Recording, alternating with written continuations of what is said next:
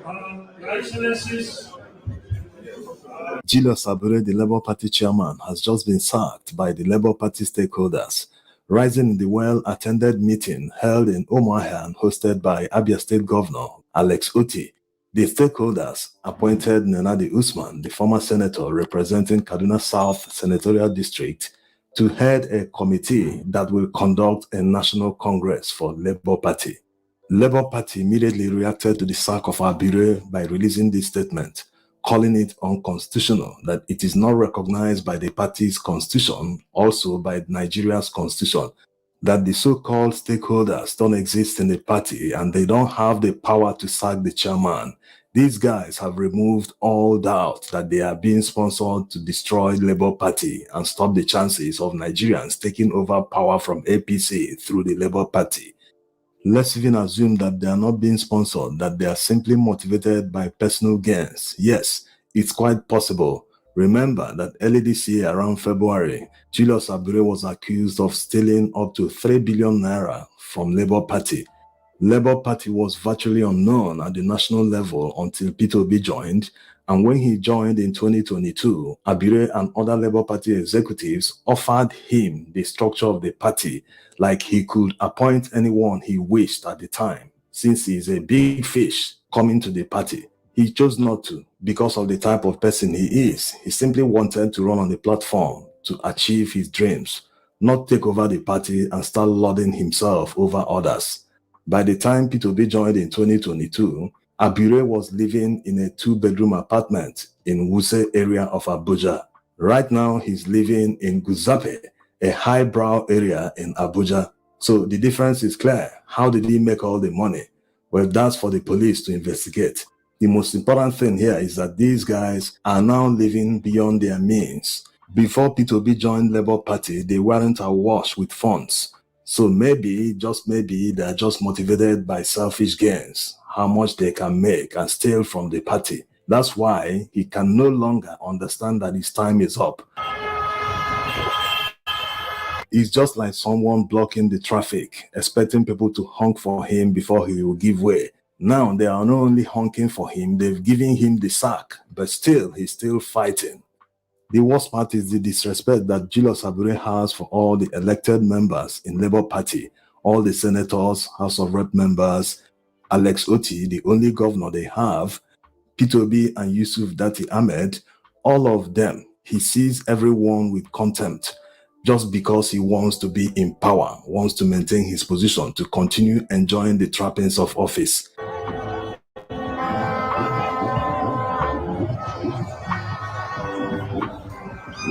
Since Julius Abure's motivation is to be in power, whether it hurts the chances of the party to win future elections, or whether it hurts the integration of new members, ordinarily he should know that they failed to clinch power. As a result, he should give way. Yes, it might not be his fault that INEC decided to do mago-mago to deny them the victory, but he should understand that for equity's sake, the chairmanship position should move north, at least to accommodate new members. These new members ensured the victory of Labour Party in the past presidential election. They should now be integrated into the party. They should now be accommodated to become one big family. After all, they offered this to Peter Obi on a platter when he was joining the party in 2022. The fact that he declined at the time should make them understand the kind of person he is. Now he's demanding for it. He's demanding for a national convention that will integrate all the new members, including people who want to join. Yes, they want to join because they have seen the moving train. They have seen that his name alone can guarantee victory in elections. So new people want to join, but they're afraid. They are questioning the loyalty of the party executives. All this they are doing, they are demarketing the party. They are behaving like dictators, sit-tight dictators. Julius Abure has been the chairman for a long time. He doesn't want to give way. Why?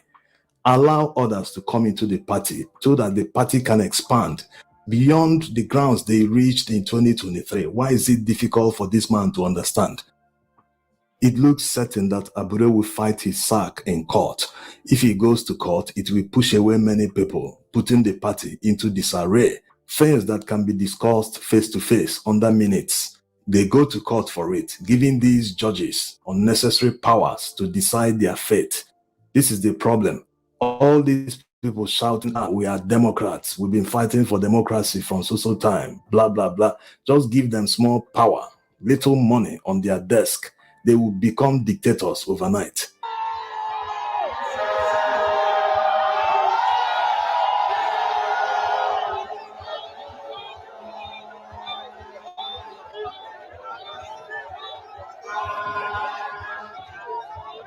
It's time P2B and his followers activated Plan B. They should take over a party where all his followers will be in control. They can decide things for themselves. And since 2027 is still more than 2 years away, they have enough time to start marketing the party. By that time, the party must have become a household name. Also at that time, elected members of Labour Party at the National Assembly can now decamp to the party. Yes, this is the only way to guarantee that he will be on the ballot in 2027 presidential election. He did it before in 2022 when he joined Labour Party in under 8 months before February 2023 when the presidential election held. They marketed Labour Party to the extent that it became a household name, Mama, Papa, Pikin. So they can do it with a new party. They have enough time to do it. This will guarantee that P2B and his followers won't become desperate around 2027 because of not having a platform to run for the presidential election. Even if there will be a merger of political parties in the future to combat APC in 2027, he will be negotiating from a position of strength because he has a party and platform he can run on. No one can say, you don't even belong to any party. You are forced to join us in our party. You must accept our condition and all that. He will be negotiating and dictating terms because he knows he has the followership, he has a platform, he has everything. Corruption kills 3 things that makes a society. It kills entrepreneurship. Nobody thinks in a corrupt country. So you don't want to create, and entrepreneurship is what changes society. Because people are thinking, creating wealth. It kills professionalism. Tell me how people will be working hard doing research to be university professors when they see people who have not been, who are not supposed, who are supposed to look up to them any moment. It's shameful that Julius Abure can't make any sacrifice, despite all Nigerians are going through right now. No one is telling him to donate billions to Labour Party. They are simply trying to tell him to make way to accommodate new members. Labour Party has become huge, bigger than they were before P2B joined. They are simply telling him to accommodate P2B's followers at the executive level. Yes, because you can't have a presidential candidate in your party that brought your party to national limelight, and he doesn't have people he can trust at the national level. That's not obtainable. Never mind the fact that he's not that type of person that likes to lord himself over others, like all others do. Even at the state level, governors lord themselves over the party. They will tell you openly that I am the party. You do what I want. If you don't want, I will remove you and put my person. So why wouldn't a presidential candidate be in control or at least have some people he can trust at the national level? In conclusion, P2B needs to get a plan B to avoid had I known. The way things are going, Abure is ready to fight dirty. They need to abandon Labour Party for him and his associates. Let them get back to how they were before 2022 that P2B joined. No one knew them then. They only existed in name alone. Thanks for watching.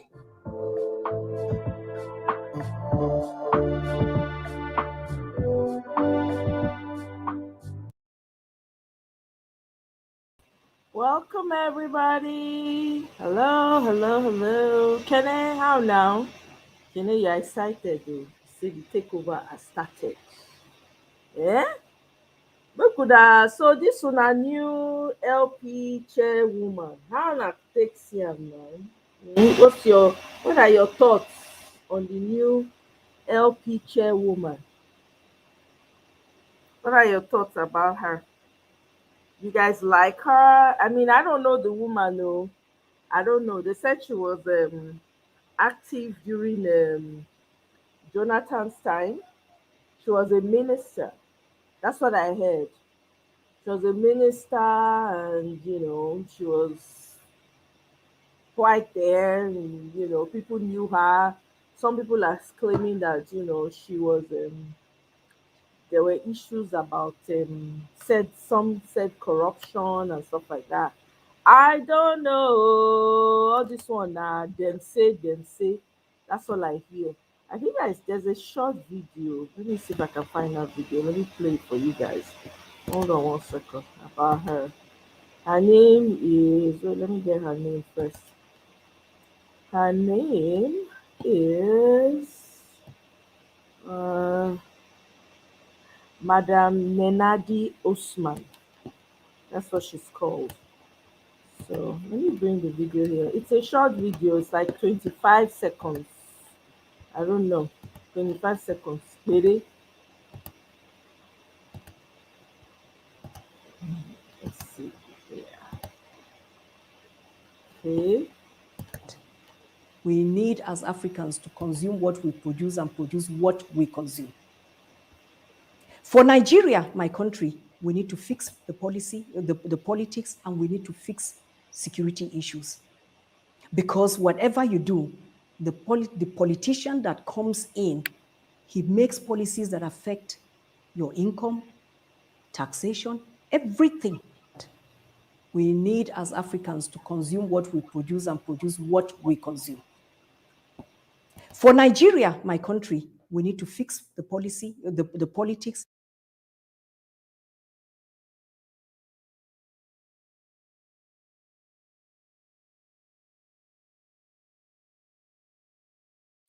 So that's it. I don't know much about her, but that's what I heard. Well, word on the street is she was a minister or senator during Goodluck Jonathan. Goodluck when Goodluck Jonathan was the president. Hey, Natu, welcome. Oh, how now? Welcome, welcome. Good to have you. Thanks for stopping by. So I don't know much about her. That's all I could pull up about her. Maybe she's giving interviews. I didn't even check to see if there were any interviews I'll find on YouTube. People have different things to say about her. Some people are saying it's not she's not the best choice. Others are saying, everybody has their opinion about her. She's from your state. I beg, make I share my link. I beg, Natu, please come and tell us about her. Because people are raving, some people are like for her, others are not. There's a lot of talky. I'm like, me, I don't know this woman. You know me, I be Sheshe J. I be Sheshe Day for Nigerian politics. It's my, so I don't know much about her. I can't say anything about her. Nenadi Usman, I think is the name. Usman. Please, come and educate us about her, because we need information. 6 years ago, wow.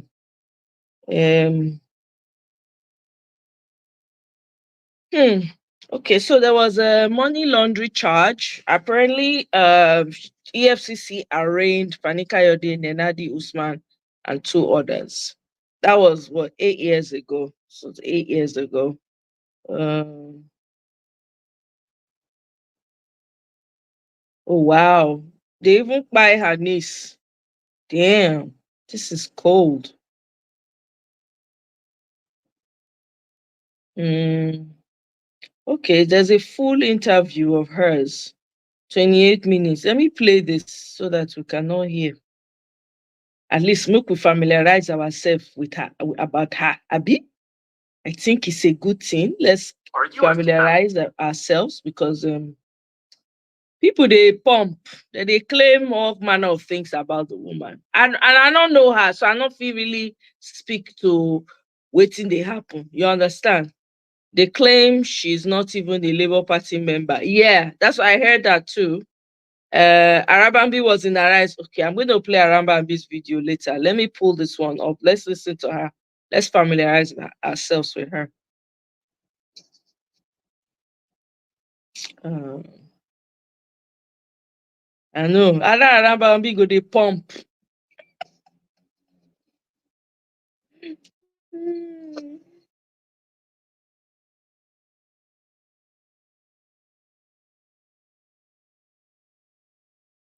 What happened to Omoe? Sorry, Jare, I did talk to myself. Sorry, I had to switch devices so I can play this video. Abemona Oh, Novels. Natu, no welcome. problem. Oh, good to have you. Such a Don't worry, pleasure she's a to have PDP you. member. She should stop playing with us. Eh? She's a PDP chieftain in Kaduna. Eh? Okay. Oh yeah. Now I'm going to play So we her are not. interview from now 28 minutes long. You guys, right? That's Make I fine. play am now. Abi? That's fine. That's fine. Yeah, okay.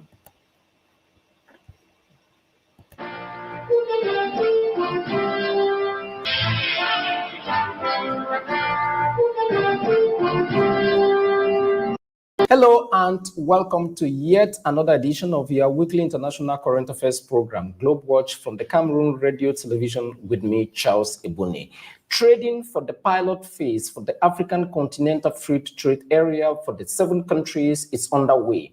The aim is to attest and to test the workability of this project, presented as the most sweeping economic reform on the continent for plus half a century, especially since most African countries gained independence from their colonial masters. What will be the right positive impact of the African Continental Free Trade Area on the ordinary citizen of the continent? My guest today has a huge experience out and inside government. She was the former finance minister of Nigeria and a senator. Senator Nenadi Usman, welcome to Globe Watch. Thank you very much, Charles. Thank you for inviting me.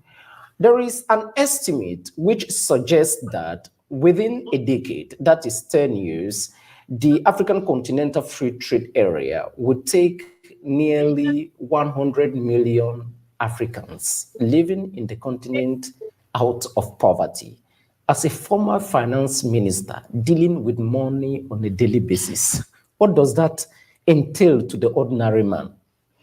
Let me start by saying that the African continent, as it is, has a population of about 1.5 billion people. Okay.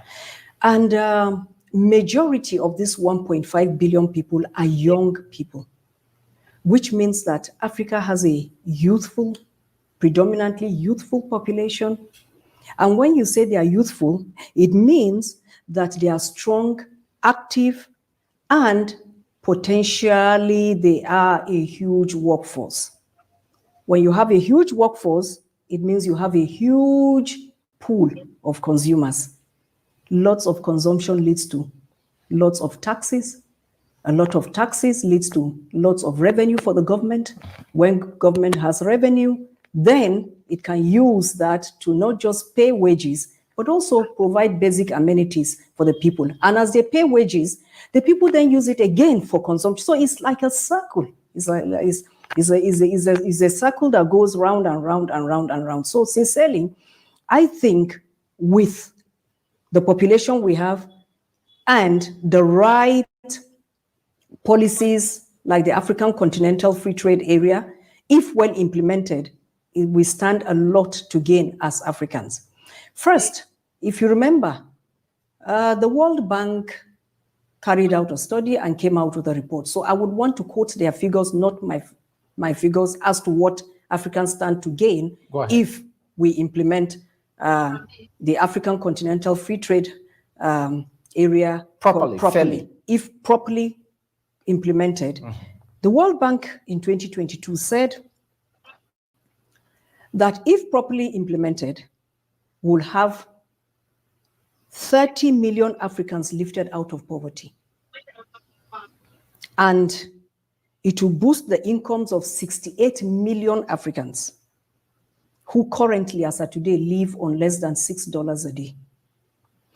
The report also says that if properly implemented, the free trade agreement would boost Africa's income by $450 billion by the year 2035. And this is an increase of about 7% as at today's, what the numbers been bandied around as at today. And it will also add $76 billion to the income of the rest of the world, because it's not just Africa that is going to benefit. The rest of the world will benefit as well. A portion of the statistics you just quoted from the African or the World Bank equally says that by 2050, roughly $29 trillion will be added to the African economy. That is true. My simple question today is, who should be smiling when you talk all those figures? Everybody should be smiling. The policymakers or the government? Both. Okay. Both. Government will smile because, as I said earlier, the population is hugely, mainly youthful, which means a big consumption bucket because they are a potential workforce. And once this is implemented well and people get to have jobs, they are going to pay taxes. And when they pay taxes, who do we pay taxes to? It's to the government. So the government is going to make money. The government stands to gain. Also, investors, when there is a big market, it means Africa will now become a big market. Once there is a big market, investors would certainly want to come and invest. Investors probably will come, and there is no debate about that, because the whole idea of the African Continental Free Trade Area is to increase the volume of intra-African trade, which is the lowest by regional block trading compared to others. 18% intra-African trade. But when you take the Asian bloc, it's about 90%. When you take the North American bloc, it's about 98%. When you take the European Union space, it's roughly the same figures. But why were the big economies on the continent, Nigeria, South Africa, Egypt, Angola, South Africa, reticent at the onset to ratify this, when they knew that their people were going to benefit? Well, what I would want to say at this point is this 18% you are talking about. Let's just talk among ourselves now. It is quoted as 18% because most of the trade that goes on among us is undocumented, it's informal, it's done below the radar. Which means the various countries' bureaus of national statistics don't capture those numbers. And once these numbers are not captured, it's not reflected in what numbers the government uses. And how do we solve that problem? We solve that problem by having things like pre-shipment inspection programs put in place. Which means every product that leaves, let's say, Cameroon to Nigeria, or leaves Nigeria to Cameroon, exporters are encouraged to come and register the products with the pre-shipment inspection agent so that the quality, the quantity, the value, the source, and where it's heading to is captured.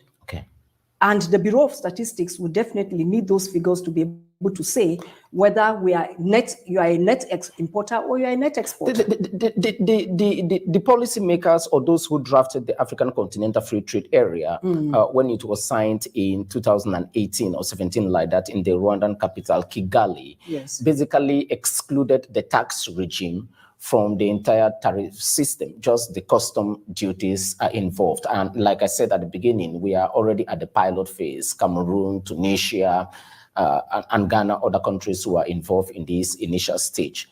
As a former finance minister, somebody, as a legislator too, because you sat in the Nigerian Senate for some time, what inspired such a framing of a document that we are not going to involve taxes, but just the custom duties?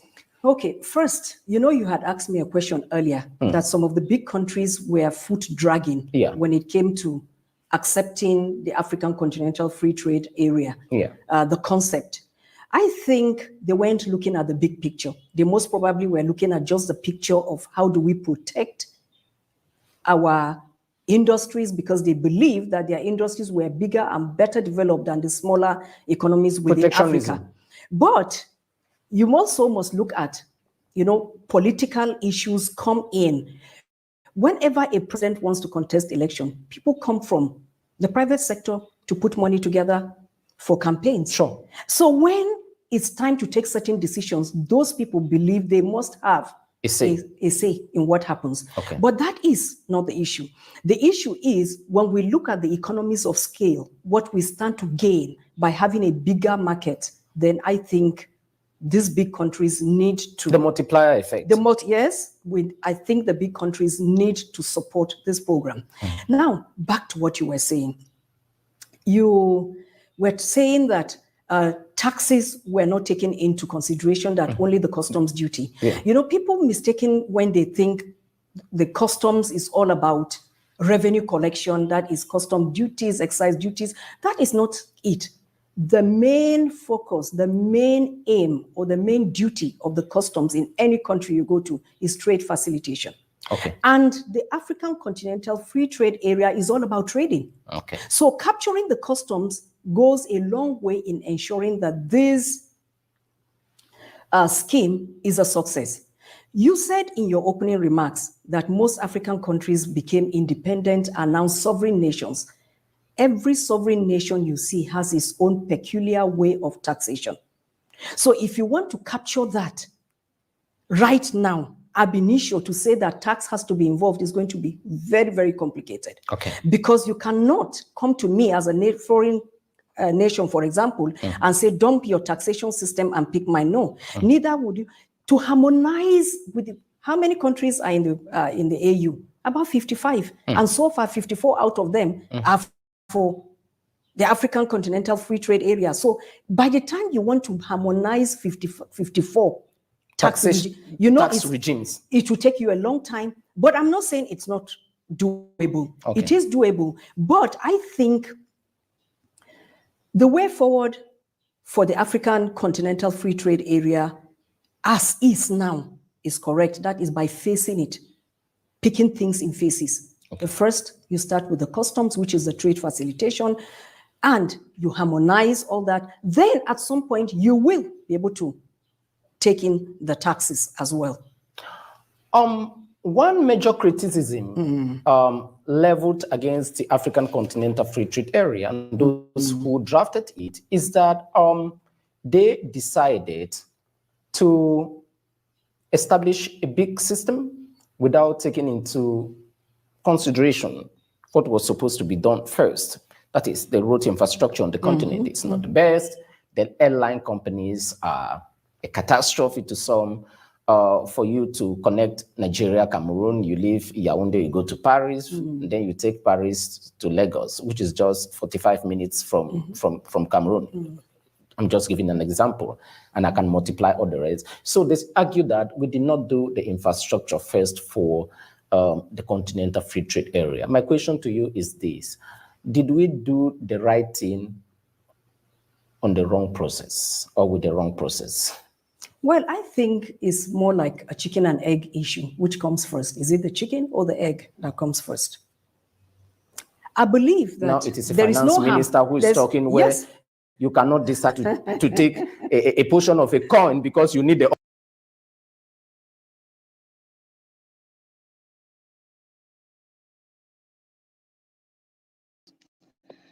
So I think we've heard enough of that.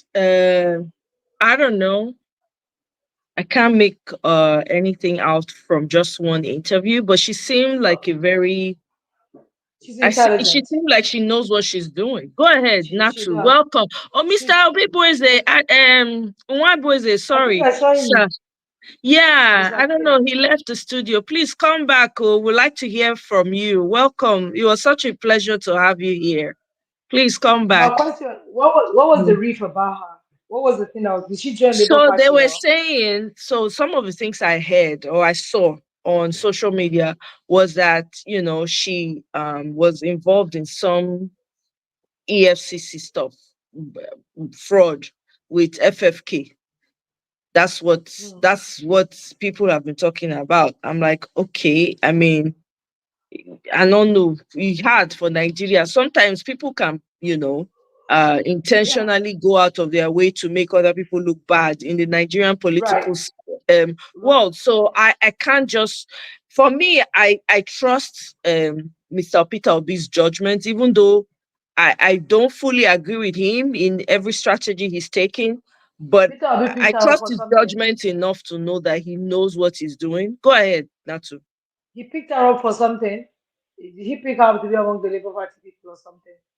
Yeah, so she's the new Labour Party chairwoman. She's the new. Abure Oh, is gone. oh, really? Yeah, she's replaced Abure, and Tanko Yunusa. Yunusa Tanko Mm, is the, I mm. think, coordinator, something coordinator of LP. So he's moved stuff around. Matter of fact, I played a video earlier. I think you came after I played that video where they had their meeting together. Ahmed Dati was there. All the stakeholders in Labour She, Party were all in she's attendance. she's knowledgeable. She knows what she's doing. She In sounds as like much as it. Yeah, go yeah, ahead. she does. Mhm. In as much as when she was minister, she didn't really do anything for Kaduna people. That's our beef. And you Okay. know us very entitled set of human beings. If a person is there, what did he do for us? At some Right. point, she's been to my mom's church a couple of times. I don't know the relationship between her and my mom's pastor or something like that. But yes, a lot of them, almost every one of them that has been in the system, once they leave, there has to be like some EFCC follow up. Everybody wants to get something. Now, do you understand what I'm saying? Right. That doesn't make some of them good. That doesn't make some of them bad. But some of them get into the stuff that they do knowingly. Some try to like do it and get away with it. But you know all those kind of stuff. Yeah. But she didn't have too much drama around her like the rest. That's just one thing I'm Okay. gonna say. Yeah, she didn't have too Okay. much drama around her like the rest. There was a lot of Mm-hmm. beef about her. There were a lot of people that didn't like her Mm-hmm. because they just felt like she just found her way there and all those drama. But I think she worked her way through. Wasn't she like deputy governor at some point in Kaduna or something? I can't even remember. Oh, okay. But I think she paid her dues in the PDP this thing too. So she was one of those young women in politics. You understand what I'm saying? That Mm-hmm. they move their steps like really fast, especially in Kaduna. Okay. Because I Yeah. have a friend now that is the APC women leader for Kaduna that is my age mate. She's just 41. Do you understand? So Mm. if that one wakes Yeah. up tomorrow and becomes minister, you know that she has Yeah. paid her dues. Do you understand what I'm saying? Even Yeah. though, so Nenadi is one She's of them. young, oh, she's 57. Wow. Yeah, She's yeah, she's young. so she's a Nigerian politician and a former federal minister of finance. She was Mhm. elected senator of the Federal Republic of Nigeria, She was a representing senator. Kaduna Thank you. South senatorial Mhm. district in 2011 elections, running on the People's Democratic Party. Mhm. Okay. Yeah, she's young. Very, very So young. she, right. So she's replaced Abure. Abure is ready for war. I want ready to fight. Ah, So tear cloth, Aya, tear all Aya, our cloth join. Wahala. Warlord. So and so Arababi went on a rise and was provoking. He was provoking. Matter of fact, let me put that.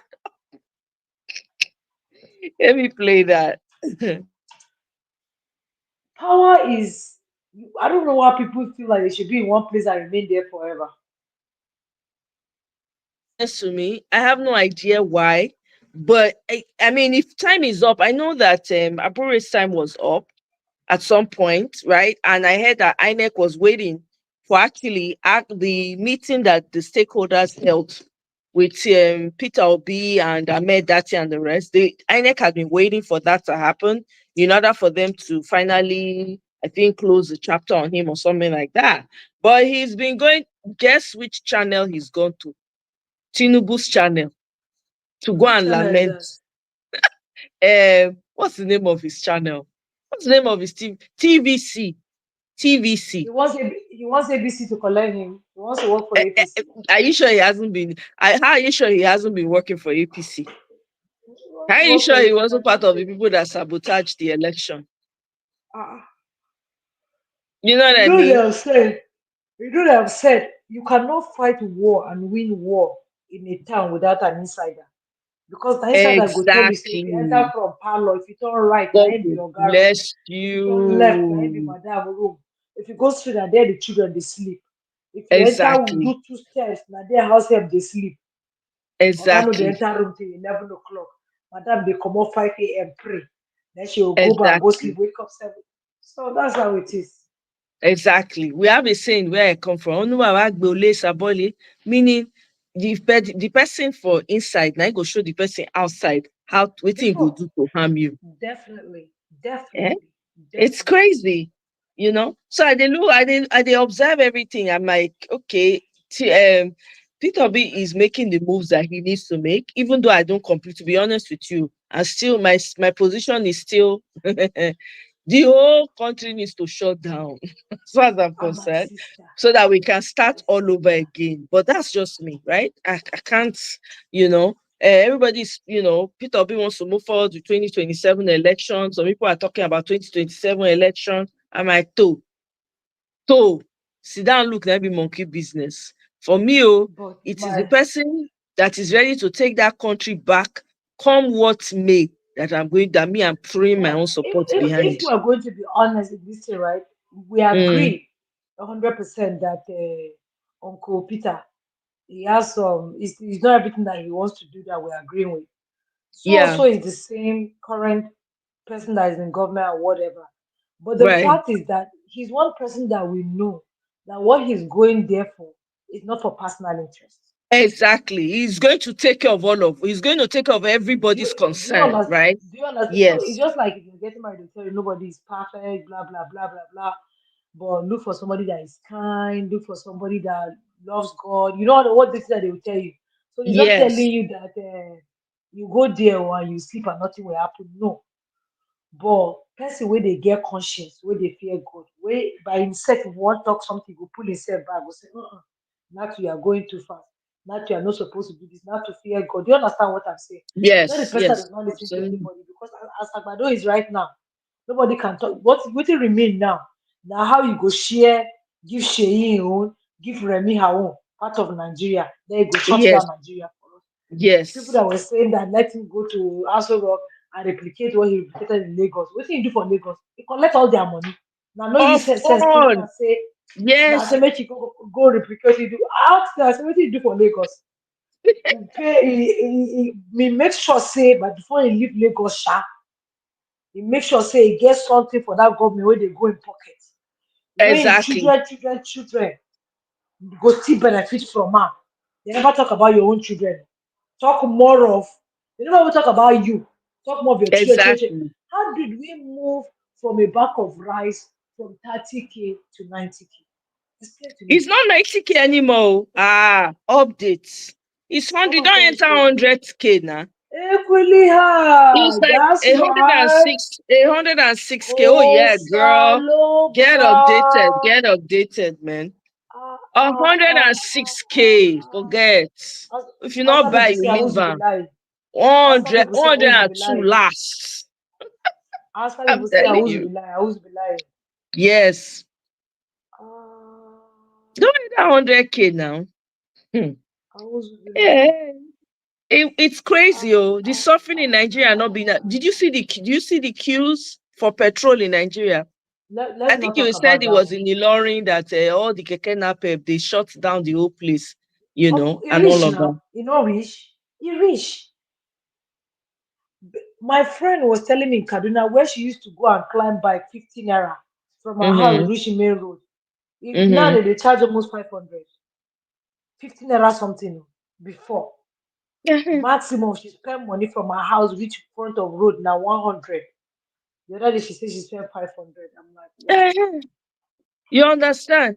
Yusuf, thank you very much. You said Tanko is the coordinator. Welcome, by the way, Yusufu. Tanko is the coordinator of Obedient Movement. He's charged with formulating ways with his teams to establish. Okay, that's good. I mean, I'm all here for it. Like I said in the last live, my mind is open, right? As this thing starts to come together, people that have, like people like me that are still like skeptical and like, the country is so bad as far as we are concerned, everywhere should shut down. Maybe we'll be able to gradually begin to see what exactly is being put, the structures that are being put in place so we Yeah, can, because the truth is we all want a country that's going to work for all of us at the of end of the course. day. You know, even So, sometimes when people say, "Oh, because you're in America, you don't need to worry. If you get people back home, you have to worry. Hey, my Do you sister. understand? Yeah, If not now be you even they buy matter your of mama food, getting people back home. Me, I want let to me go tell you, back home and go and stream from under the mango tree. Have you forgotten, you what people? are you talking about? Mm. The No soft place life back like home is home, not like here. Nigeria. Oh. You know, they this world. Leave matter. The soft life back home, no be for here. You know, before sometimes I used to give my mother money for food. I'm like, okay, upkeep, food, blah blah blah. The month that I decided to say my mom was sick, and I said, okay, let me make somebody buy the stuff and bring to the house. I just knew that I was under giving my mother money for food, and the woman has never complained. It was Oh, 3 times what I was giving her. 3 times. I'm yes, like 3 times. Not one, yes. not double, 3 times. I nearly faint. And I said, ah, but you never told me. She said, she knows everybody they manage. Fear catch me. By the time I finish everybody, I say, what's my total? They say 200. I say 200 and what? For what? What did I buy? Ah, Otilo, Otilo, Nigeria, Exactly. Otilo. Otilo, I'm telling you, see, so right now I'm on edge. I'm like, what's gonna work out? Exactly, okay. I'm with you right there. It has to be great. I wanna go back. I really wanna the breeze. I they see one fruit one time when they call it for where I come from.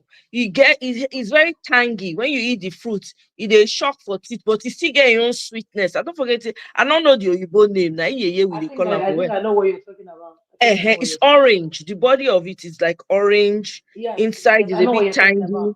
Yeah, it Uh, has like little like thread when you take it, it stick in your yeah, teeth from like the that. Abi. stem, you go put her, you put her Yes, for mouth, yes, you go they tear yes, them smells yes, exactly. I yes. saw somebody shared it on social. If you see my throat just start to this, I don't know when I start to this salivate. I they like, and they see the picture, and they swallow. Say God, I say, waiting be this. Eh? The other day, I saw somebody was showing pictures of agbalumo. I know it's not the season, but they were showing pictures of, agbalumo, soursop, and then that one that has velvet cover. What would be the name of that fruit? It has it's It's like the like body of pear. it. Eh? It's like pear. They call it pear. I don't know if it's pear. No, it's like velvet cover. It's black. Then when you open it, it's like it's like a seed. It's most inside. You put inside your mouth. Hey, I forget what it's called. I was saying, Oh, I you remember. Hausa remember used to call now? it they call it samiembiri. Hausa call it I samiembiri. don't know it's either they call like, but It's like black. The body is like velvet. yes, It has seed. that So when it you has open it, you seed. now put the thing inside your mouth. God, thank you. It It be like can be say sweet, it can be exactly. sour. It can be sweet, it Yeah, can be God bless. If you are lucky, you yeah, get the sweet one. You just put in your yeah, mouth, and then you start to yeah, use your to. yeah. Hey, I also call it samiembiri. I if know you it. see it, and that's why they look. I can't dey swallow. I did like this. I said they look the picture. I did like By I yourself. did look like this. Hey, Ucheko. Now that they call her okay. Udara, and I be the other one I mentioned. Okay. Udara, Udara. Eh? Yeah, Do you Udara. understand? It's Yeah. it's a buy ticket, go back. May they not go catch you for airport. Agbado Why are you pattern. like I'm this? telling you, they say they don't write name of people when they talk. And you know me, I be one of the people when they abuse the hell out of them. The right people name. Eh? The right people name. They get They work. write people name for all the airports, every They, entrance. So if you they are to the have time. enter, they go just carry you. Me, I know they go anywhere. Carry Until that people man for come up what? for there, I go Carry nowhere. people for what?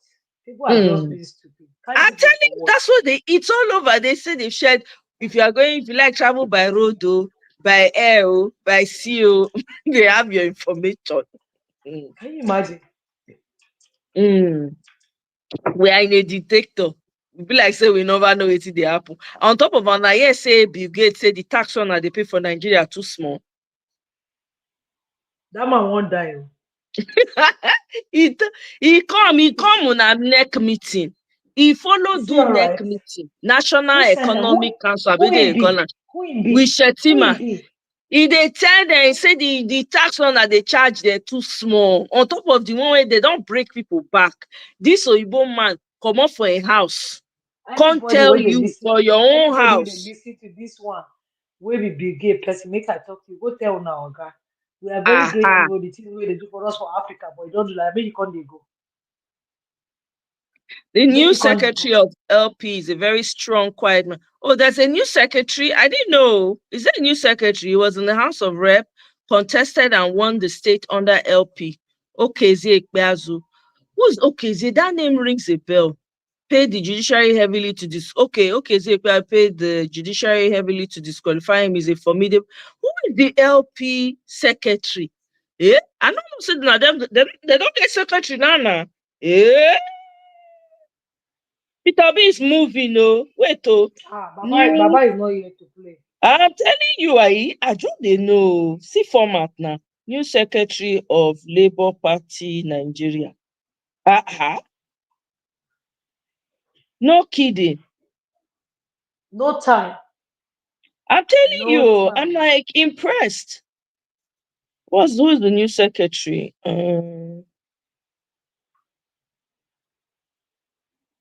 Okay, it's not. I can't find it on Google. Let me go to Twitter and see. New Secretary of Labour Party Nigeria. Who be the new secretary? I'm completely. Oh, now she be the secretary or she's the chairman, not secretary. Kachi. Who is that? The He said he's a quiet man. Is he man yeah, or he said woman? a quiet man, but I don't see man. No, wait.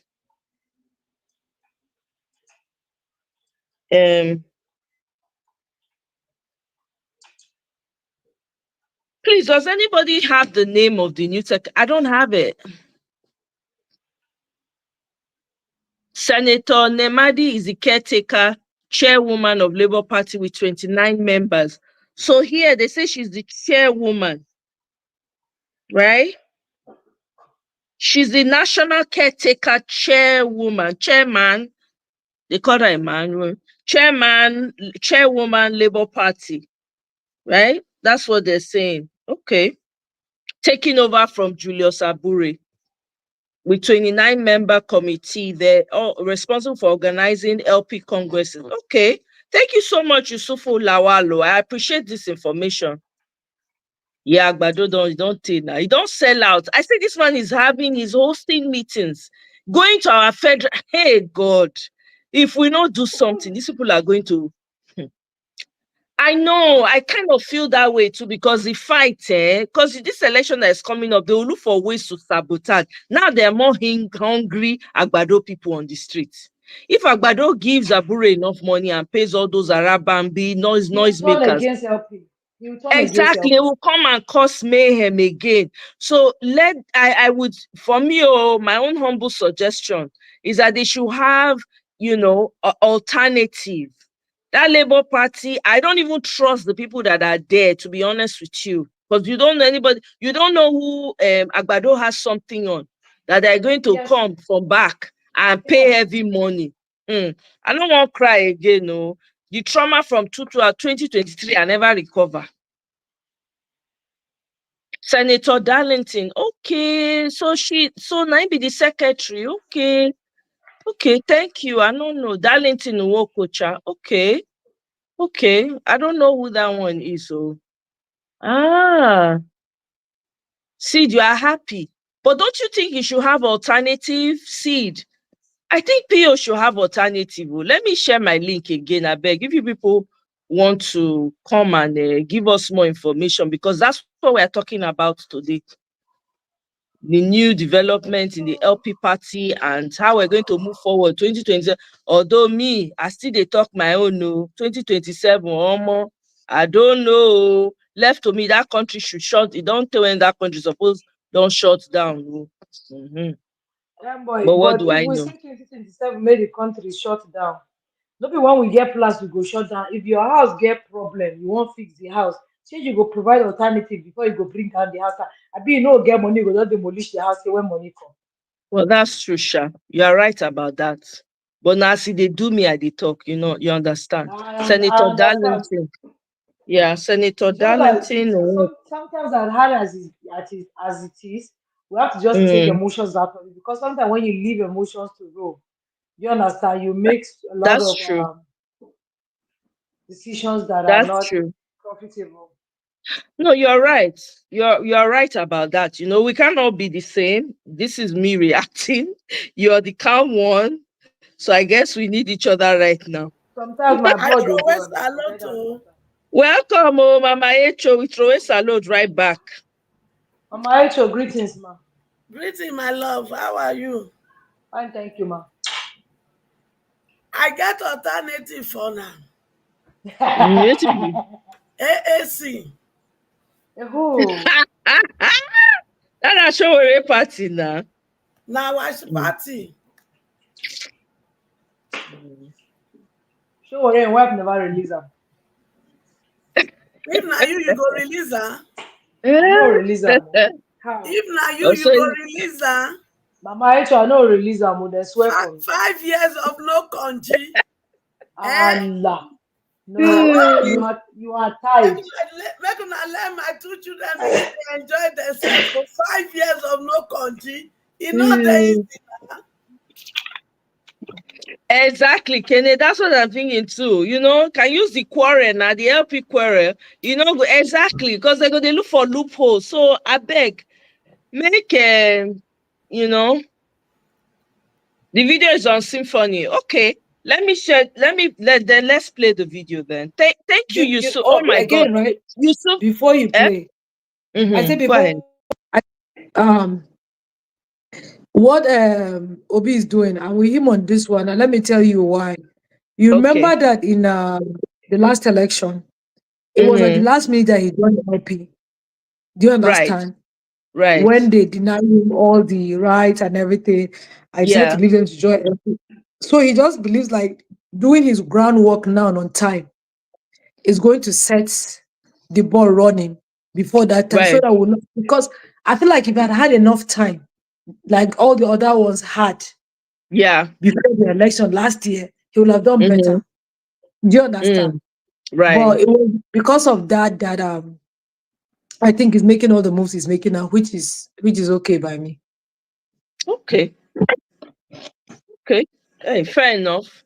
Again, like I said, my mind is open. I just want us to get it right this time.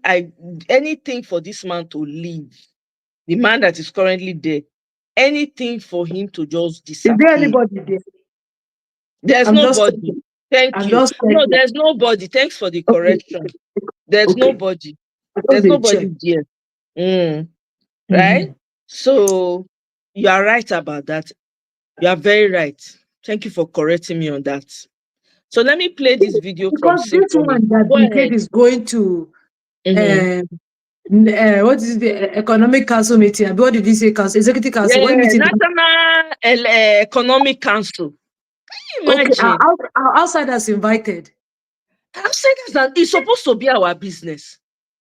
Aside that, number one, if you go now, even for your village, if you enter village, they do different meeting. If you go God enter one meeting, they bless must you. first vet you. Who be Thank this? Oh you. my, this meeting now girls meet. Wait. Now your papa will be your mama from this village. Now your mama. God Okay, no qualify to bless sit down you. for this meeting. They go. This meeting no be your own. Do you understand what I'm saying? So Yes. they bet. So just for the fact that you have money and you do stuff for the this thing does not mean that even church where they take money go give them, the day where you cast for you, that day they go leave you. Do you understand what I'm saying? So Yeah, even if let's absolutely. say Mama and Nigerian, you know, qualify to if you want go enter woman meeting, I be what do they call those meetings, those women meeting. Yes, now Now, Muna, for because all the women meeting for, yeah. for my side, I can go to my they call it my side, they call it Shetiro. Or I can Mm-hmm. go to my father's side and join the meeting. I can't go to my mother's side and join the meeting. I don't qualify. But I know people put leg enter inside. I don't qualify. Right. Talk more of your blood no dey inside, your water no dey inside, your bone no let me catch you. You're Sorry. right about that. No, you're right. You're absolutely right about that. Honestly. May I play this video? Okay, I bring her in.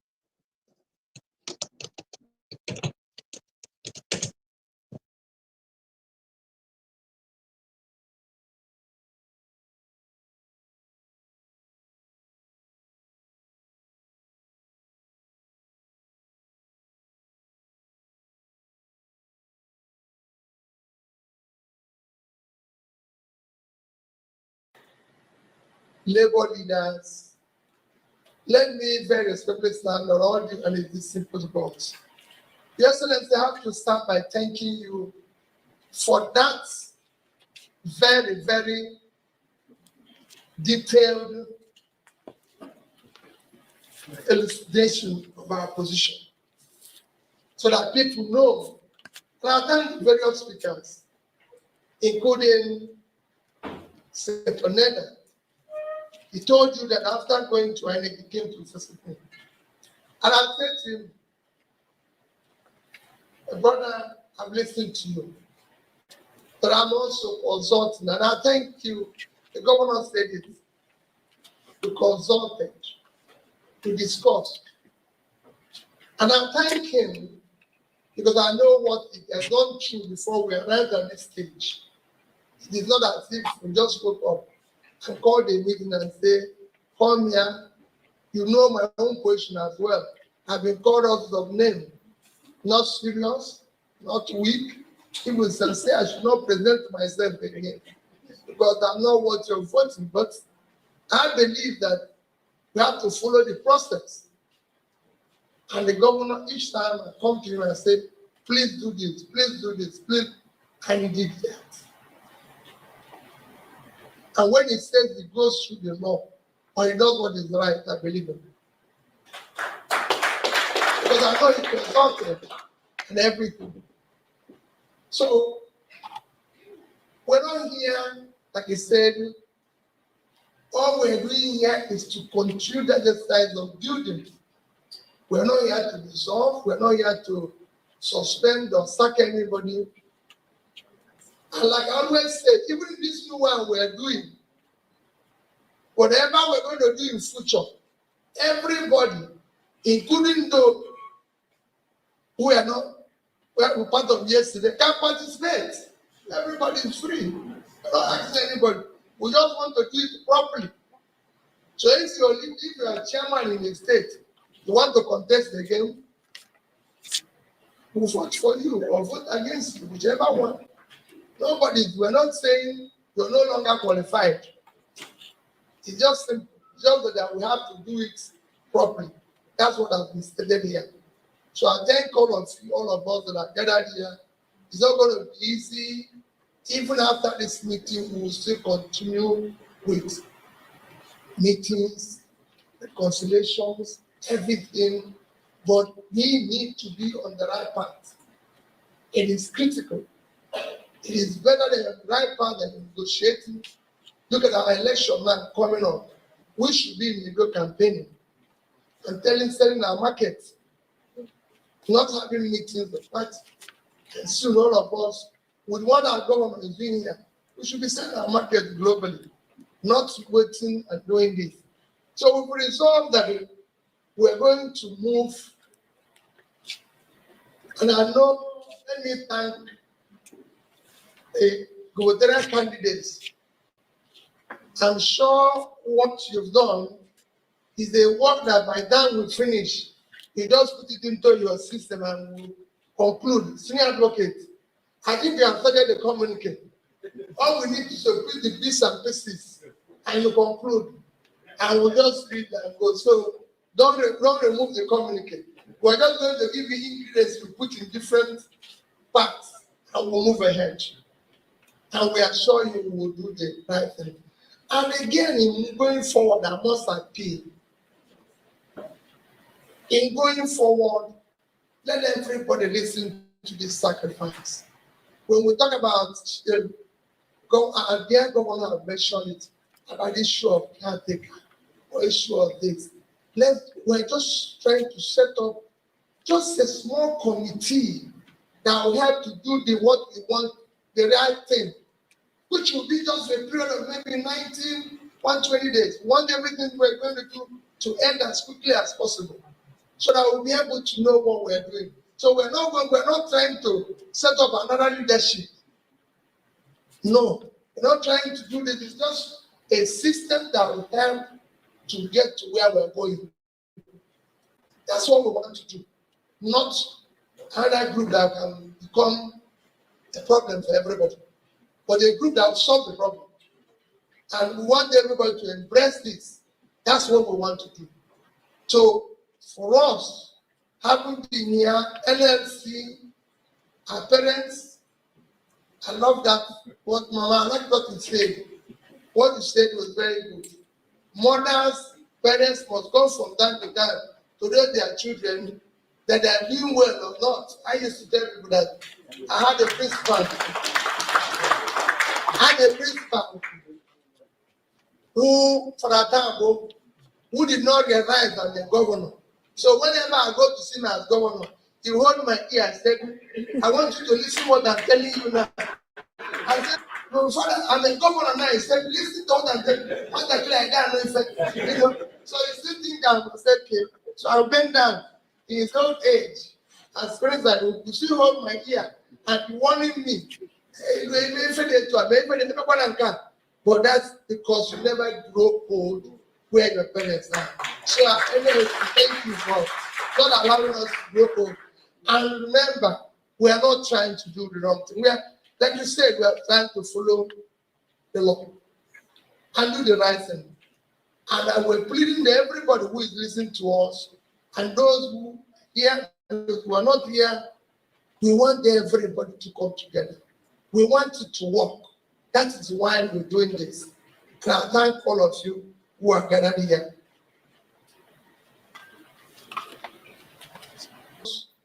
People know them. We're the only people who are trying to offer something different. But we must manage it. So we have carefully selected this team, which will encompass the names. You will see it, just like you were invited, precisely published in the media and everything. But we're going to say how carefully this representative so that everybody will be accommodated. We have selected, of course, NLC, 3 members to be part of this. Similarly with 3UC, to be members of this. Senators, we have 3 senators to be part of it. House of Rep, 4 members. House of Assembly, we have about same number, 3 members. We have to have a representative from the Northeast, Northwest, North Central, Southwest. 4 candidates for the gubernatorial, former governors, as gubernatorial candidates. That is how this committee, you can say 29 committee, which, as you know, Caretaker does not have positions. We're only going to have chairman and secretary. The rest are people to coordinate. Remember, they have just work to do within a very short time. And we will ensure that everything is done properly. And this committee will be chaired by Senator Nenadi Usman. And the secretary will be Senator Darlington Okocha. That is what we want. I know that some of the people who are here will be surprised, especially Nenadi, but we wanted somebody who is neutral, woman, so you'll be kind to everybody. You know, woman for everybody. So we don't want more quarrel. We just want somebody.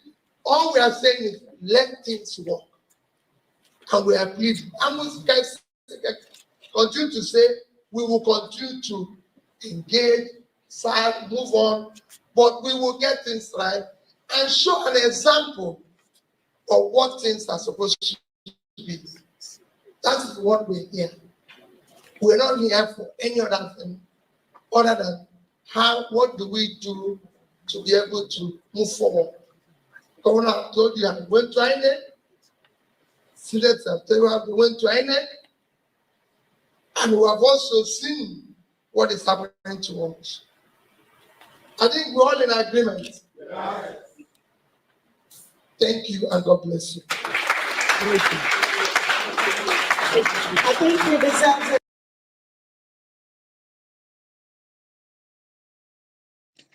Now, wow, what a man. He is so humble. You see how he was describing how who talks to him and pull his ear. So because the Exactly. person is older now, if he goes, he bend to the person so that the person can grab the ear. I'm telling you, what a man. Eh? Men supposed to, the young people coming up supposed to they look that man, they emulate No, him. I'm Gen telling Z, you. they cannot. Oh. Hey, Their ego no fit let them see past their nose. I'm telling you, TikTok, they do all manner of things. Look at the horrendous things that they do. Oh, God. Somebody made a video on TikTok and I laughed. Let me tell you what she said. That she Uh, posted something about an app, and she said that your iOS, this app does not work on iOS. So all mm-hmm. these Gen Z and Alpha people were now asking her, "Will you work on my iPhone?" She now looked. She said, "You have iPhone 14. I don't know what iOS is." She was so pissed. She was pissed. That's all they just know how to watch videos and copy how many followers. That's all they know. Anything aside that, even now when I'm arguing with some people, I say I don't argue with people that do their thesis with ChatGPT. Because when we teach that time, you have to go and buy books on the Oh, table you go look and for read. book tire. Yes. Mm. So we are not the same, please. You that they ask you answer before you answer, you put ChatGPT, give you answer, then you now read it. No, we are not the same. T for thanks. Nope. I'm telling you, you Mm-mm. go think the matter, you go remember, you try to remember things that you have read. Go to a library, spend hours in the library You know, getting I went information. to the store. I was looking at the lady giving me change. She could not give me change offhand until the system tell her how much she's supposed to give. And she was still guessing why she was giving me. I said, "No problem, deal. There's Hey problem." God, I beg you. There's problem, oh, serious problem. I'm like, I really, really am worried for this generation. I'm not sure, so they don't know it they happen, but hey, this is why we find. But we hear Arabambi. I hear Arabambi they pump. Ah, Arabambi is pumping. Let's hear him pump. Eh? Hey, Egbami. The man has come again. Omo, we need an alternative shower. Word up, honestly. We're now being joined by Factional National Publicity Secretary of Labour Party, Abayomi Arabambi, to discuss the sack of former party chairman Julius Abure and what he thinks would be the fate of the Labour Party as a result of this current development. Good afternoon and welcome to Newsday. Yeah, good afternoon and thank you for having me. So what are your thoughts, on all what played out in Abia State?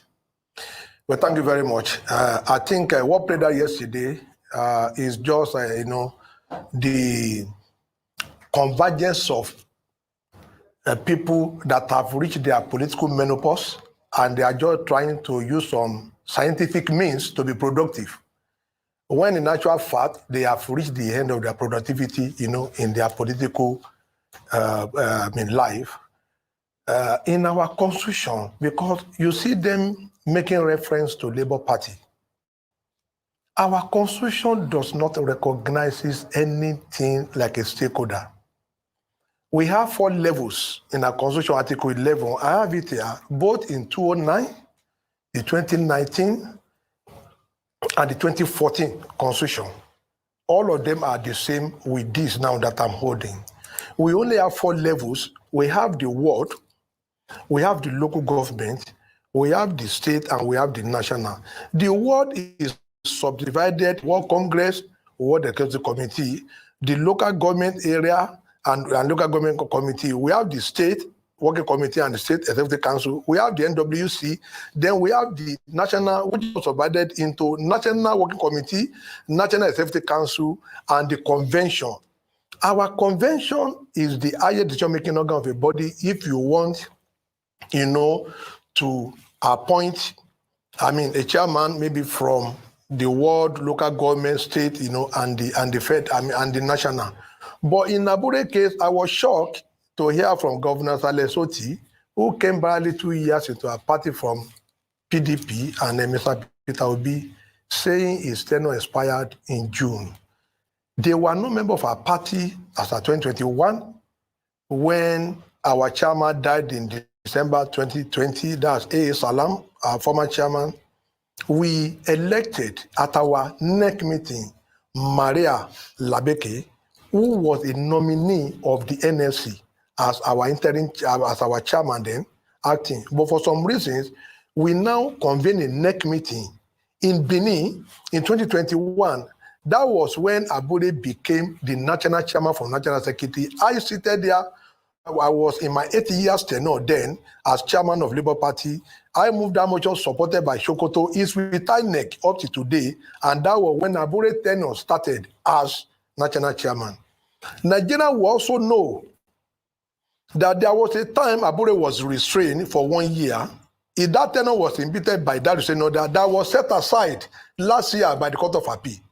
And Court of Appeal decided that Abure should continue, which we seated there, appeal to the Supreme Court. And that matter is still pending in Supreme Court.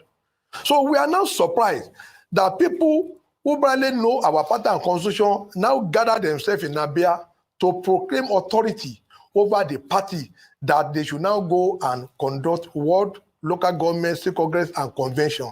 It is just going to be an exercise in futility, because the power you don't have, you cannot build something on nothing.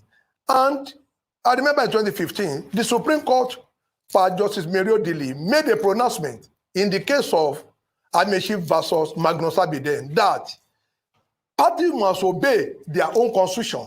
Parties must obey their constitution. So once they are not ready to obey the constitution, I think we wish them well back to PDP, where they came from.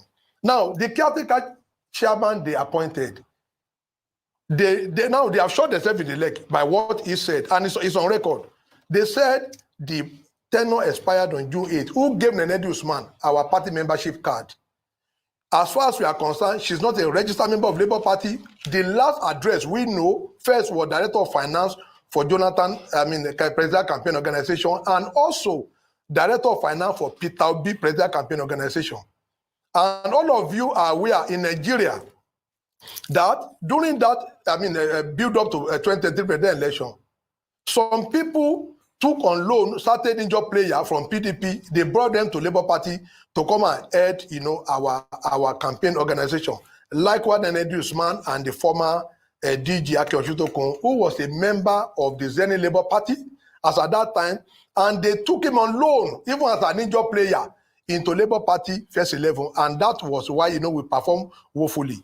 For the record, Abure is never former national chairman of Labour Party, as pronounced by the Court of Appeal in Benin, in Benin, Edo State, and in Abuja, Nigeria capital. The Court of Appeal ruled it should continue. But if some people felt otherwise, that, let us act, just like a bandit will go to a village and, just find people to take what doesn't belong to them, they can continue to conduct themselves in that manner.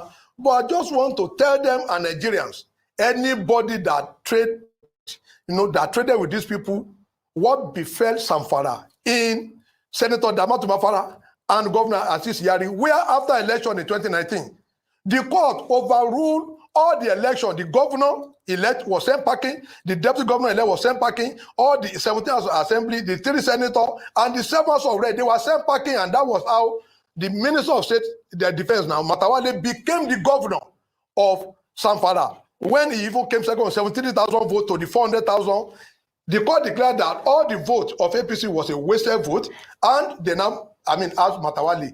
We wish them well in their sojourn, to futility. Thank you for that, Mr. Abambi. The Caretaker Committee has been tasked with organizing congresses at all levels within the next 3 months. What challenges do you anticipate in achieving this, and how can the party ensure transparency and inclusion in this process?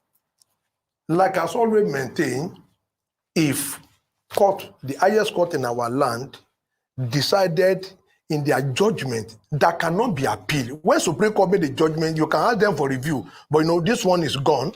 The party said members of the political party must adhere strictly to their constitution. You must obey your constitution. Now, as far as Labour Party is concerned, those body yesterday, like I said, they are people, most of them on loan from PDP, but unfortunately, by the time they will enter our party, they have reached their political menopause age, and that was why they are building something on nothing. The mandate they gave that woman is via, is illegal, and cannot stand the test of time. And now we have an opportunity to settle this record straight.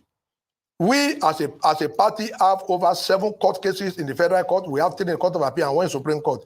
We will pursue this matter onto that. There is nobody from those people that sit there that can call Abure or any one of us to any meeting, except we will have to settle that record straight in the court. We want them to come and tell Nigerians that somebody who is not a member of our party, they claim Abure tenure has expired on the 8th of June. Who gave Nenadi Usman our party card? As at that yesterday, that means you are now bringing somebody just like the way they imported Oshitokun from Zeni Labour Party to Labour Party, and now all of them are back. Now, the same thing they are trying to do. Let me tell you, they are only trying to, converge for a sinister motive in Labour Party, which we are not going to allow them, to achieve. Labour Party cannot be used for political banditry. If you want to do anything, you need to follow the rule of law. Abure was given a judgment by the Court of Appeal. Why are they disrespecting it?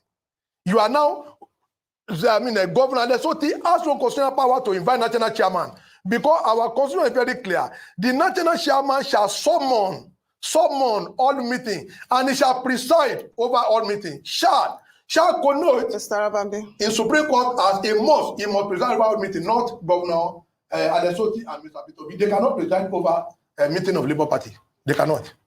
Now, Mr. Arabambi, I'm wondering, if this crisis within the Labour Party is really about governance, or is it about selfish interest?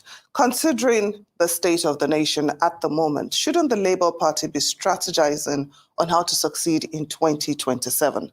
What's with all the party bickering, which really makes you no different from the other political parties? Well, we, as President consulted, we have, bunch of people in Labour Party that are worse than the worst in other political parties. In other words, Nigerians really shouldn't trust your party. No, presently. No, we are going to flush them out. They should go back to where they're coming from. And I'm going to just give you 2 analogies. After the presidential election, we demanded for the account, audited account of the Presidential Campaign Council. You see, we are members, we knew what was going on. They refused up to today, to give us the account of the party. When you are not faithful in a little, you can never be faithful in much. Now, to Governor Lesotho and Mr. Pitobi, they have their own motive. It's not about Nigeria. What they are doing yesterday was not about Nigeria, but they are trying to cover up certain infractions in our party so that it will not, come into the public view. Now, the question I would have even loved to ask them was that what causes the departure between Julius Abure and Mr. Pitobi?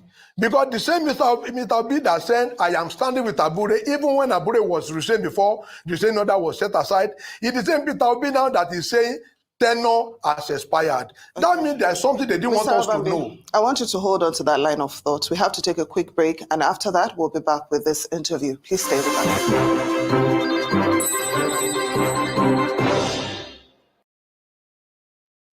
Oh, can I say something real quick?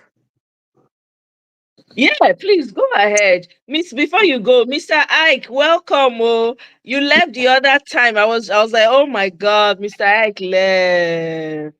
Sitomo, waiting the Good play. evening, sir. Not you. 700. Welcome. So good to see you, sir. Thank you for stopping by. How's the family? Our family, they are doing good. Thank God for everything. And you, it has been a long time. I know. I've been here. Oh, I've been shouting my shout here, shouting and crying and pushing. So, yeah. I used to listen to your program, but for the past 4 or 5 months now, it has been really very busy for me to, join any of our former platforms. But I listened. right. Yesterday you, I was sir. listening also. Yesterday, but today I just came into when I log in and my wife, she needed something, so I need to log out to to try to I help say, her to get things, right? yes. So I just said, let Welcome, me sir. come in for a short while. Yes. God bless you. It Yes. has been a long Thank, time. Happy yes, to sir. see your beautiful face again. It has been Thank really a you, long sir. time. It's good to hear your voice again. It's been a really Yeah. long time. Yes. Yes. Thank you It for is well. stopping by. Yes, sir. Yeah. Thank you. Yeah. So Natu, you can go ahead now. before I lose my train of thought, right? I want to make one analysis with all this ranting that this man is doing, Yes, right? please go ahead. It looks like he's talking from both sides of his mouth. So let me just make an example. Let's Mm-hmm. say he has a house, right? And he has a son, and the son now marries a daughter. So the daughter automatically now becomes a member of the family. Do you understand? So this daughter is well equipped educationally, social wise, and everything. And then in the house, decided to put her in a place where she can help the family, like boost whatever resources that they have, that they've not been able to know what to do with it. Do you understand what I'm saying? Then you, as the Right. father, you will come with your full chest and with your wrapper on the waist and say, "Who is that girl?" They say, "It's my son wife." You say, "And so?" Who asked her to do that thing there? They said, "No, Baba, she has education." He said, "No, no, no, this is my house. I am the owner. Don't forget that you have level grade 3 education, primary 3 education. Now your daughter-in-law Mm-hmm. is trying to guide you. You said, no, it's not like that. How did she become a member of the house? Kinikon. Who rose up? Who died? When did Jesus die? Was it on a Friday or on a Thursday? How did you know on a Thursday? How did you know Jesus was born on the 25th of December? You people sure? Who told you the month and the year? You people are lying. Which lamb were used to cut on the cow? You know that kind of story. That is not the Yes. story. We all know that Labour Party is not a big party. Agreed, right? Now we're trying to bring people that we know are capable hands, that have the interests of Nigeria at hand, that we know have something meaningful to contribute. So because they've not been members of the party for long, and you know they have that resources, and you know they have the ability and the capability to take the party to the next level, but because ego is choking you in the neck and it's receiving your air to pass down to your, what do they call that? Asogora or Sabina, what did they call them? Science people No, help me. esophagus. Esophagus. Now you are choking yourself. You have a doctor in the house, but because you just hear that the person is a doctor, he didn't show you certificates. But he's a doctor, you know that he'll be treating people. But you don't want the doctor because you are the owner of this house and the body is your own. If you want to buy, you let you buy because you have not agreed with the doctor. Let me tell you, Africans, we have problems. We We have do. problems We and we are do. our problem. This man Yes. sitting down there is just a classification of, you see, there are places that you put your ego to work. This is rubbish that he's doing. He's talking from both sides of his mouth. He doesn't even know what he's saying. And how did this person become? Who gave her a card? Can you come? No, you want to know what is the person's goal. What are they bringing the person for? What do we set to achieve? Do you understand what I'm saying? During the Yes. election, when I was making my submissions, I said, if let's assume the presidential position is the presidential position is your company, Nigeria is your company, and you want to hire a CEO, that if you are a CEO and you are making $1 million a year, and you have somebody that has the ability, capability, the knowledge, the social influence to help you make 100 million a year, but you say you're not coming there because you're a company, poverty will kill you there. Because Absolutely. the thing is poverty mentality. This Baba Yes. that he's talking, that's what his problem is. Agbero style. Just Mm-hmm. because you are the people that form it, you don't want another person to take it on to the next level. No. Stop it. Stop it. Because you know how to ride a bicycle, you bought a car, you don't know how to ride car, you don't want to hire a driver because you want people to know that the car is your own. You want to now go and bash the car. What did you achieve? Great analysis. What did you achieve? Nothing. You're stuck We where know, you we are. know you can ride keke, but keke is not Maserati. Maserati is Exactly. expensive. But because you want people to see you driving the Maserati and know that is your own, you must drive it. Oh, you have done accident. Now explain to us. What did you achieve? Nothing. But our people will not see past our nose. For where? We won't see. That's how they did that nonsense thing that they were doing. The Agbado carried their election. This is the I'm stupid thing telling that they're you. doing. That man is playing your face with his son and his wife. Papa is doing table tennis with I'm Nigerian's face. telling Table tennis, you. back and forth table tennis with your face. We can't say anything. And you're still sitting, instead of you to go and sit down and say, okay, this person that let us know what we are doing. A house that stand against itself will not, the fact that what a house that Divided against itself. It won't that better stand. against itself we do stand. It's not the time for us to be going back and forth now. What are we going to? The bully that is there. Oh yeah, let's go and sit down, bring people and borrow. You that you're talking, tell us his achievement as chairman.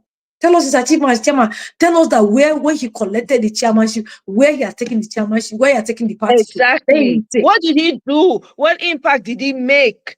Eh? What new people did he? You know how many people were ready to come into LP and change it when we're running elections? I am from Kaduna now. You want to tell me? Oh. You don't need to tell me now. I will tell you people from my state that want to. Stories where people were angry, talking and saying this man doesn't know what he's doing. You don't want people, you keep saying they should collect form and join. They join, you don't want them to help you move things forward.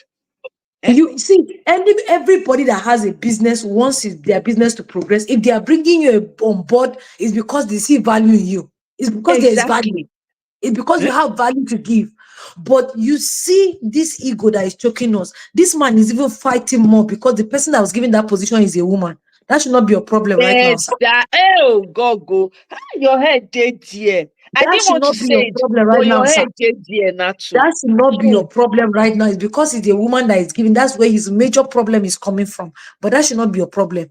If the person we want drive tractor, now woman, let her drive the tractor. As long as she feel drive her well and she go deliver. What's it concern you? Let me tell you, let me not take it too far. You see, right? Me, I like to drive. I can, if you give me any type of car now, it's similar like this, I will drive her. So when we're moving to our new house, we want to rent the U-Haul. My husband is like, I'm not driving the U-Haul, I beg. I say I will drive. He said we should get person. I said no. We didn't drag the back and forth U-Haul. Me, I just parked the U-Haul. They just loaded the car. I drove the U-Haul. It was not an argument that because I'm the man, I have to drive the U-Haul. No. Exactly. Me, I will drive the U-Haul. You want to drive? Let's get somebody. No, sir, I will drive. No problem. I drove the U-Haul 2 rounds. We are done. Papa, we didn't have to go back and forth. No be argumenting. No be power. You have to understand that everybody has their own gift and talent.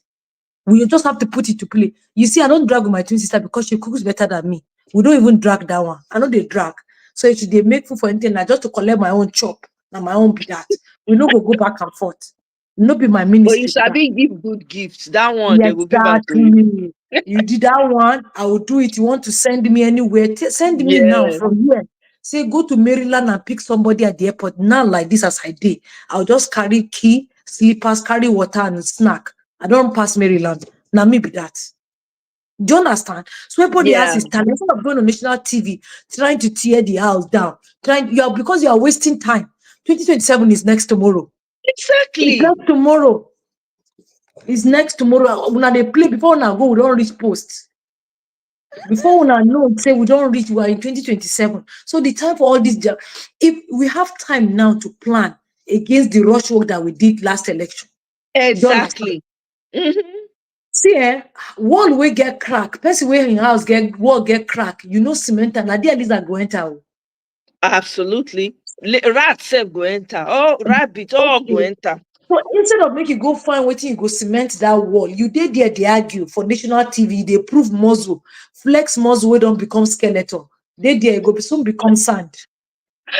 You don't true lose weight too. Good eye. You catch that one. That is political monopause. Now you even supposed to get political monopause without your dead English.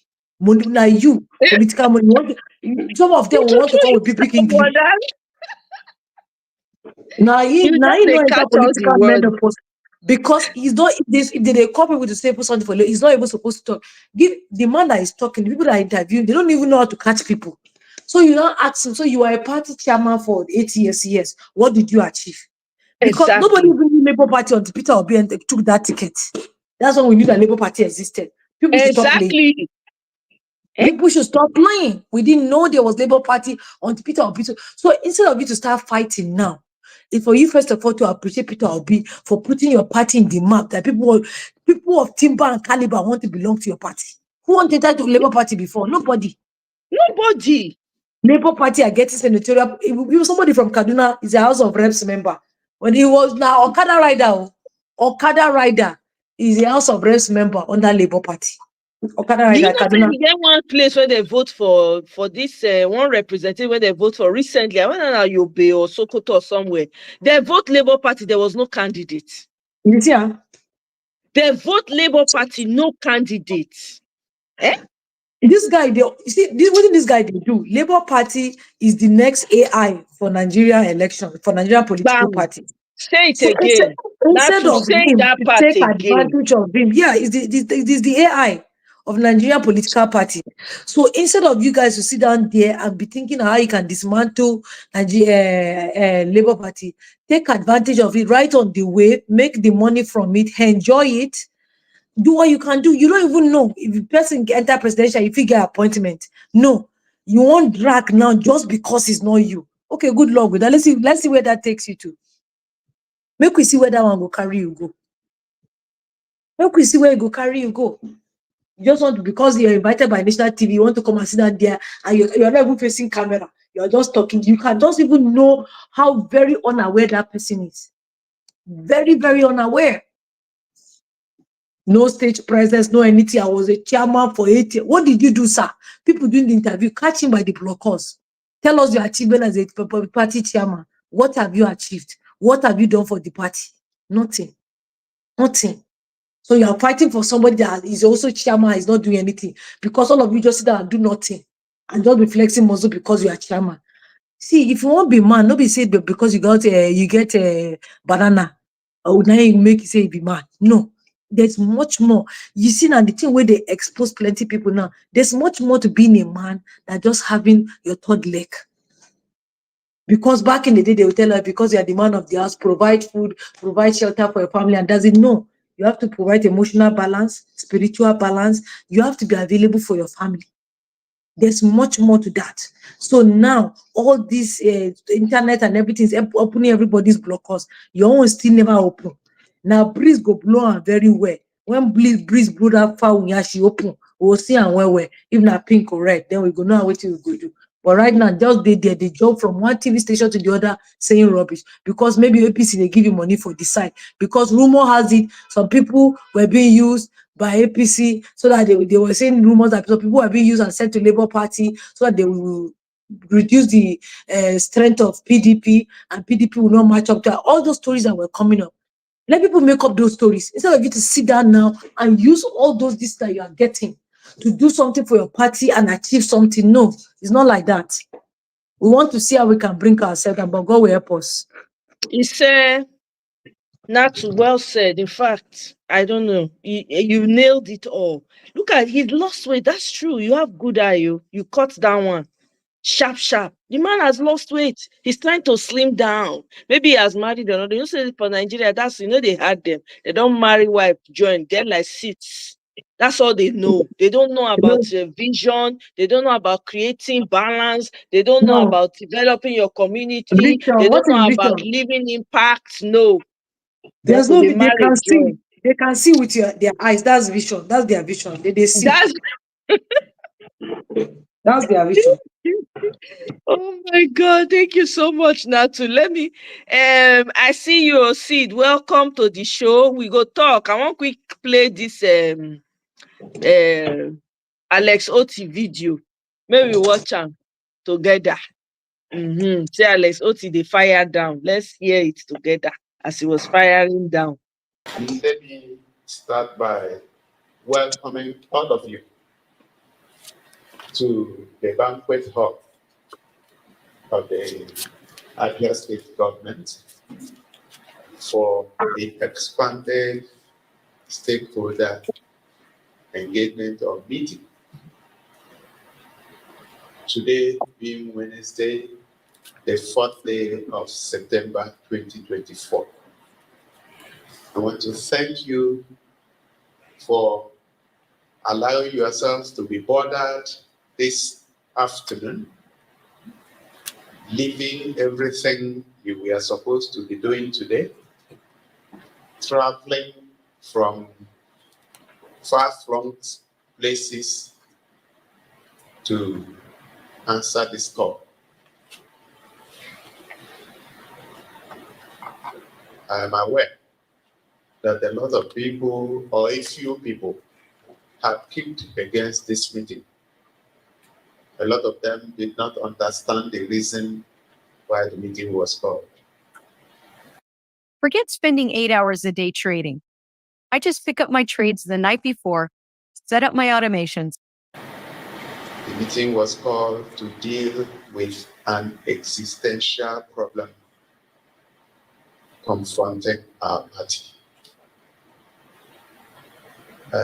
The place from where I come, there is a saying that an elderly person does not stay in the house, and the goats will give birth in titters.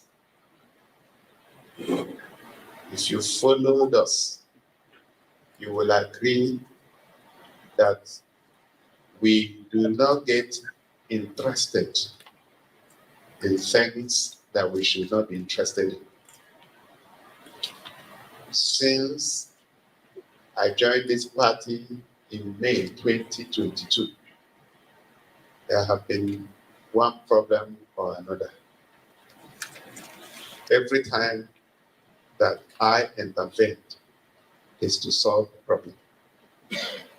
And I want to assure you and reassure you that my intervention in hosting this meeting today is to solve a problem which you all know, which I'm also going to explain briefly this afternoon.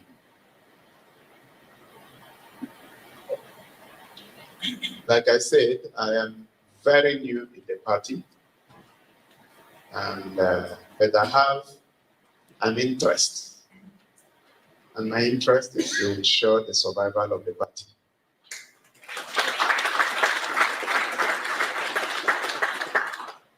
Other than that, I have no further interest. I don't care who the chairman is once he's the right person.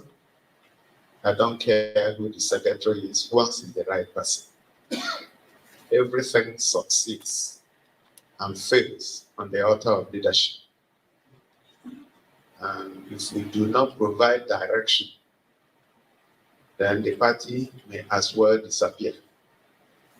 And the platform under which many of us run election and are serving our people will cave in. It's very easy to say, if the party wants to die, let it die, let's go to another party. But who tells you that where you are going to is not worse than where you are coming from? So I have refused to respond to all the attacks in the media, and I will never respond to them.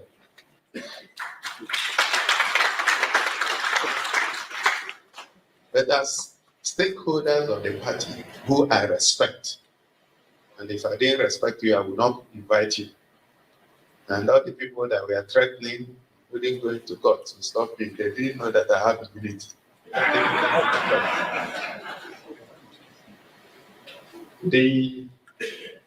What we are doing here is just to save our party. Where we found ourselves is that as at the 8th of June 2024, the Abure-led National Working Committee has ceased to be recognized by the regulatory authorities. And there are a lot of implications. It means that from June 2024 till this moment, that our party does not have leadership. And 2 or 3 causes of action will be taken. One of them could be to go to court, just like Barrister Abure suggested, and begin to fight with INEC and everybody else.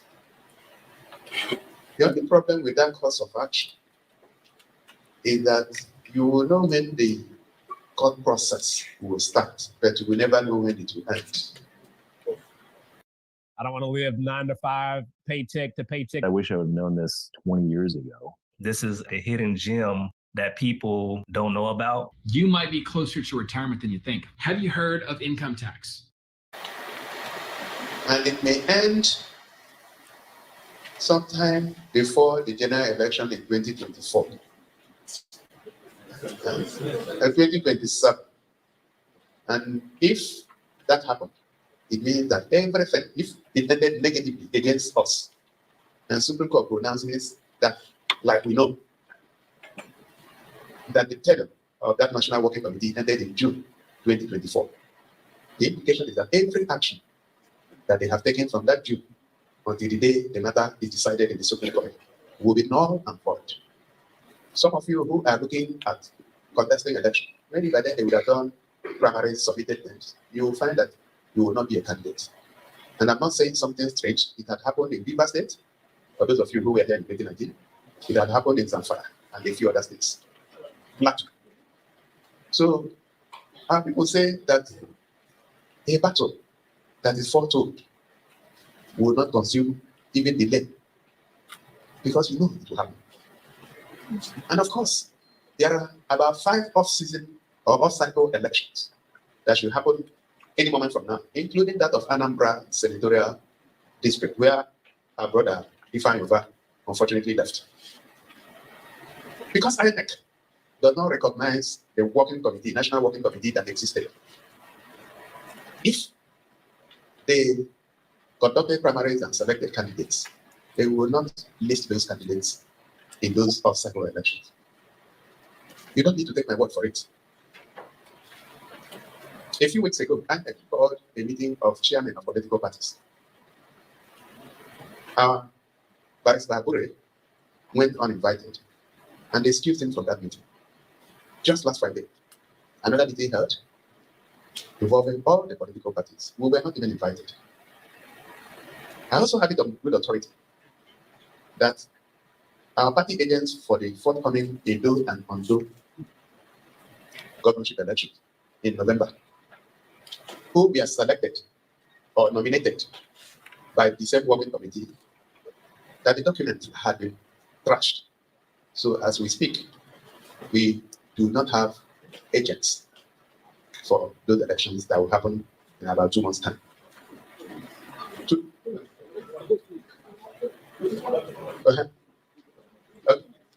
Okay, so we don't have agents. So, and I sat down and I consulted my leader. And I said, we can't sit down and let our party go to the dogs. And we consulted lawyers, people who are fast in INEC matters and in political party matters. We are lucky to have Senator Victor Mejia, who is a veteran chairman of a political party, which of course was the most litigious political party in Nigeria. So we consulted and we said, the best way to do it. Don't shower again until you've seen the disgusting truth about your water pipes. This dermatologist from New York just... The best way to do it will be for us, as owners of the party, to sit down. You can claim leadership of the party, but once owners come together and they don't agree with you, we're gone.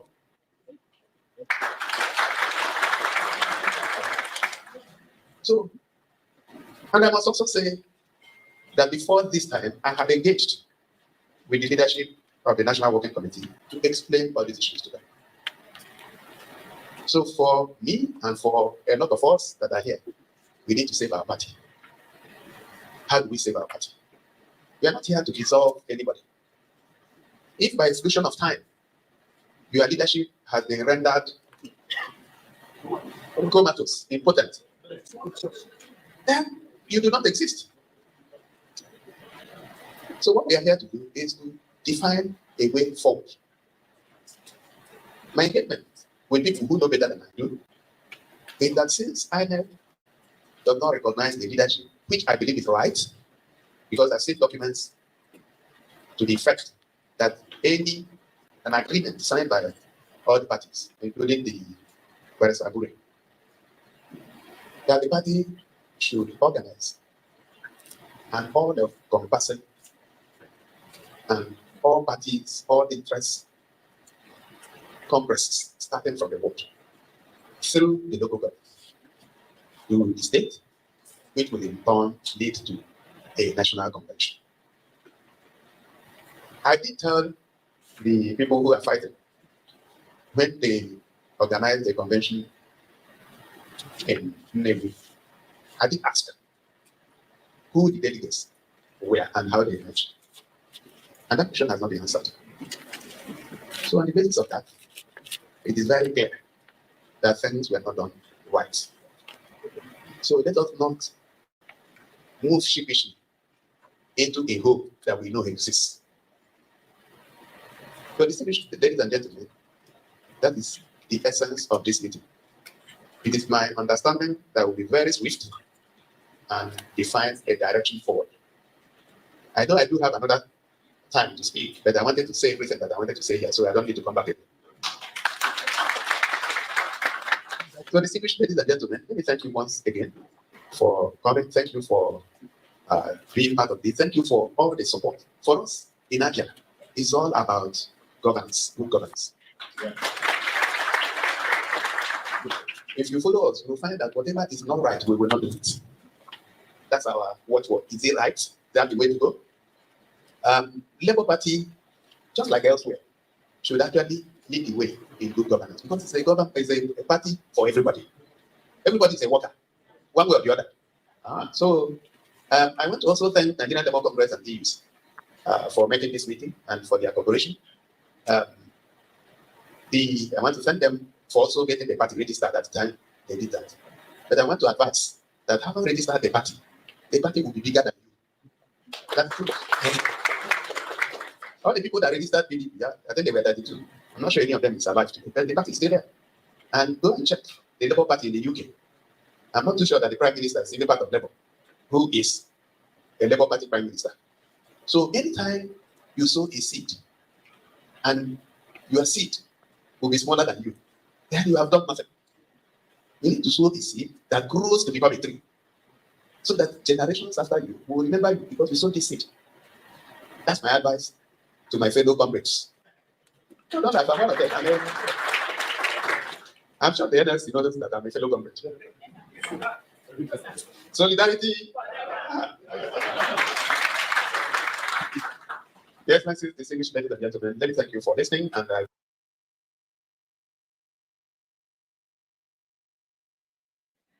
Okay. Sid, welcome. Well done, Omoye. Everybody, well done. Well done, everyone. Everyone that is here. Mama Hecho, Natron, everybody, and my Oga, Ike.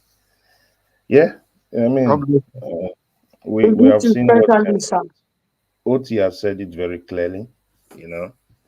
Forget all those ramblings of Arabambi. Those are uneducated ramblings. We know who is paying his dues. All right, the game has changed. Like I told you last time, I think Ferrara was here. I said when Okute starts moving, it may look as if it's not moving, but by the time he makes 2 steps, Papa, it will become very clear. He's already moving. He has already set up his obedient movement. Unisita Tanko is in charge of that one. Now this is now time to set up the party so that he will have a platform, because he has already. There's what people don't understand.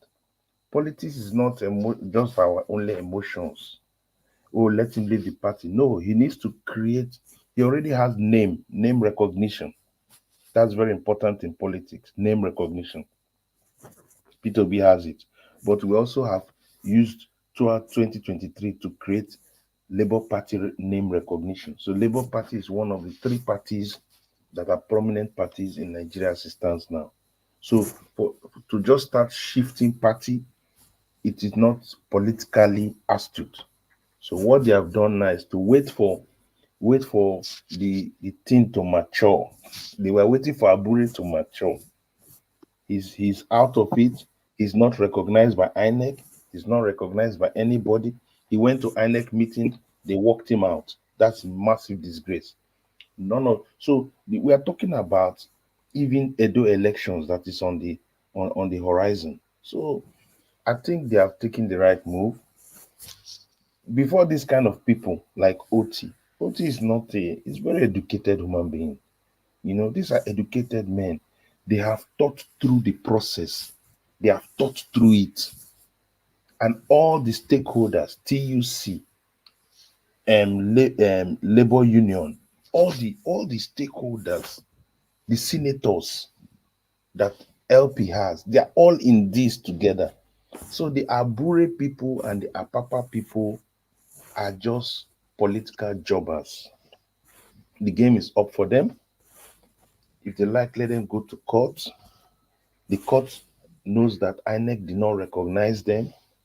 The court also knows that their tenure has ended. And when your tenure ends, then there needs to be in a working committee of a party so that they can do another congress that will bring in new officers. Meanwhile, you have caretaker in PDP. As it stands now, they have a caretaker, Damagun. Damagun is a caretaker. They have not done any congress. They have not done any PDP congress. They're still doing caretaker as they navigate through the wicked problem. So uh, I think what Alex Oti, as it stands, is the highest ranking member, political member of the Labour Party. So Alex Oti has the right to summon a meeting, not Peter Obi. Peter Obi is not really the leader because he has not been elected. So the only elected high ranking leader is Alex Oti because he's the only governor that the LP has. And then they have senators and House of Rep. So he has the right to say, hey guys, let's come together and let's find a purpose because there's no representation. Nobody's representing the party for INEC and all that. INEC is not recognizing them. So But all why? those ones, Why is INEC huh? not recognizing them? Because their tenure is over. Their tenure is over. Number one, Oh, I don't say INEC is not recognizing Labour Party. Okay, I get it. Okay, I they're not understand. recognizing. They're not recognizing the leadership of Labour Okay, Party. okay. Yes, I mean, so like now when they call for political to discuss with the political parties, all right, there's nobody officially for a Labour Party, but Abure went there because Abure has fostered himself, but they didn't recognize him, and so any election that Abure conducts is illegal. That's the implication. So because of that implication, Peter Obi did not want to act irrationally. So Peter Obi needed to wait till it is officially over. You get me? You have to wait till June 8th so that it's officially over. And after that June 8th, you're supposed to organize, the party is supposed to organize a proper convention and elect a leader and elect a national working committee. So since there's not the Abure is parading himself, so therefore, not to talk to him, they now use what it means the owners of the party. And it is very important. Owners of the party can come together saying there are 2 or 3 scenarios where INEC as a body has not recognized this person. INEC as a body has not recognized because INEC is supposed to participate in a convention. INEC is supposed to participate in a convention. So that means if PDP is electing their uh their chairman, INEC will go there as an observer. If APC is organizing their chairman and the national committee, INEC will go there as observer. So when LP was doing it under Abure, the sham thing they did in Nnewi, INEC was not there. So INEC does not recognize it. So at the end of the day, Abure was trying to do this, local mediocre mindset. They think that the kind of intelligent people that have come into LP, they will still be playing this their local small boy politics because that's how they have been doing it. Most of these mushroom political parties, they are there for the highest bidder. Anybody that wants, they give them, they collect money. That's how they make their money. in every political cycle. And that's why their mindset is so small. So when Peter B came with his obedience and everybody, they felt, oh, we can make money, we can make money. And these guys have been double dipping. They have been used by Tinubu, especially the Arambabi faction.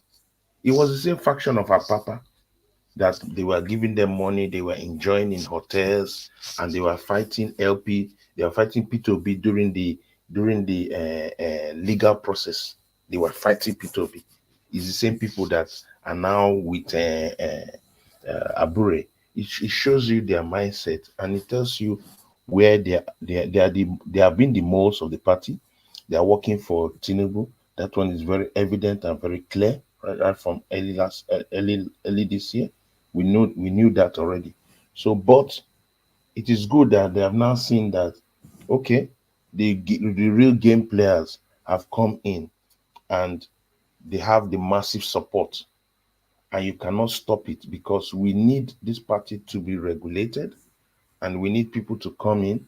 They are saying Nenadi's, the lady Nenadi is not it's a lie. All the most of the people that were in the presidential committee for P2B, most of them became party card carrying members of the Labour Party. So they have you see, these people will not just do something irrationally. Do you think that they will just wake up and just bring somebody that is not a card carrying member? No, no, no, no. P2B knows that everything is checked. Every detail is checked. Every detail of him. If P2B was a corrupt person, do you think that Abado would not have opened him up by now? No. They can't find anything. They can't find anything. You rumple the man, you can't find. You are looking for a political loophole. So the man understands that OT is the only Labour Party governor. Do you think that they like him to be progressing? So they have checked and checked and checked and find the political loophole. They have not found. So I believe that this is the best thing for Labour Party. Abure can go to court for all I care. He will lose her. He doesn't have any standing. There's no standing anywhere for him. So very, very good. Very good. So let them keep making noise. Think that don't you think that with everything that's happening now, right? With the move that Peter Obi is making and Alex Oti and the rest of them within the Labour Party, you do know we can't be naive. Agbado has a lot more people to use, and he has a lot more resources at his disposal. Yeah, I am definitely. saying we have to have options, right? Because Omo, we have to have options. I don't know what options Peter B has. Now, Maybe he has already. I don't but know. this is what I'm saying. This is what I'm saying. Initially, the plan was that obedience should register in Labour Party, and then within Labour Party, there should be that obedient office, where these guys are the guys coming in. But Abure Right. resisted it. Abure resisted it. Abure did not want that. All right. So, in order for P2B not to lose his base, because a Mm-hmm. politician is as strong as his base. So Mm-hmm. P2B now has to flank to create two parallel things. Good. Labour Party is the vehicle, is the political vehicle, or the SPV as they call it, special purpose vehicle, to Mm-hmm. achieve political aims. But you have an organic movement. So you need that movement to continue doing what it's doing. The movement needs to continue registering people. The movement needs to continue facilitating more orientation. We need to bring more people into the movement, both in the diaspora and both locally. So that's why Unisa Tanko that's why he had to officially inaugurate it, so that that movement can do what it needs to do. Like if you go overseas, that's what they call what do they call these things? They call them they have different pressure groups. They have different in government. They have different groups. They're not members of. They're not naturally members of Republican Party or members of Democratic Independent Party, parties, but they are independent. they are independent organizations, all right, that can mobilize money, that can mobilize funds, that can do all they Mm-hmm. need to do. that the party cannot control it. Yes. So that we can do certain things that the party will not want to go and do. All right. So that is what Peter Obi has set up. That okay, look, Obedient Movement is my political party, my organic party. It's running its course. Nobody can tell them, oh, you should not have meeting. Nobody can tell them the funds that they generate, they can use it. The funds that they can generate, because there was a problem of when they generate funds, it has to come through the Labour Party. You get me? For all the Right. disbursements. But no, they can run parallel when it is time to coalesce. So Peter Obi is in a very great position now. Peter Obi can tomorrow just walk out of the party. When he walks out of the party, his obedient movement is with We'll him. follow him. He will just like now, Mama Hecho is now encouraging us to come to AAC. He can come into AAC with his obedient movement and they are with him. That is what he has done. He has created a pathway that if this Labour Party is mucking around and he Right. gets 2027, and by 2027, he knows that on his record, he has 10 million obedience. 10 million obedience. He can walk into any negotiation. He has bargaining chip. He Right. can walk into a party, Got it. whatever. Okay. So, but at this moment, he's in a party. So let him see what he can do to make the party work. If the party stabilizes, Nenadi is able to stabilize the party. We create convention. We have a new chairman, offices, everything is working, and by God's grace, maybe they get Edo State, as a governor state. So we have two governors and the party is building momentum. When it's time for presidential election, the obedience already that have been building on the sideline, all will now coalesce into that Labour Party and we just push it. So this is a very brilliant way to work this thing, because there's no way for him to sit down without doing anything. He has to work on the sideline. When we are ready with the political vehicle, we enter the political vehicle. That's what it is. Okay. Well, that makes sense. If that sounds really strategic. So, I'm sort of, happy to hear that. That's good because he needs to be able to take his people with him. And again, like I said yesterday, right, or 2 days ago, we need to increase Peter Obi's social media numbers. We need to start working on that. So if you have people that are not yet subscribed to him or following him on Twitter, we need to increase it, because that base is also very important. I think he's It's at very, very important. yeah, I don't know whether he's like 4 point something million right now. If we can get him to like 10 or even more, honestly, it will go a long way. If we can get to We're 50 hoping that million by 2027, that would be fantastic. yeah, we're hoping that UNISA will come out with his plan, his program, how people can register, how people can be part of it. We know that it will open up to also, like you said, Tinubu will put his fingers there to try and Please, but at least I want to ask a question. Go ahead. When will INEC start registration of new voter? Registration of new voters, I think, is Then always two, ongoing. It's continuous. What are we going to do about the electoral reform? Because that needs to be addressed so that BIFA issue will need to be resolved. I think so that there is no more loophole for them to tell me that INEC has the right to choose whether to transmit or to do manual. Mama Echo, these people always look for it. They always look for loophole. You see, the They thing will is always look for something. yeah, there's already mounting pressure. Listen, formally. Hello. Okay, go ahead. 2027, make una get that from a year. From councillor to presidency. Now my children, they take am. Now they hear me? No problem. How will it happen? Good. They told us that politics is dirty. But that is a lie. Politics is not dirty. it is the politicians that are dirty. Benny. They told us that language so that good people Won't go into don't politics. want to join politics, so that because they do not want to stain their good name. And that is what we have to change. So any of my pikin use the position, because Nigeria now a company. Choose the one where you want to apply for. And we go work. We behind the scene, your mama get plans for all this one when they talk. No Allah. The Bible tell me say, when the righteous rule, the people rejoice. But when the wicked rule, the people suffer.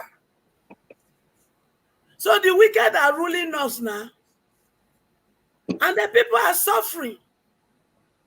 So it is time for us to make room for the righteous to come and rule.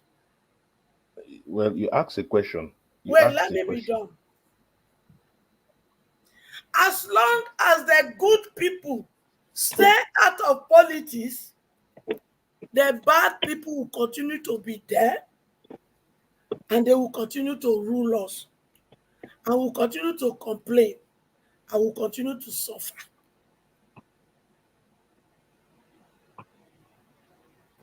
So, and I know that I have children home and abroad that are good, that are angry, and they are capable to change the trajectory. So, as the good mama when I be, I go sing aloud. We're gonna get ready. It is time for the good children when I get to take over. They tell us, say it is not possible to unseat a sitting president, especially Jagaba when he get the whole resources. No problem. I know that one. They say it don't cover everywhere. No penetration, no problem. We get plan. But my children, all of them when he ready, or you know person when he good. Because for una to give me una application, the people when go apply for all this position, they go get all these characteristics: accountability, competence, compassion, good character, empathy, integrity, honest, transparency, truthfulness, love for humanity, above all the fear of God. Now the characteristic I been away the guy when I give me na English just finish for my mouth. People when they come into when you want do this job with me. Now waiting. Because the truth is this, I'm not ready to leave this kind of Nigeria for my children or my grandchildren or my born children. Mbano. My grandpapa no gree fight. Now I make am be like this. My own papa refused to fight. He be like this. He can't reach my turn. I no wan fight. One of my pikin come confront me, tell me say, now my generation has failed them. That day, that night I not sleep. Because the pikin talk truth. He talk truth. So me now, I won't fight. And we won't fight. And us go be like brooch or broom. If you carry one broomstick, you go fit. If you take that one broomstick, take sweep, you don't go fit take a sweep. But if you carry a bunch of broom, you go sweep your house well. So me and my children, we go be bunch of broom when go sweep these wicked people come up for ground from this political this thing. So therefore, make a clear to now. Those when they follow Showore, una be my pikin. Those when they follow Obi, una be my pikin. Even those when they follow Agbado and PDP, they be my pikin. But I get to find way to drag Agbadoria when he be my pikin out of that pit of destruction to come join. So if I want talk between Obi and Showore, make una not vex me there. Those are no go area. Because all of them, they be my pikin. I don't hear and finish. Make you talk. Okay. With respect to the Sid, we can't hear you very well, though. can you hear me now? Yeah, Yes. better. Okay. I was talking about Mama Hitcher asked about what is it about the electoral thing. That's a big issue. And I think last month, one of the LP guys, what's his name? He's always a commentator in Arise. Forgot his name. He's a barrister. It's a lawyer. So there's a lot of advocacy to see how they can push the House of Assembly and senators to work on the reforms, because the problem with the election last year, and based on what the Supreme Court said, it said INEC has discretion. That word is the problem. INEC has discretion to do whatever they like. That means, what it means is that the guidelines that INEC bring, all right, they can decide on the day of election to change it. They can decide to do whatever they want. They have discretion. That thing needs to be removed. They cannot have discretion. They must follow the rules. Because when you say somebody has discretion, it means that I'm supposed to do like this, but I can decide because of certain circumstances to do anyhow, to do it the other way. And that discretion is the loophole that was used. So when INEC said there was a glitch, so they had their discretion to begin to do manual. They begin to get the results and do it the way they want it. So these are the things that people must, sometimes I know people are emotional, but we need to now look at the judgment. Look at the judgment that was given out in the Supreme Court. That's my own take. Look at the judgment that was given out in the Supreme Court. Look at the reasons why they gave these judgments and begin to create advocacy, make noise, push the House of Assembly to begin to correct certain things so that we do not have these situations that this will occur. Number two, based on Supreme Court judgment, we now know that there's no Abuja is also like a state. So there's no special status to the Abuja problem. We have known that. So whoever is thinking of, if you don't win Abuja, no, those things now we have seen that it doesn't work anymore. So there are certain things we can now start pushing towards to see that it's an outright win. Like I said, how do we win the election?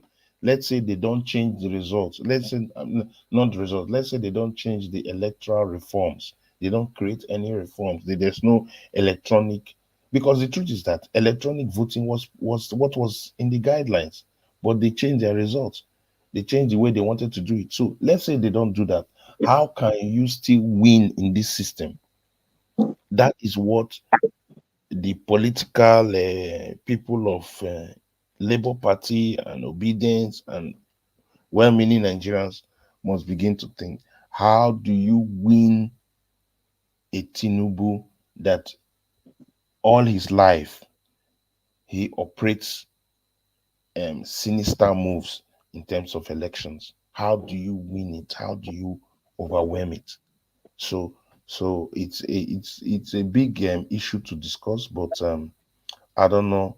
I don't know how we will go around it personally, but the only way is create a lot of noise and advocacy and push and look at the problems that happened in the last election. We must be able to take stock of what happened and then how can we close it out, because it's very important. And if not, what is our option B?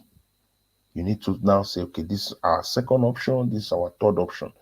Like what we saw in the last offshoot elections is what Edo must begin to be aware. If you look at the Kogi elections and the Imo elections, if you look at those two elections, something strange happened. The strange thing was that they did not even care about elections anymore. They just wrote, they just thumb printed, wrote on the from 8 sheets or something like that, and that was it. There was no voting. Voting did not occur in Imo State, in most of the parts of this Kogi. They just decided what to happen. It was already a prefabricated result. So they were coming to Kogi with a prefabricated result. So there was no need for voting. So the question I'm asking myself, they have done this on a small scale. Is it possible for them to replicate this all over Nigeria at once? That is the problem. So we see that people in the House of Rep, people like this guy from Imo State. There's a House of Rep guy from Imo State, the guy that exposes them all. I think his name is Ikemba or something. So he has a lot of people that are advocating for 1 day elections, that everybody should do elections on 1 day. There's a lot of things he has put in place. So we don't know how they will go. We have to put pressure, because that's the pressure. The pressure now should be electoral reforms, hashtag electoral reforms. That's the kind of pressure we must mount. Hashtag electoral reforms. If we don't do that and go into elections like this, it's a problem. I thought that the voters card is a continuous one. So now is the time, Nigerians will like last minute business. If people have not got their voters card, I know many people are disappointed in the last election. But the truth is that democracy is like this. You know, we as Nigerians, we want to enter it and want it to happen immediately. But the oldest democracies, it took a lot of working and working and reworking and working until it's now very smooth. And even now, it's not like it's completely smooth in every country. Even the US, that has a long democracy, still has a lot of hiccups and drama. Like the US is complaining about nobody. If you look at it, nobody really voted the current flag bearer of the Democratic Party, but somehow she's a person that's been they have put, the big boys have put around. So politics is always like that. So, but we must see how we can rework it. In my opinion, must rework it, because, like I said previously, it's only through this political route that we can see real change. We can really affect change. Uh, the military side, I don't know. I don't know. Nobody advocates for military takeover, and as it's constituted, Nigerian military can't even do that, and they will not be really supported. They don't have the support to do that because the military is also corrupt. So I think people should just advocate. Nigerians should start getting their cards. Those that don't have their cards, they should start early, not last minute, because if you come for last minute, they will frustrate people, especially the young people. Get your card and get ready. That's what people should do. Get your card and get ready. If you don't, So if the see, hunger, they can start getting their card now and also registering. yes, now, if you Okay. if you already have a card, you don't need to bother. If you already have a card, because the card is permanent. If you have a card, you don't need to bother. But the most important is for those that don't have a card, they should start working towards getting it, not waiting till 2027. Then there's a mad rush, you know. So people should start mobilizing themselves, because it is now that we mobilize and get ready, because we know that it's going to be a fight, it's going to be a battle. That is the truth. So we must get ready and must continue the pressure, both on the electoral reforms and then on the day. We need to pressurize. We need to pressurize more than ever, because that's the only way to win. I don't know the gladiators that will come in 2027. Like Omoye says, if 27 holds, we don't know. But if we go into 2027, I don't know who are the gladiators. But my gut feeling is going to be three. It's going to be a 3-horse race. It's going to be the same 3-horse race. Atiku, um, Obi, and Abadan. That's going to happen. I think it's going to be a 3-horse race. I know Atiku wants them to merge, but Obi has his movement. He cannot merge as it stands now. No, he Even if can't. Even even he if wants to, will not agree. yes, even if PDP is begging him and all that, but they are begging him to come and do what? Is it to come and be vice president? He cannot do. Atiku cannot be vice president to Obi. That one cannot happen. All right. So I don't think there's going to be a merger, in my opinion. What I think Can, is can I going to come be. in? Can I come in for a few seconds? Go ahead, sir. I think that at the initial time, I was happy that Omoye was able to play the video part of Governor Elect Shoti. Why I'm so angry and why I'm so upset with what Aburi and his gang of criminals has done to this Labour Party right now. Edo State governorship election was supposed to be an election for Labour Party to win. But because of what these people has done, you can see what is trying to cause us in Edo State. But also, I thank God for Olumide Akwata and his own kind of credibility, his own kind of dexterity to make sure that, he's not left behind.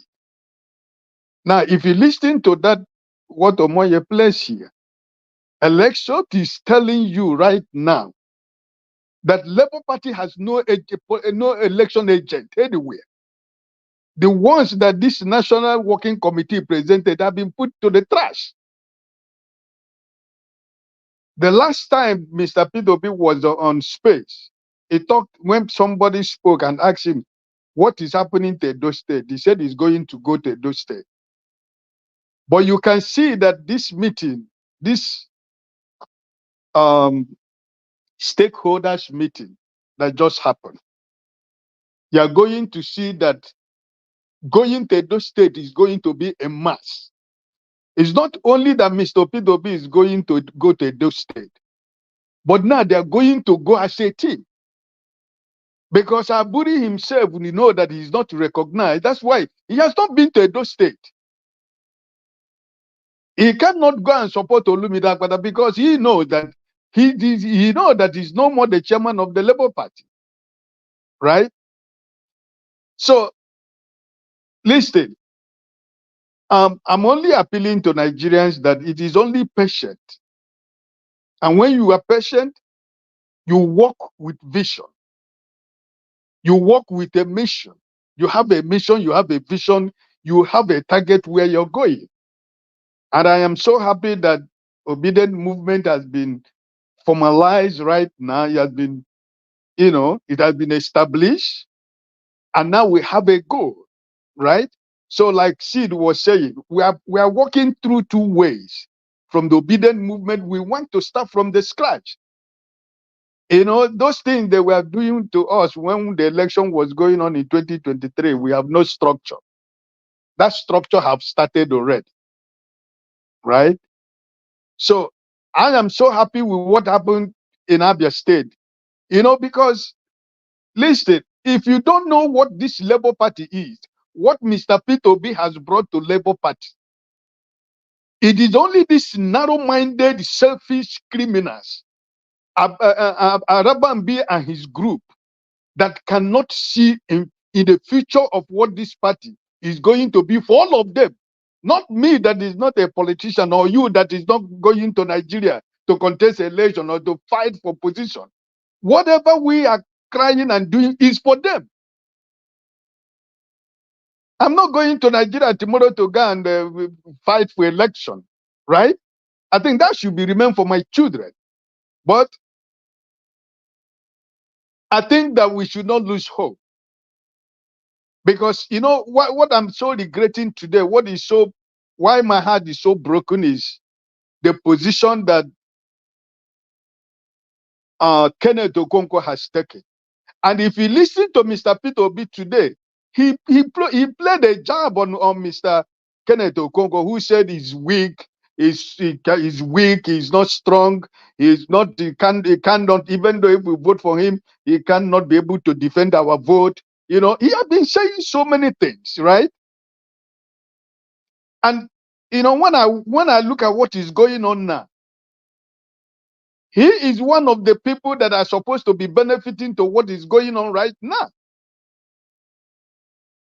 He has no political base anywhere. Because he made a very he made this choice himself to do what he's doing right now. That his political career in Nigeria, doesn't matter how many languages he speaks on Arise or Channel Television, he has no political base anywhere. He has lost his credibility in Southeast. He can't even win a local councillor election anymore in Enugu State.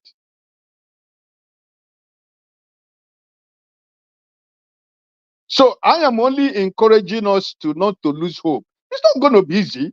Mr. Peter Obi said it from the beginning, since this election of 18. He has never said that it's not going to be easy. It's not a race, but it's a marathon. And being a marathon is not going to be easy. You know, the survival of the fittest is Nigerian politics.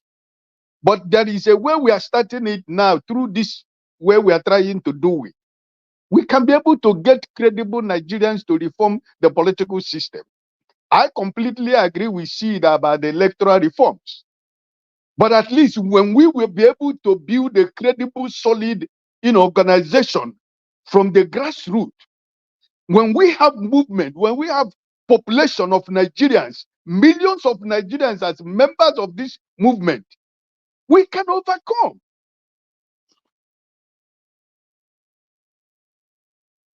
So I am so happy that finally, because this has been my message to a lot of people, both out in Nigeria and outside Nigeria, who are waiting for Mr. Peter Obi. I told them Mr. Peter Obi is not a member of NEC in Labour Party because he didn't win the presidency.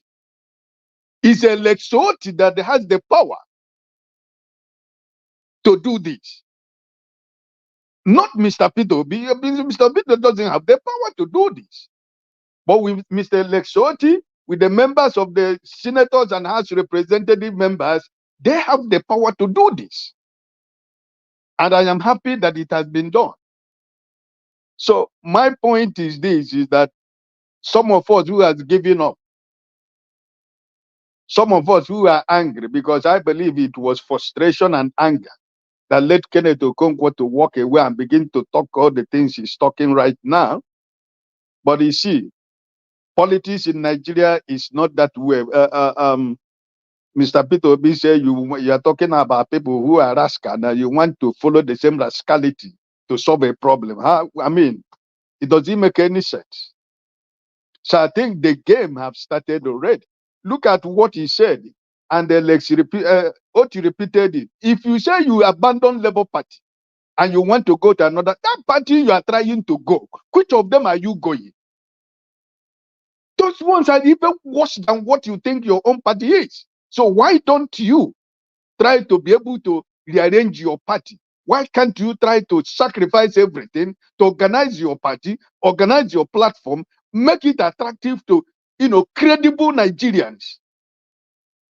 People we can be able to people we can be able to examine by Nigerians and say, hey, it is Omoye that is going. It has nothing to do with your age or race or whatever, wherever you come from. What we are looking is for people that will go there, represent their people. So I think that we are in the right footing. We are in the right track. It's not going to be easy, but I am more concerned about the Edo election right now. And I am happy that by next week, Mr. Peter Obi and his group will be going to Edo State. Aisha Yusuf said she's not feeling well, but maybe she will see if she can go. Because she is from Edo State, right? If she can go to the northern part where she where she came from to go and do campaign, it's a lot of opportunity for us to take Edo State. Because obedient movement started from Edo State. So we cannot just fold our hands and lose Edo State just because of Aburi and his gang of criminals, right? So I think it's not late. So I'm encouraging everybody to please, let's continue to do what we're doing, right? For me, like I told Omoye for a very long time, I haven't had time to be in the platforms I used to be, but what I do on my own, we don't need to publicize what we do, but I know what I'm trying to do with Nigerians back home, the same thing I was doing throughout 2023. Don't allow their energy to, even though a lot of them are, but we keep doing the best by encouraging them that, listen, these things we are doing is for you, right? I'm not buying bread 1,000 or 2,000 naira now. I'm not buying fuel 1,000 naira. I'm not there. They are the people that are buying it. But if you say you're not buying it, you have family, you have friends, you have your schoolmates, you have people who you live in the same house or the same street while you were in Nigeria that are suffering. So if you say it doesn't affect you, it affects you, right? So we are all in this together. So I just want to encourage us to continue. So, but before I stop, I want to ask my sister from Kaduna State, what of Yes, sir. Indicato? Because I have not heard about her for a very long time. She's around. She's around? She was in America a while ago. I think she's still around in America. Okay.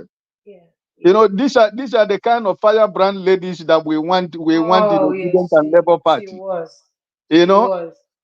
that is just we don't want them to leave. People like Omoye, we don't want you to lose hope about Nigeria. We want you to believe that things is going to be okay. I do It's going to be understand fine. that. And she's a young lady too. I do understand that. But the way things are going are kind of like frustrating sometimes. You understand Yeah, what I'm I saying? know. So I know. sometimes you might want to just give yourself a little breather, which is Nobody very who okay. played a part in 2023 that saw everything that happened in 2023 that will not be able to say, listen, I think I've done my best. I have to leave, But sometimes also we give ourselves time, to recover, to reflect, and to, see the way we can move forward. So please, when you see her, tell her some of us are really missing her, because for a I very long sure time will after tell her. 2023, I've never had anything from her, I right? sure will tell her. I will tell her. I will tell her. Thank you, my sister Moye. God bless you. Thank you very much, sir. Yeah. Ma? I want to ask one question. Go ahead. Ẹ olú ọmọdé for America here, abi? No, make not be laughing matter. In the year. They say get house for Atlanta, been Texas, they say they in children they Atlanta. here and in No, wives, I think. not Atlanta get house, and that is where his children are schooling. Uh-huh. If in there I won't know. Where in there I won't know. The thing when I promised my children after the election, I put her for cooler before. Now I won't bring her out. So if in there here, the better. And if in there Nigeria, no problem. Because all of them, when I put for cooler, behind the scene, we won't visit them. So I won't know. So that I go know what I go do. And I go ask Nobody go questions. feel know whether nobody go feel know when he did America or not. But I'm sure he's in Nigeria. But I know they said his family and his children are in Atlanta. Yes, in Atlanta, yes. Maybe Yeah, I make I don't quiet know for me. anything else. Because the thing be said, I like and say they use Amaka to show example for bigotry, tribal bigotry. It sweet me for Bele. Because we won't use that now as a yardstick to visit all this tribal bigotry when he lead us, when he lead Amaka to even do tribal bigotry. Remi Tinubu, we go visit them. Because this nonsense, I not go allow her to leave her behind for my children. Never. So we go use everybody as a scapegoat. They're gonna make a inquiry on Oluomo for me. Now see the way the America fit know where he dey for Atlanta. No me, I know that. Exactly. Now you go do the finding though. You feel go Twitter. If you get Twitter handle, tweet out. Please, anybody with people go I don't respond. I don't run MC Olomo business. No, Exactly. I can't relate with those kind of people. God forbid. Hey, I want to make a comment from the I only need information. So help me Yusuf run and give me Lawan. information. Yusuf No, you Lawan can is do saying that it, Mama Echo. You can do it yourself. You can just tweet it I out get on plenty Twitter. load from Omoye. I get Everybody get plenty. load though. Even me when I did here, so everybody need to do their own parts. Do and tweet and adjust. It's not going to take you a second. And Just tweet it out see, and say who has this information. Somebody will wait. respond to you. I be old school. I see they learn social media. So that Twitter. So the person go, yeah. So that one easy. They'll just teach you, so you will do them. Sorry, Okay. Mr. Ike, you were going to say something. I'm sorry. that Yusuf Lawal was saying that Kenneth Okonkwo should run for office, looking for someone else to listen. I am today is 5th of September, right? 2024. Mark my word to them, Sister Moye. Kenneth Okonkwo has destroyed his political career. He can never win a councillorship election in Enugu State anymore. Let me tell you. Do you know the kind when you say that somebody, when you say that somebody is your closest person, right? Right. That is what Kenneth Okonkwo is to Mr. Peter Obi. Just like Tanko Yusuf. Yeah. A lot of people before he wrote what he wrote on the paper, before he began to defend those things he wrote, a lot of people advise this man, don't do what you are trying to do. If you do what you are trying to do, you are going to become political irrelevant. You can be going to radio station, you can be going to television to speak, to talk anything you like. But that political power and office you are looking for, you're not going to find it. Don't be by English now. Yes, but Mr. Peter Obi advised us never to speak ill about Kenneth Okonkwo. And I agree with that because I can never forget the sacrifice he and Aisha and the group of them made during 2023. I will never speak ill. But I am just telling you what the political landscape in Labour Party and Obedient is. Kenneth Okonkwo has written his name in red. So look at yes. You get right to verse, but you know what? Follow what Peter Obi don't tell you now. That is it. No, I'm not. Wait. Well, let him finish. Let him finish his thoughts. Mama Echo. You know, he was wrapping up. Yeah, let him just finish his thought. Then you can come in. Go ahead. I'm not going to speak ill against my brother Kenneth Okonkwo. No, never. But I am just trying to tell you the political reality about what is going on in the east, about the action of Mr. Kenneth Okonkwo towards Mr. Peter Obi. So it's not me. If he want to contest any election, I cannot stop him because I don't have the power to stop him. But I am trying to tell you the political reality right now. What is going on? You know, the same thing he was crying for Labour Party, the way forward for Labour Party. That is actually what I've just taken place in Abia State. But Mr. Peter Obi was telling everybody, listen, I cannot do anything that is contrary to the law. I must follow the process. I must follow the law. It might take time. People will get angry. People will get frustrated. People will leave me. People will abandon this cause. But I am not going to abandon this cause. At the end of the day, if it is two people that is remaining, those two people, when we begin to move, the people that have left, some of them will come back. So, and my point is that I have nothing personal against him. He's a man. He has the power to make the decision he has taken. But I am trying to talk about the present reality of Nigerian politics based on what is going on the ground. And I think I support your line of thought because I think this has shown that we have a very good leader in Peter Obi. He's not he's a patient man, and as a president, if he's a president, that means before he takes a decision, he will think about it thoroughly. He will not just be irrational, undemocratic. And that was the problem of Kenneth, impatience. Sometimes you have to think, why is my leader? There's something that Aisha said once. She said she used to tell Peter Obi, why take over this party? You know, you are the top guy. Peter Obi will tell her, Aisha, calm down. That he's a member. He's not in the national work. You see, Peter Obi wants to follow due process. And for me, a leader that is always thinking about due process, if he becomes president, that means he'll allow the courts to operate correctly. He'll allow people's voices to be heard. So the question is that Kenneth Okonkwo miscalculated. Now, even if you want to go away, there are a lot of people that have gone. People like Balami, the Bauchi boy.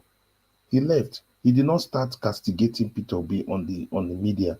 Oh, he's not a good leader. You know, he should not be. You know, all those things was unnecessary from Kenneth, and especially knowing that this person you have been his spokesman, you have been part of him. There were 6 spokesmen: Eunice Tanko, Indicato, and a few others. And there was his name, the lawyer, was this civil rights lawyer that we have. So these guys were people that were spokesmen for the Peter Obi campaign. Then suddenly you turn 360 and start speaking so much ill, you know. That's fine. You wanted him to take action. So I think Kenneth Okonkwo is going to be a long way for him to turn back. He doesn't have political capital. Well, I have a different thought from you, both of you, though, respectfully, sir. No I worries. do. Go ahead. Because I think that everybody has different ways of saying things and doing things, right? Not everybody is going to be like Peter Obi, and not everybody is going to see what he's trying to do. And people are going to react based on how they feel about what he's doing, right? I get it. And I understand that, yes, Kenneth was very close to him personally. I mean, I still have respect for the man for all that he's done. And I'm sure he's still going to do more, right? It's just one of those things that he will have to go through. But I don't think he's enough for personally. I wouldn't go as far as castigating him and saying that his political career is over because people will make mistakes. Maybe it's a mistake that maybe this is his own mistake, even though I don't see it as, because he has a right to feel the way he felt. I mean, when he felt that way, when the first interview he gave, I felt like that too at some point. I was like, Peter B needs to step up. I even said it on my channel. I was like, because where Nigeria is right now, we need somebody who's going to be very vocal and who would stand up, right, and do something about what's going on. And he has the goodwill of the people. Why is he not taking that opportunity? I've said it myself. So when Kenneth said that, trust me, Kenneth echoed the sentiments of a lot of people, whether we like it or not, right? He did. And I have to respect him for his opinion, because I felt that way at a point in time. Look at where Nigeria is going. Yes, we know Peter Obi can only do so much. Yes, there's so many things against him, being an Igbo man and all of that. But I voted for him. Does it mean that he can't fight for me? There'll be people who are going to feel that, whether we like it or not. There'll be people who are going to feel like, this man should stand up for me. I understand, the sentiments and all of that, but this guy needs to fight for me. And he echoed that. So for him, I don't think is enough. The stands that he's taking, everybody has a role to play in this whole thing. Truth be told, he might not, maybe the time he had with Labour Party, is over. It may be that it's just time for him to move forward to whatever is next for him, right? Just like when we're all doing this obedient thing, there were people who were heavily with us and pushing this thing with us. Some of them are no longer with us. They've taken different sides, right? Yes, So, we appreciate that. We you appreciate know, what we appreciate. Nobody's saying, look, we appreciate what Kenneth did. We appreciate his ability to be strong and stand for what is right. And we understand his frustration. We know he felt frustrated. But you can feel frustrated, and you need to, well, like everybody makes mistakes. He needs to learn from this this mistake. For instance, all right, if you look at the relationship between Peter Obi and Atiku, Peter Obi was Atiku's vice.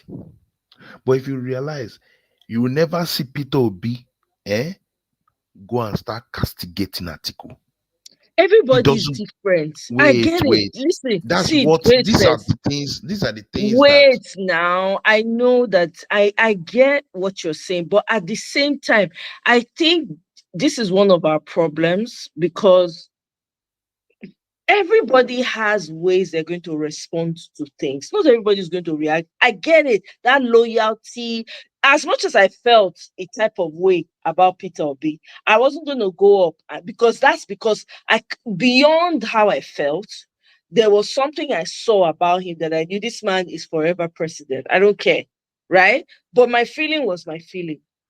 If I now got to the point where I was frustrated and I came out and I said, hey, and I gave an interview, right? So my point is, I don't think it's fair for us to just, and I don't agree with you, Zipporah. I'm sorry, respectfully, I don't, right? I don't think it's fair for us to just, conclude on him. This is my opinion. This is just let me put it that way. It's my opinion, right? So it's I'm not that not here to we're go back and concluding forth on about him. Kenneth, I what know, he I did, know. whether it was right or not, right? It's not that we're concluding on him You know. generally. We're not concluding on him. We can't conclude on anybody. Everybody has a But chance to make. when Oga Ike was talking, it was like his political career is dead and all of that. It's I going to mean, be very I difficult. don't know. If you look, I don't no, know no, about that. looking at it from what Ike's saying. You Now, understand? in Enugu, he had massive political capital. Actually, I was thinking, in my opinion, that he will run for governorship for Enugu State and he will win landslide. We Why? are not hearing you Because again. No. sorry, I It's was not as I was clear. I was Okay. thinking, can you hear me? I was thinking that he Yeah. was going to run sometime, maybe in 2027, for governorship of Enugu, and he will win. He will win landslide because he has that political backing from his principal, Peter Obi, who has massive political following in the Where you want East. prove bad? Where you want prove VAR? Eh? Where you want prove VAR? Valentine. No, No, Okay, no, Valentine is Valentine is Anambra. Anambra. Sorry, Yeah, Valentine Anambra. is Anambra State. Anambra. Valentine Yeah. is Anambra. So I feel that he was on a trajectory. But one thing is this: one thing is this, especially the political calculations in the East. Once you start going against somebody like that is a street that has street credibility, like Obi has street credibility in the East. Forget what those governors are talking. The Eastern Heartland, they know that this man is the man. They will go against him. It's just like now, what's happening with Soludo. Every day Soludo is fighting Obi. Even when Obi is not talking to him, Soludo is fighting. Even currently now, Soludo has been saying his own things. All right. But you see that there's pressure on the Soludo government that, okay, don't worry. When you come to do elections, we will know who has street credibility here. So, in terms of that, that is what I think our brother Ike is saying, that Kenneth has really shot himself in the foot. He should have been patient, or he should have said, look, I don't believe, I agree with what he said. He can say his opinion in terms of how he expected things to be done, how he expected Obi to take actions in the Labour Party. But that should have ended there. But what has happened is that he has been coming out more in the media to justify, to defend his statements, and to, further castigate, which I feel is not necessary. It's not Okay. necessary. You have said the first one. We've heard Mm-hmm. you. We understand your frustrations. Most people were frustrated like that. But moving further, you don't need to continue on it. And when you did it to the man the first time, the man says, oh guys, please don't, nobody should castigate him. The man did not even throw aspersions. The man just said, look, you are my brother, that's fine, I understand your frustration. Do you know that Daddy was frustrated? Daddy was frustrated. Yeah. Daddy wants to go and fight. I'm telling you, and I'm with Daddy. Daddy is the one I'm behind. Yes. But Daddy still, but he still told Daddy, go to Arise TV, speak your mind. Speak your mind. I give you freedom, speak your mind. Daddy spoke his mind, but Daddy still say, you know what? He's my principal. This Right. guy is my principal. Right. I've I see spoken what my you mind. mean. I get your clear up point. from the space. So Yeah. Kenneth should speak his mind, but don't continue on it. Leave it. Don't start opening up and making it as if this man is even useless. Let's look for other people. No, don't go there. Don't near that. Just say, look, I expected him to do this, and I'm not happy about it. You have said it, but don't start moving further again. That is what is not the right thing, because it will be as if, what were you doing before? Were you really with him? Right. Right. It will call to question, because he gave 2 interviews. The first one, people let it slide. The second time, he like heaped up on it. I get it. You are heaping up on it when Your volume is doing shaky again. You see. Sister Moye, even last week again, he did another interview. But let me rephrase what I said. Let me rephrase, because I can understand from where you are coming, right? Okay. Yeah. I'm not just really saying that his political career is over. Just like Sid was trying to expatiate on that. Maybe that's why I said, let me rephrase it back to probably what Sid was trying to say, what I was thinking, and exactly that's what I meant, right? Right. But there are a lot of people who were frustrated, like you, like me, every other person, like Balami left, I was one of the Yes. people that And he has reasons to leave, by the way, guys. yes, he hit me so hard that when Yes, he hit me too. he hit me so hard when I had that Balami left, right? Yes. Yes. But because in the case of Balami, I could understand, because Yeah. he's a businessman, right? Yes. And the kind of business that he does, right? These people are going to cripple him, that they're almost crippling him already, right? So I can, and I think Mr. Peter B is a wise man. He understood, and he completely gave him his go ahead, his blessings, right? And that's why the man walked away without making any statement or any comment, right? Yes. That is what I expected my brother Kenneth to come to. I never expected him that everything should swallow. No. That the time Aisha will get angry about Mr. Peter B. But at the end of the day, the next 2 weeks, she will come back and begin to teach us again and begin to lecture us to understand this man, because this is the right thing to do, right? So let me rephrase that. I'm not God. I can't decide his political future, right? But just like what Sid was saying, you asked of Valentine Ozibo. Valentine is there, right? He's patient. He's working on the ground. He's working his political foundation on the ground. Like Sid was saying, 2027, maybe Kenneth Okonkwo will go to Enugu to contest as a senator or even a governorship candidate. It's going to be a straight, ticket. You understand what I mean? So I am Right. feeling for him also, because I am looking forward for him to be in Enugu, to be one of the political decision makers in Enugu State. That's my dream for him, right? But as it is right now, he's gonna walk it back. It's going to take a long struggle. Many things he was not supposed to go through, right? By getting wherever he wanted to go. So that's my area of this. And I don't want to sound like I don't decide his life or his political future. No, that's why I say I rephrase and I withdraw that statement from what I said. But so I concur with what Sid said, right? That is the area I was coming from. I didn't Right. mean to. It doesn't mean that he shouldn't have his own opinion. No, a lot of people has left the obedient movement, but we are still there, right? You are still Yeah. there, Yeah. so we all cannot leave. There are a lot of people Right. who are saying no matter whatever happens, east, west, north, and south, I am with Mr. Peter Obi, right? It doesn't matter whatever happens. That Mm-hmm. it is not only loyalty, but there are so many things. I never get interested in politics. But since 2023, when I begin to follow this man, he has opened my eyes in so many things that I need to learn as a man and as somebody who a lot of people are looking up to me, you know, for them to have a better vision of their lives, right? So I Right. am learning so much from this young man, right? You see what he said when he was speaking. We are not sacking anybody. We are not expelling anybody. You are free.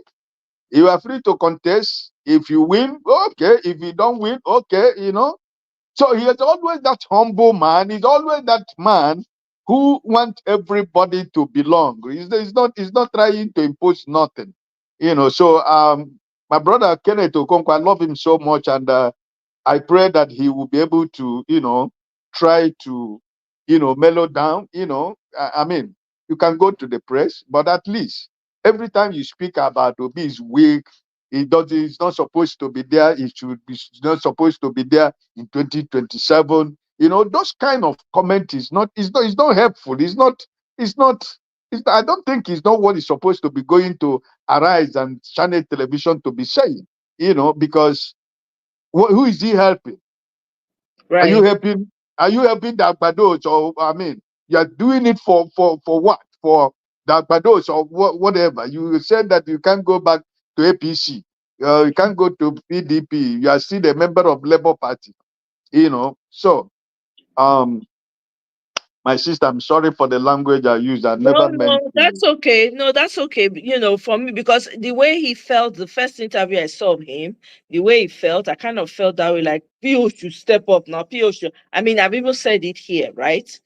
But at the same time, I understand where you guys are coming from. I do. I get it. There's a thing called loyalty, especially in that kind of with the politics in Nigeria and the fact that we're trying to build a new Nigeria. Loyalty is a very key ingredient. You cannot, because truly Ahmed Dati, who is like a spirit animal for me, like, I like when Ahmed Dati they provoke. That man provocation, they give me joy.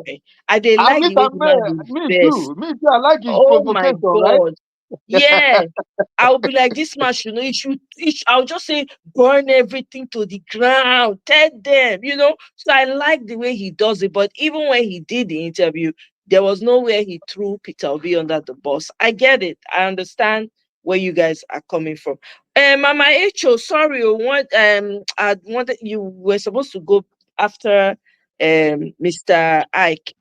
Are you still there? Abi Mama Echo, don't go sleep. Mama Echo, are you there? Mama Eche don't sleep. Oh, Don't she's sleep. taking care of her children, so just allow What her. of I the do. other my sister? Natu. Not to Eh, say. Natu is probably is late where she is as well. I don't know. Huh. Natu, are you still there? Yeah. They're He's in a in the US. very He's in yeah, the US. she's in the US. Oh, she's joining again. Maybe she had problem with the initial. You have to Okay. take me out of one, Ah, got it. So the old should I one. take you out of the other one? Yeah. Okay. I'll take you out. See me, I was Okay, I think laughing it's at good you. now. Yeah, it's good now. No, Yeah. I was working in the afternoon. I had a headache, so I went to take a Okay. nap, and I Oh, went I to my see. work. So now I Okay. was just with you while doing the work. I think I agree with everyone's submission. Everybody has the right to feel the way they feel.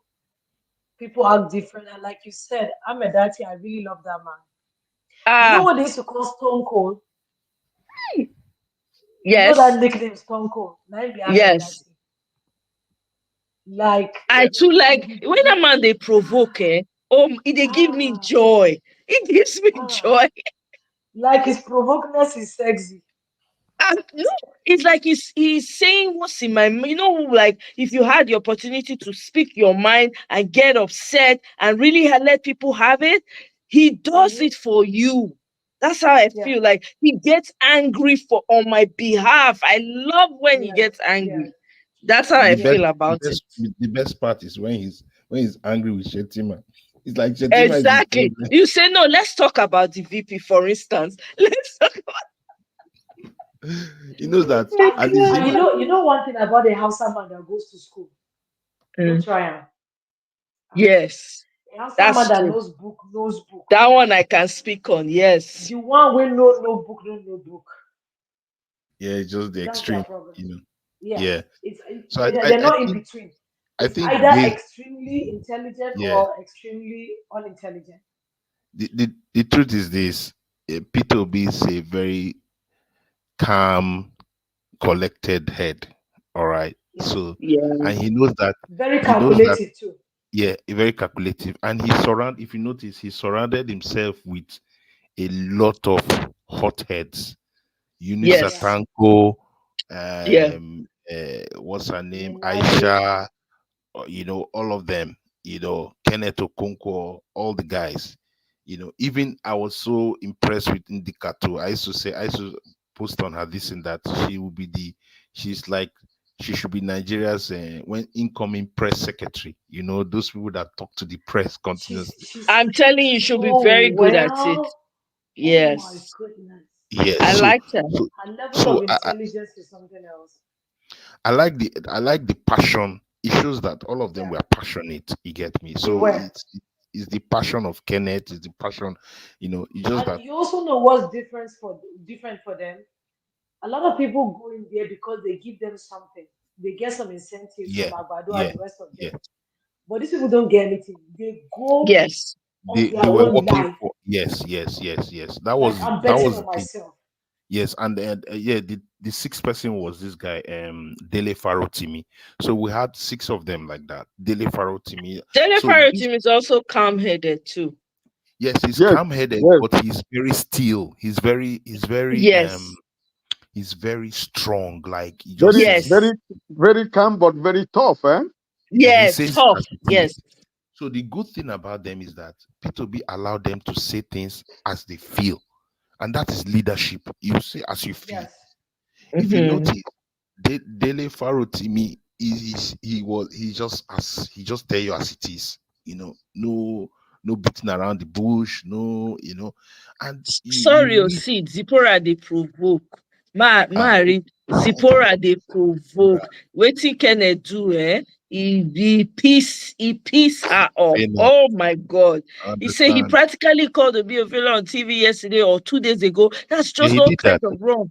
When I saw that, I didn't watch the interview, to be honest. I just saw clips of it. I was so ashamed at that level of disloyalty. And sometimes we get so upset that we just want to destroy another, but we simply end up destroying ourselves by the words coming out of our mouths. That's what Kenneth did, and it's sad after all his efforts. I really don't have problem with him want to go away. Do you understand what I'm saying? Yeah. But this But he's equate. I'm looking for the right word to use. Let's assume you have a car that takes you from point A to point B. Do you understand? And then Yeah. every time people try to talk, then you just be saying, "Oh, this is my Akala moto. This moto is very easy." But this is the car that takes you from point A to point B. Do you understand what I'm saying? This is the car that takes you when you need to go for an interview. And this one they take you when you don't get money. Do you understand what I'm saying? yeah, So sometimes when people come like that, I understand people have the right to feel the way that they feel, but I think it would be more better for me if you say nothing at all. yes, But coming to say stuff is a level of disloyalty for me, and it also projects for me the kind of person you are, and it makes me question if I can trust you with my loyalty, if you can do it to the other person that you were vouching for before. Do you yeah, understand what I'm saying? I don't yeah, have yeah, problem with him, the way he feels, whatever. A lot of people felt it that way. But yes. our wise people will say, not everything will come your head, they come off for your mouth. Yeah, yeah. So you see,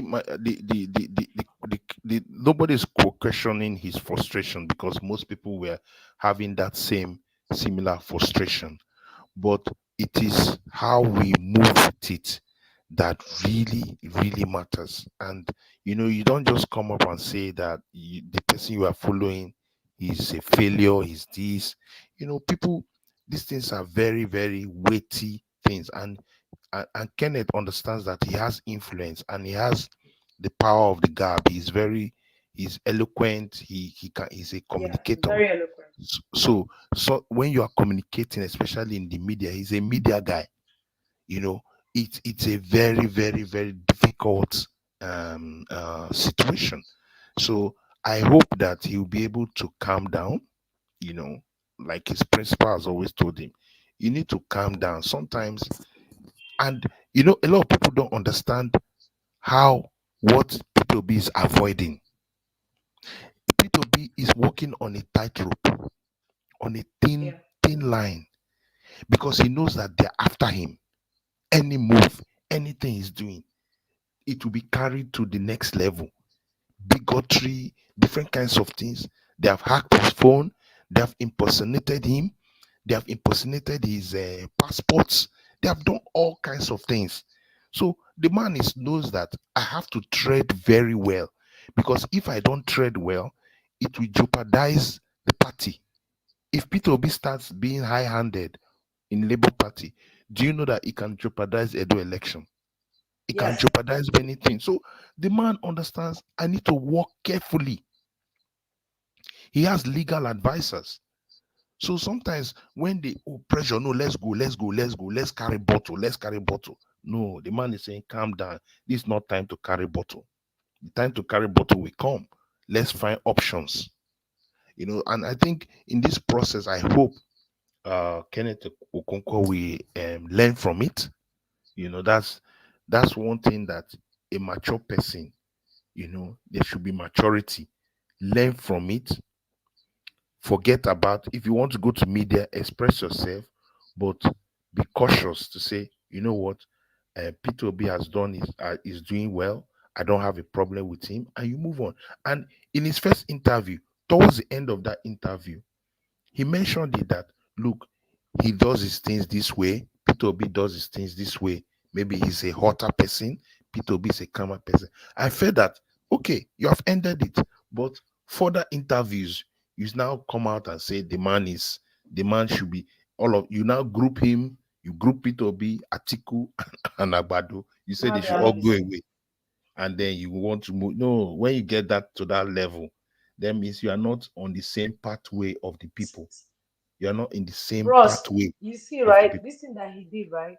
If you're going for a work interview, this thing that the what's his name did, you're not going to be hired. And let me tell you why. Because they're going to ask you, how is your other job? Why do you want to leave?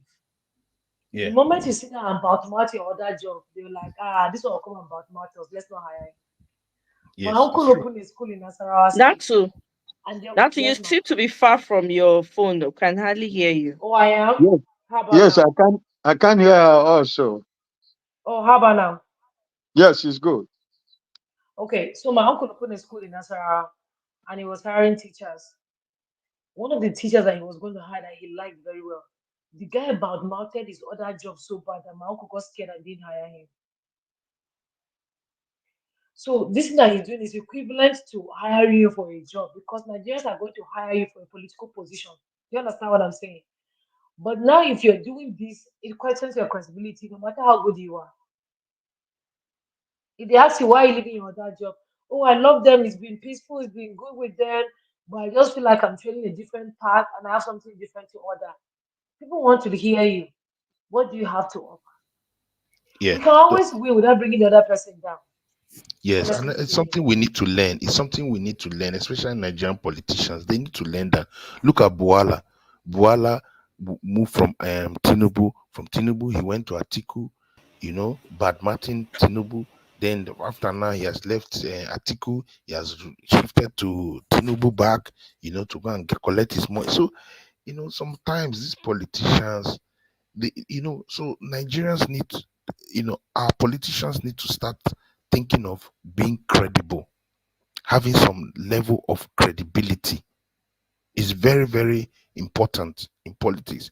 The reason why people now follow Peter Obi is because he has some level of credibility in government, in governance. People have seen what he has done. Okay, if this man had power to collect money and he didn't steal it, it's, he has added credibility. At that time he was doing it, they may be saying, "Oh, foolish man, this man's supposed to get sense. It's turn by turn. Chop your money now for your family." But he understood the place of credibility of the future. Now, Alex Oti. Alex Oti is doing his work in Abia State. Don't you think is it going to be very difficult for Alex Oti to say, "I want to run 4 years more"? It's not going to be difficult. He has built the credibility. He's building his credibility. And if at the end of 8 years, Alex Oti finishes and he wants to maybe go for senator, it is natural. It's people will just say, "This man has credibility in the bank." So I think young political operators look at you. Eunice Atanko is not an Igbo person, but you see him. He has been there with Peter Obi through everything. Everything. He's just there. He's just there. He's just there. He's just there. From different states, from different religion. So sometimes you build your career. Tomorrow now, Eunice Atanko may want to contest for election in his state. Of course, he has built credibility. it's just going to be it's just going to be easy. So these are the things people are looking at. Zipporah de Vex. So Omoye, I'm, please I'm listen to telling how you, Zipporah, they provoke. Zipporah, no come, come panel now. May you come air your grievance. May you come on for your chest. Ah, dear Zipporah, they God. type up storm. Sorry, go ahead, Mr. Ike. Hey. Kenneth Okongo is working with the APC. He's a spy. You know what? I don't doubt it too. I don't doubt it. Wahala. I don't think he's a spy. I don't think he's a spy. I just feel But he that used to be in the APC. What do you yeah, mean? yeah. He used to be in So the Omoye, APC. there's also something about the Igbo man. All right. They operate like Republicans. All right. The Igbo man can just say his mind. He doesn't damn the consequences and he just does what he wants to do. And sometimes that becomes a disadvantage in political circles. I remember in 1999 when PDP started. Do you know that PDP's top presidential candidate was Alex Ekweme? Alex Ekweme was a man that could have steered this country in a right direction. And what frustrated it was the military realized that Alex Ekweme was talking about, because Alex Ekweme was the person that proposed 6 geopolitical zones. And he also proposed that there will be six military uh, uh, military heads. So like six military heads in the six geopolitics. And he was proposing things like state policing and all that. So the military knew that he was breaking it up. Overnight, they released Obasanjo from prison. Among the people that created the phantom coup, they released him. The journalist asked Obasanjo, "Are you interested in Nigeria?" Obasanjo said no. They pumped money for him. IBB pumped a lot of money to Obasanjo. Everybody knows that. And then in the just conventions in PDP, as they were holding their conventions in PDP, Ekweme was coasting home because the power was going to come to the south. Ekweme was coasting home. They brought out about 4 Southeasterners, people like Jim Wodo, or different guys, just brought them overnight. And Ekweme lost the election. And Obasanjo, who had not even done anything, won the primaries. Shockingly. So, because they needed a general that knew them as ex-general Abdul Salami and the rest, they wanted a general there. IBB wanted a general there. And everything, turned around. So sometimes Igbos play these Republican style. They just say it as it is, not necessarily that they are used as a spy, all right, but he just wants to prove that I'm a man, all right. So, because what he was saying in his last statement, he Sorry, said, Mr. Ike. Thank you very much for stopping by. I know you had to go. We just got carried away with this talk. So I just want to quickly say good night to Mr. Ike. Sorry, I be go there for don't 1 wait. meeting for. Mama, I say you don't reach. Let's be the name of that village.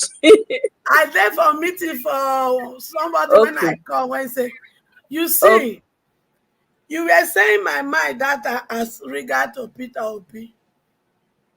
Some of una when they follow Obi, una no know Obi. Obi say, I want to learn. That means, and speak out. I want to learn from you people. But some of una no want make the question Obi at all. Una get to mature up. Una get to change una mindset. Because if you believe in Obi, then you should also believe that you too need to learn, just like he say no, he won't learn. Ken has the right to react the way he reacted. I know he reacted that way because he has pushed in suggestion, and there is no, and it's looking like there will be no response. But I can tell you that all the questioning, all the pushing is what made Peter Obi to react today and form this group at all. So, Daddy Ike, you go withdraw that statement when you make concerning Kenneth. Sure, he already did. Okay. He did. Yeah, So, he already did. make una get open mind of pikins there. Because una see this journey when we want undergo to be able to take over and drive these wicked people, we have to unlearn a lot of things come up from our head. And we have to learn new things. Because your old self and my old self are biased. And if we want to fight for justice, truth, not constant. We must stand for truth at all times. But truth doesn't mean Be ready disloyalty. to learn. Truth We does know not they mean read. disloyalty. All of us go into reading, No, see, here's the thing. I understand where Mama Icho is also coming from. I get it. Because you know why? It seemed like Peter Obi himself says he wants people to question him. He wants people to tell him where he's doing something wrong, right? Yeah. And that's the angle I saw Kenneth Okonkwo's reaction from. Fine, I get that part of disloyalty, certain things he said that maybe he could not have said. That's fine, because that's his lesson to learn, right? Because we're all a work in progress. We're not always going to get it right. But there's also this other side of anytime someone has a differing opinion, especially when we're gathered as Obi supporters, right? There seems to be this quick pushback, like nobody can question Peter Obi. I'm not that kind of person. I won't accept to be silenced because I have a differing opinion from Peter Obi. I refuse. I'm not a dummy, right? Yeah. I'm not a robot, right? I'm not a zombie. So if Peter Obi does something wrong, I will call him out with a quickness. That's Yes. me. And the man is already open to it. This is the beautiful thing about Peter Obi. And you see, the funny thing is, okay, even when you look at the way he reacted with what Kenneth Okonkwo did, he reacted to it with such grace. That's a man who's a true leader. That's a leader, true and true. No But questions nobody's asked, arguing about right? querying him. So Nobody's arguing that part. I What see people are the point. concerned about, what people are concerned with Kenneth is that you've made your point. The person you've made your point about has taken on board, has received it with grace. Now that should end it. But Kenneth keeps moving on to deeper stuff. That then you have crossed that boundary. People can just say, "Oh, wait a minute, stop." You talk to somebody about an issue. So what did he say? What did he say exactly? I mean, because I really didn't watch the interview, to be honest. I didn't really, even if I didn't pay attention to some of the things that I think is really pissing, especially Zipporah off, right? There are many people that are just as mad at Kenneth Okonkwo, just like Zipporah is, right? So what did he say that really is triggering all of this? Yeah, he was trying to, like what Zipporah said, he was almost saying that Peter B is a failure, he's weak, no, you don't, and that we should discard them. We should discard him, discard Atiku, discard Tinubu, and there should be fresh new faces. All right. But wait. Okay, yeah, I heard that one. But do you know wait. where he's coming from with that statement? It doesn't matter where he's coming from. No, it matters. No, the reason because Do you know why? Wait, listen. Do you know why I say it matters? It matters because he knew that 2027 they've already prepared for rigging. Everybody knows that. It's not a new news. Are we going to play the same card? No matter my children come to vote again. So what you are trying to say is that we should do illegality because we want power. No, Obi needed to. Obi was trying to say, be patient. Once June ends, it will be legally right for a caretaker committee to come in. Number one. Number two, Peter Obi is not a member of the National Working Committee of the Labour Party, so it will need a politically elected leader. No, we are not talking of Labour Party. That's where it's coming from. The problem is from there. Now listen, it's coming from two angles. Labour Party number one, not allowing the youth to protest when they stole the mandate. Why should they? Peter Obi said he will not lead. He will not tell the people to protest where he has not done. You are wrong there. No, he was not wrong because the monster you are dealing with they will not stop this. Peter Obi was very Mama Echo, everybody has their angle, right? I mean, as you can observe, everybody can observe. People came out to protest. There are 10 people that are tying treason charges on right now. There's a man, Pidom, literally, that guy was delivering inside information to us. That man is almost gone. Yes. Nobody is doing anything.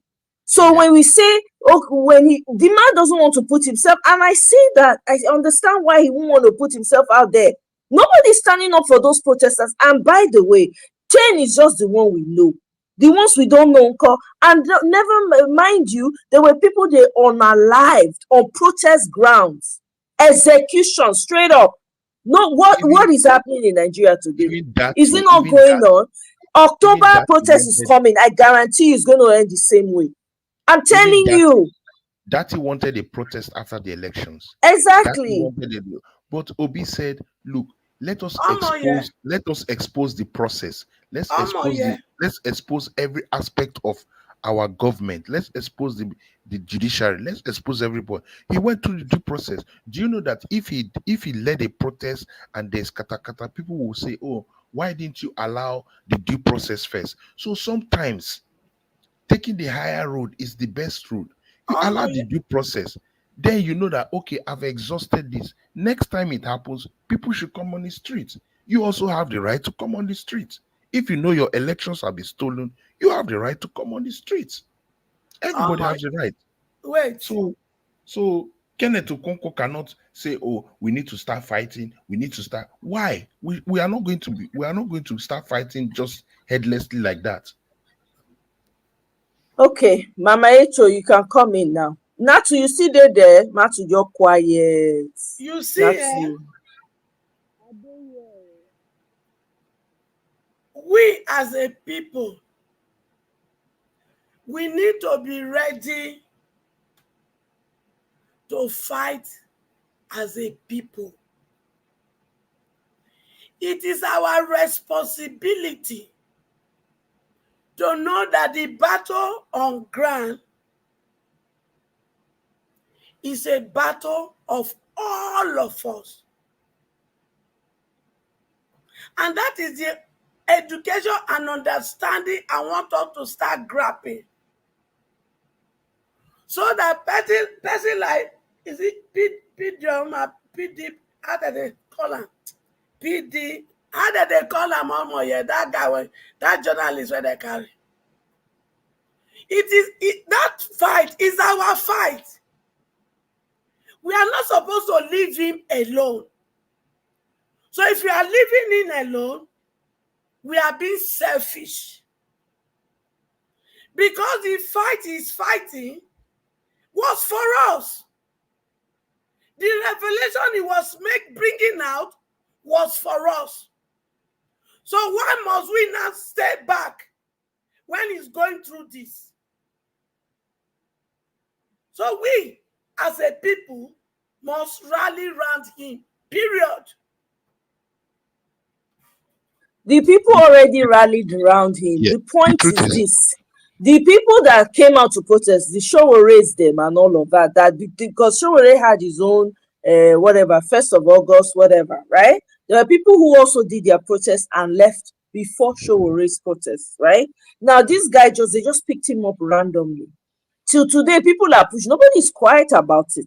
Nobody has been quiet, right? But the point is that when people come out and protest like that, when we say, "Oh, we have to," because I was saying it too, right? Like, we need to just shut everywhere down. But the truth is, the people, whether na hunger, whether na air, they don't blow powder for air somewhere, somehow, right? When they keep people from not being able to do what they need to do. I don't know what it is, right? No, the thing is, the truth is this. You get me? Nigerians have been pulverized, and we have seen the effect of people that have been fighting for their rights in one way or the other. They get arrested. Okay, look at Nnamdi Kanu. They don't follow any due process. The man is still incarcerated there. I'm not an Nnamdi Kanu person, but the truth is that he should be released. If the courts have allowed him to be released, let him be released. You get me? But they don't follow due process. He's incarcerated. Does anybody fight for him? No, except his people. So if they pick up Peter Obi and put him in jail, we'll all make the noise we're making on Twitter. We'll just be doing all the same things. The man will be languishing in jail. The man will be languishing in jail. So Peter Obi understands this very clearly. And he has said, look, we have to match these people with intelligence. We have to use intelligence. Do you think that if they don't have a debt on Peter Obi, they would have not brought it out by now and tell EFCC to go and pick him up? They would have done it long time ago, but they don't have anything on the man. And so the man is trying to be careful and steady and build his coalition and get across to what he needs to get across to. So I believe that Kenneth Okonkwo has the right to communicate, and I don't think majority of people are annoyed with his frustration. But what majority of people are not happy with is after you have been frustrated and all that, even that he was frustrated. But at the end of the day, you look at it and say, okay, where is my political leader thinking of? How is he thinking of this thing? And then when you come out into the media, you don't start castigating your political leader, because it now tells us that, oh, when you are telling us to vote for him, he is not truly a good leader. You are saying he's a weak man. You are saying he's a weak leader. You are saying he's not competent enough. That's what you are communicating. So why should we trust you? Because last time you told us to trust you and vote him. But that means now you are telling us that, oh, he's not a competent leader. He's a lazy person. He's this one. He's that one. No. There's a difference between arguing for policy or style or what you intend to do and then bringing down somebody. We must be able to create that dichotomy. That's the next level. And I think with obedience, generally speaking, different people you hear from their responses, they are not saying you cannot question Peter Obi. There are some of his policies I feel, oh no, I don't think you should go through this way. I think it should be this way. And people, if you notice, it's only in the obedient movement that people speak their mind. People tell you different attributes or different things, different ways of doing things. But the truth is that you must still back your leader. You must still be behind your leader solidly. He's not getting 100%, but at least with his 80%, you are solidly behind him. He may not get the rest of 20. There's no perfect leader. So when you know that there's no perfect leader, you ask yourself, does he tick most of the boxes? If yes, then you support his policy full on, because the people supporting Agbado support him full on. Even with all the things we are seeing, people still come out and say he's the best thing since sliced bread. And we know that is major failure. People that were supporting Buhari supported him full on, even when they were seeing whole scale failure. Even Mama Hecho that supports Showore, it's not that Showore is perfect. There are a lot of things that Showore has not done, but there are also some things that he does that are good. So things that he does are good. But Showore too, if when you ask him some things, he becomes defensive. Even his people become defensive because they support him.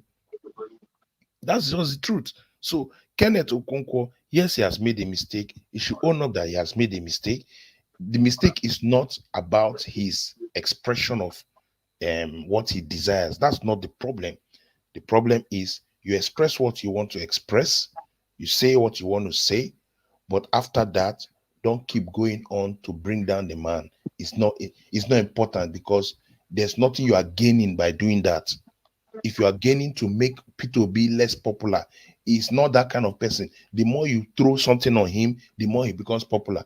Even during this protest, they did all they did to say that Peter Obi is the sponsor of this protest. It did not stick, because Nigerian people know the truth. It's not Peter Obi that is sponsor of protests. So that's how it is.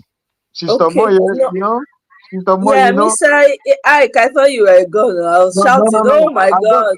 I didn't know what where I touched, and I locked myself out. That's okay, So sir. It's late listen, in your end anyway, so. I know that you are very smart. You understand English language very well. When Na night school somebody, I go, I did try. I know, but when somebody, when your right hand man comes to the public space to say that if we have elected Omoye to be president of Nigeria, he cannot defend our vote. I mean, do you know how deep that word means? That is the statement of Kenneth Okonkwo. Right. So here's the thing, Mr. Ike. I disagree with his comments, right? I'm hearing it now. Maybe I watched it, I wasn't paying real attention because honestly, these days the news is moving so fast. Sometimes I'm playing clips, I'm not really paying attention. Now, based on what I've heard today, him saying that Peter B is a weak leader, he's this, and then put lumping him up with other leaders that have failed woefully, that I disagree with. My own point of coming in was he can disagree with with Peter Obi. That's me. I don't have a problem with him disagreeing. But if he said those things, I mean, I'm sure he did because it's probably recorded and all over. That means that he stepped out of bounds. He shouldn't have said those kind of things. And Exactly. I have said it here multiple times. Like, man, I wish Peter Obi had this Ahmed Dati. If it was Ahmed Dati that was Peter Obi, I've said it numerous times here, right?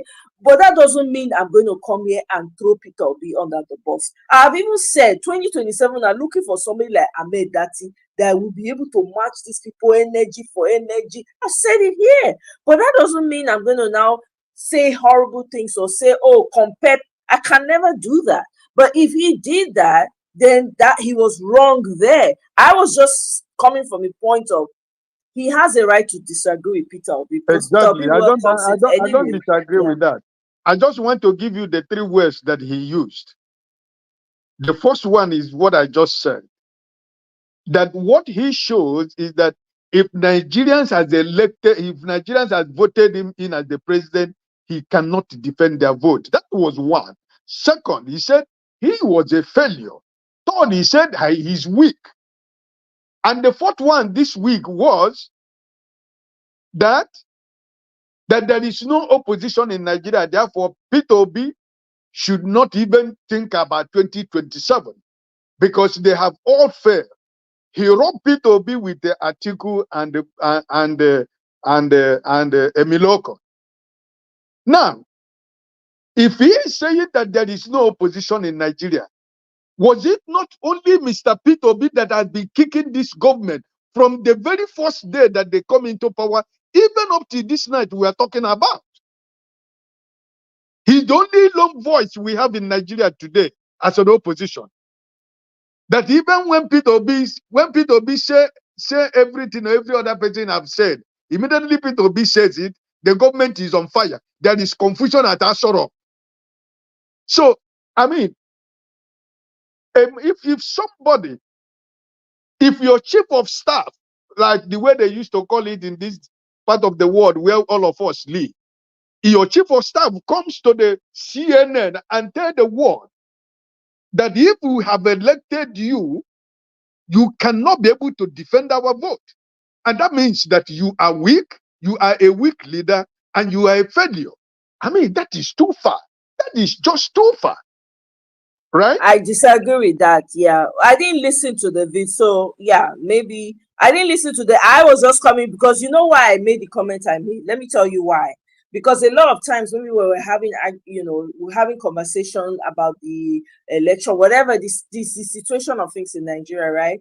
And then maybe one or two persons, or even me, maybe I can disagree with maybe the angle that Peter B wants to come from, or certain things that he does that I disagree.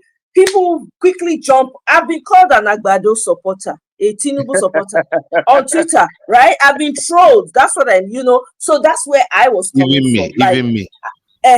So I have been called an Agbado supporter, disguising like an obedient. People should watch out for me and stuff like that. I've even gotten messages in my DM, people saying, "Oh, you are pretentious," whatever, right? But I don't care. Those things don't matter to me. So I just noticed that, okay, it's one of these things that, first of all, I've said it, I told them, I said, I don't belong in a cult. I don't know what a cult is like. I don't belong in one. I don't have intentions of belonging in one. If I cannot voice my opinion and say, no, I don't like this about I don't like the idea this man is coming up with, I have a right to say it. He's not my God, right? I can tell him. If I could challenge, when my dad was alive, I used to challenge my dad. No, I disagree. Why can't I challenge Peter Obi? Do you understand? And he welcomes it, right? So that's the angle I was coming from. Now, with regards to No, his comments, totally disagree. You cannot call what you're not going to call Peter Obi is a fake. You can't even put those two words together in a sentence. So I just said, yeah, Zipporah, if he said that's totally wrong, that's out of line. Go ahead, sir. see, you know what I'm trying to say is if like we all are following Mr. Peter Obi, he said that if you are part of me, if you don't criticize me, I'm going to fire you. I work with people that will criticize me. I work with people who will stand up for me and tell me the truth of my face. That is the man he is. He said he doesn't want to surround himself with people who are, oh, yes, sir, yes, sir, yes, sir, everything, sir, everything, sir. No. If you don't criticize me, I fire you because I don't need people like you around me, right? And he used to tell us that if you are somebody that if everybody loves you, my friend, you are not don't think it's a good thing for you that everybody loves you, right? So all of us, in my public service or my community service, I criticize a lot of things around me, right? And so we are not. I'm not afraid of people being criticized or me being afraid to be criticized. No, it makes you more strong. It makes you to learn, and makes you to correct yourself. So I don't have any problem when I do something that I think I'm right, and somebody criticize that, and I have to take a deep breath and look into what somebody said. I say, okay, yeah, I think this person is right. It's for me to grow. It's for me to learn. So we all have no problem with people criticizing people. But when you go to the point of trying to rub, a mud on somebody that what you are trying to say is not true, because you are the person who has been defending the same person for a very long time, who knows his kind of person, who knows his kind of character. He's not like that, like all of us love that. He doesn't have that kind of hot situation, right? So when that is hot, you tell me, okay, go to Arise or Channel Television and pour it out, right? Even a lot of obedience, a lot of Nigerians have even been saying that Peter Obi and that they are no more together. But one thing Nigerians do not understand, that the relationship between Peter Obi and Dati is even beyond the politics, right? It has gone beyond politics. So Peter Dati is very busy. He's having a university. He's running a university, right? So he cannot every minute. Everywhere Peter Obi go, you see him. But anywhere Peter Obi is going, that is so important, you are going to see him with that Baba Ahmed. So really, honestly speaking, my sister, I am not against criticism, because I do that often and on. So, but it's those languages, those words that he used was what really pissed me off, right? So, I mean, nobody is saying that we shouldn't criticize Mr. Peter Obi. No, he loves people when people criticize him. So my brother Kenneth went too far, right? And if it was Yeah. one time interview, that would have been okay. But it's like the one of 2 days ago, 3 days ago. That is the third time now, or the fourth time he's saying the same thing on the radio station with Shehu Shobala, the Shehu of Channel Television. He repeated the same thing. So it's just like your frustration. You are not even satisfied already with your frustration or your anger. You are still, carrying it on your heart. Anywhere you go, you see the same statement you are repeating before the journalist. I mean, it's just getting out of hand. I think he overdid it. I mean, having to go back again a second time and giving that kind of exclusive, I think he overdid it. It's so, and the truth is that the truth is that he could have spoken to Peter Obi directly. There was no need for him to come on national news to say all of that, to be honest. He could have just gone because he's been working with him. Whatever concerns he had, right? He could have just gone to him directly and just say, Oga, listen, I don't understand. You would have said that's something you tell somebody that you've worked with that you feel like they're slacking off. You tell them to their face. It's better that way than coming on national news. I don't know, but that's just what it was inappropriate for him to say that. I was only coming from the angle of we have to be able to criticize this man without anybody assuming the worst of us. But I get it. I understand completely. Zipporah, I understand. I get it. My sister, Oyemi, my, because my, Zipporah has been provoking. my The girl sister, all they provoke. he provoked seriously. I'm telling you, she provoked. She say, waiting. She just a type. They type. Oriyomi they support am. Oriyomi they put fire. Oriyomi say carry go. You are speaking my mind. He provoked. Guys. He really provoked. You know, if Aburi and his gang of, if Aburi and his gang of, irresponsible political leaders, if they have not put in Labour Party in the situation they put them, I don't think this kind of discussion would have come up. But because of these people, because of the kind of people after election, after everything that transpired, and we wanted by now. INEC gave us that we got 6 million, but we know that we got more than 10 million votes. If after the election 2023, after the Supreme Court, that this Aburi and his gangs has followed the process by making sure that a national convention from the world level to the national level is done, by now, registration of members of Labour Party, by now, we would be talking about 50 million people that are members of the Labour Party.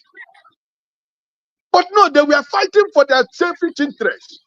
They were fighting for their pockets.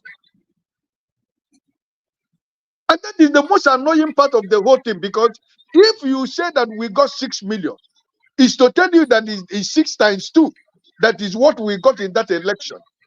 Now, is it not enough for you to say, okay, after the Supreme Court has done everything, okay, now, the Supreme Court have said this is what it is.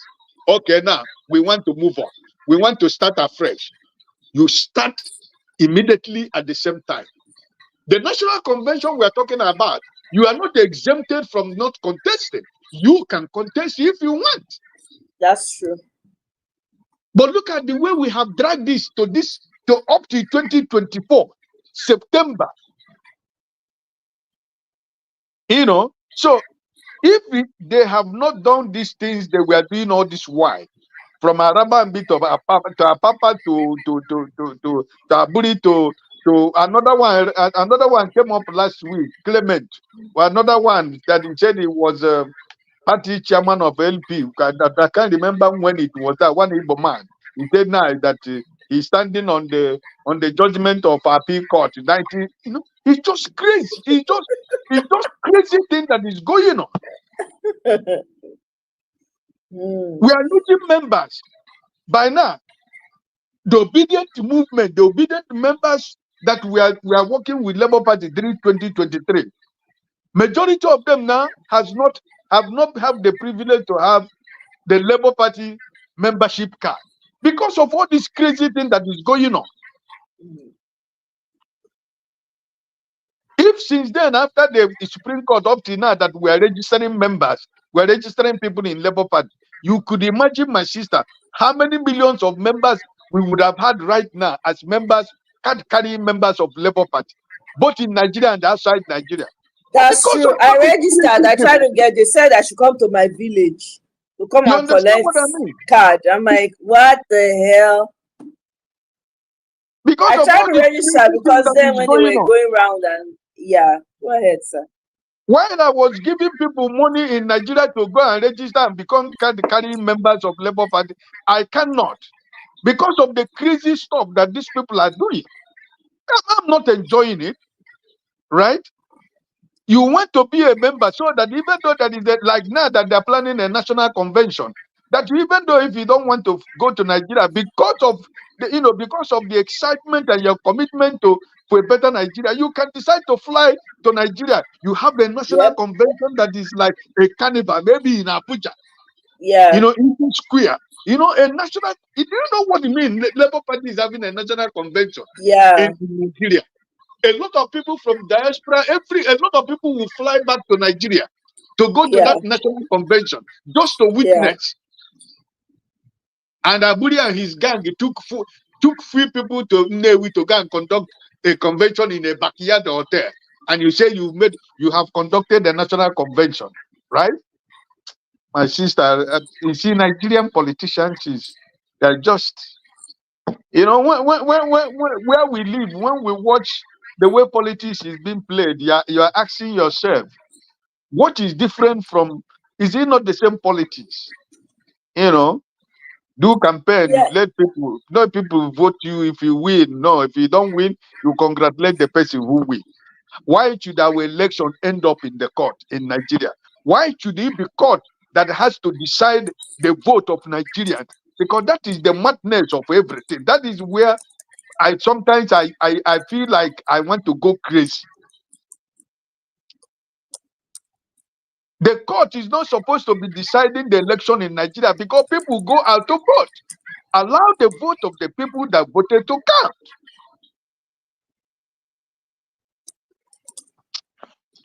My sister, tire.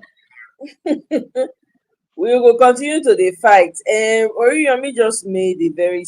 He's like, we should also clamor for new electoral laws by now. Diaspora vote is sacrosanct. Yeah, Absolutely. that's the electoral reform we are talking about. We Yeah, want that electoral reform, but you got to put your house in order because you that's true. cannot be in a house that is on fire and you're trying to go and quench the fire in another man's house. Labour Party is not The challenge is that in order. Agbado will not allow any electoral reforms. He will resist it. Yeah, but So that's where my problem is now with this whole election coming up in 2027. If the electoral laws, if there are no electoral amendments, right? If there's nothing on ground, how are we going to be able, right? Because let me tell you, this man, he knows that he's not popular. He knows that we abuse the hell out of him. He knows. So what makes us think that he's not just gonna, with his INEC people, just write a number and call it out, and then wake up 2 a.m. they give him certificate again? Are we going to do our woku? That is where I was talking about earlier on. I said that's where we have to strategize, with or without electoral reforms. Put pressure for electoral reforms. If we don't have the electoral reforms, we need to find a strategy to fight for everything till we get it announced, because that's the only way. They don't have they are not 100% foolproof.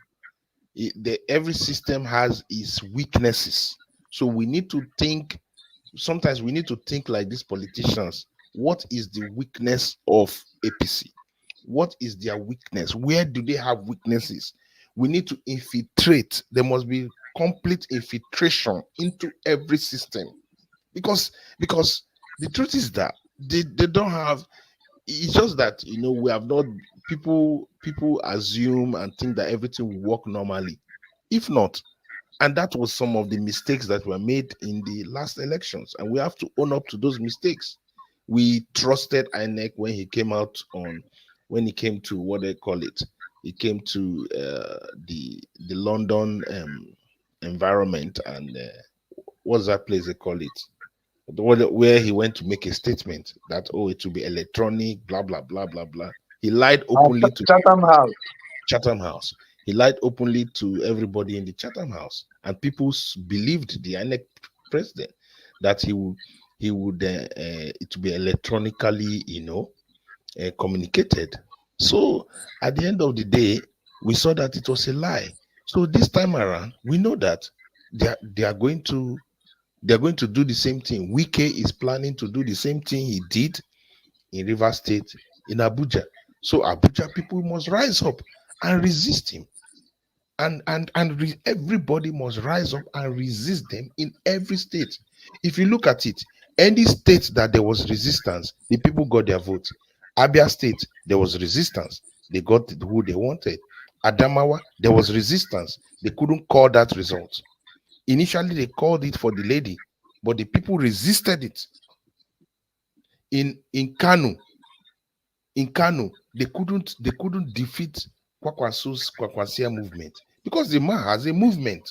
And that's why I say, P2B, build your movement. Once you build a movement of 10 million registered obedience, 20 million registered obedience with voters card, you have your movement. That means you need your 20 million people just need to go to the polls. The 20 million people just need to ensure that they go to the polls and vote and ensure that that vote is counted and called. My prayer is that you can my have prayer it is that the Edo people should resist. I trust my Edo people that this election Edo in 2 weeks' election, time. they have to fight it now. It's the same way. Edo people should look at what happened in Imo State and look at what happened in Kogi and know that Agbado that said he will give them Edo State, that means they have written Edo State results. They don't know the carry land. Edo State result is now being written by INEC. So Edo people must resist it and ensure that Edo election Otilo. Mona just forget am. Otilo. Wait, happen. The APC candidate said that I'm telling you guys, Otilo. Abure already damaged it. Forget. Mona I don't forget think that it's one. damaged. I don't think it's damaged. Okay, Motigbo, we dey here now. So In terms but of they talk, they go no wahala. PDP may win it. PDP may win it, but the worst case will be that it goes to APC. If it goes to APC, it's one chance. I am because the APC candidate is the most it's the most useless candidate I've seen. At least if it's managed, you cannot manage APC candidate. It's not supposed to manage. I'm saying the truth. It's better that it's better that Edo people vote PDP and bring in Asue. All right. I would say vote Akpata. Akpata should be the best, but if anything happens, let it still remain in PDP. APC candidate for Edo is one chance. Edo people know that the APC man is one chance. As the man, what will you do with regards to electricity, 24 hours electricity? Do you know his answer? His answer was his answer say, is it because he cannot speak English? So he answered say, that one they very simple now. Now I go buy a transformer and pose. Now he buy transformer and pose. That transformer and pose, you will get 24 hours supply of light. Can you imagine? That's what a chief executive is thinking when he talks of 24-hour light. Then you know that there's problem. There's problem. So Edo people it's not a laughing matter. Do not vote. See, Meg, I tell you, listen, this APC governorship candidate, already from a reliable source already, the south of Edo State and the north of Edo State are fighting now who is going to take control of the man if he wins. There is already an internal fight in APC between Oshomole group and the other group who is going to control the governor. You know, so there is already internal fight, even when the election is not done already. So, you know, but I hope that the people of don't know the carry last. I hope they know carry last. You know, because I follow politics. Most of my American friends, I told them that before last year, I told them that Biden is going to drop out of the race. They said, no, I don't say that. Why? I said, mark my word that this man is going to drop out because I've just watched it. I've just seen Biden, and I see that this man that I am looking at right now cannot be able to sustain another 4 years. I was telling my friends, and I was telling them, I said, watch my word. Go and write it in your dictionary. The day when he went to that debate with this Trump, and some of my friends, they were calling me on the phone, say, hey, my friend Ike, it's like what he said is going to happen. It's like what he said is going to happen. I said, I told you 6 months ago that this man is going to drop out, right? And you know, and that is what it is. That is where it is right now. And I've told some of my people who are supporting Republican, I said, mark it on your vision, on your diary. Kamala Harris is going to be the next president of America. It doesn't matter whatever the Republicans do, they can never take the White House. Don't Never. say that. You can't say never. See, there's nothing like never. See, I need a debate. But just write it. Today is 5th of September, 2024. On the Moye's platform that I told you that Kamala Harris is the next president of the United States of America. Go and write it on your dictionary. We'll come back here. We'll see it. You will Yes, see. I'm telling you. Do I not am just telling underestimate. you. Do not underestimate the MAGA movement. Forget about MAGA movement. That man can never stand on the sea of the United States of America anymore. He can never. I am telling you. Don't underestimate the silent majority of the MAGA movement. Forget about the silent majority. MAGA movement. What are the moral, what are the moral campus for anybody, for any reasonable person, even though we own America, I will own America. What moral justification will you ever American say people. the reason why that this man should go back in the White House? American people have to for our light. Don't worry about them. They're no. okay. No, okay, yeah, and I'm just, I know, I'm just joking too. Open a book, right? Open a book, I'm just trying to say that. Even that Kamala Harris, waiting, she doesn't have anything now. There's nothing. How do you say that? No How level. do you say that he doesn't have anything? No levels. Why? This man has money in the bank. He has levels. That is the problem. It's not all about money. Levels. It's not all about money, my friend. Listen, I don't agree in so many of the Democrat, policies and programs. But honestly speaking, I think like an Igbo man, Igbos and mostly Igbos are Republicans. But I tell you, for the fact that I watched what happened on January 6th, for what I saw, it is from that day that I declared, I stand outside my house and I declared upon this man called Trump. He will never, ever go back. Stand behind the seal of United States of America. He will never. Trump is the next president of America. Mark my words. Trump. Okay, no problem. Trump will win. We shall come to Sister Moye's platform after November 5th. At the end of the election. Now won't give us in Agbero. Tinubu Agbero for Nigeria. Yes, now. Trump will win the election. Before you will see that day, it will be shocking. He will win the election clearly. Because he doesn't even need any shock because he would have won that election if Biden. That's what I told my friend. If Biden continued to be on the ticket of the Democrat, this man will sweep back into power. But if my prediction comes true, that Democrats change a candidate, that is the end of the political career of the MAGA movement in America. And it's going to end on November 5th. That's why I want Peter Obi to continue on his obedient movement. Do not underestimate the MAGA movement. Yeah, but I don't want the kind of MAGA movement. I want to re-obedient. The one we are making in Nigeria is the right movement. This MAGA movement, I don't need it.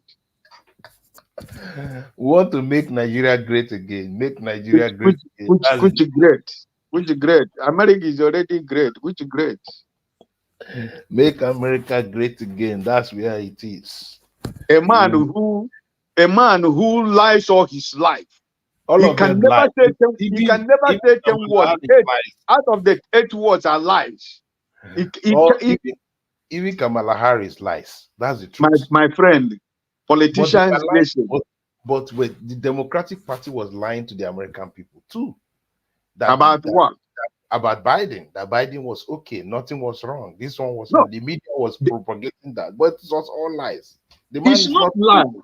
Listen, it is not lying. The thing is this. It's not lying. The thing is this. The man himself, remember, the man himself, who is Biden, knows.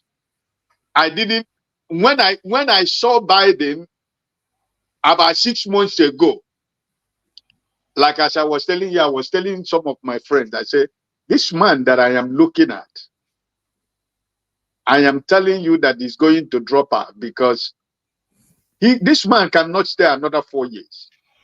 You know. So I think it's not about lie, but it is about that ego and selfishness of politician. That was the case of Biden. He knew himself that he's not fit anymore, right? He can't stay 4 years anymore. But because of politics, because of he had the dream to become president. He was able to become president. Why do you want to go again when you know that physically and mentally you cannot anymore? These are one of the problems of politicians. It's everywhere. But in the Western world, it's more understandable. I was watching the Prime Minister of Canada, where Omoye stays, and he was campaigning on the streets. And somebody, a voter, was telling him, "Listen, I'm not going to vote for you." The Prime Minister said, "Yes, yeah, I don't have a problem. That is the consequences of election."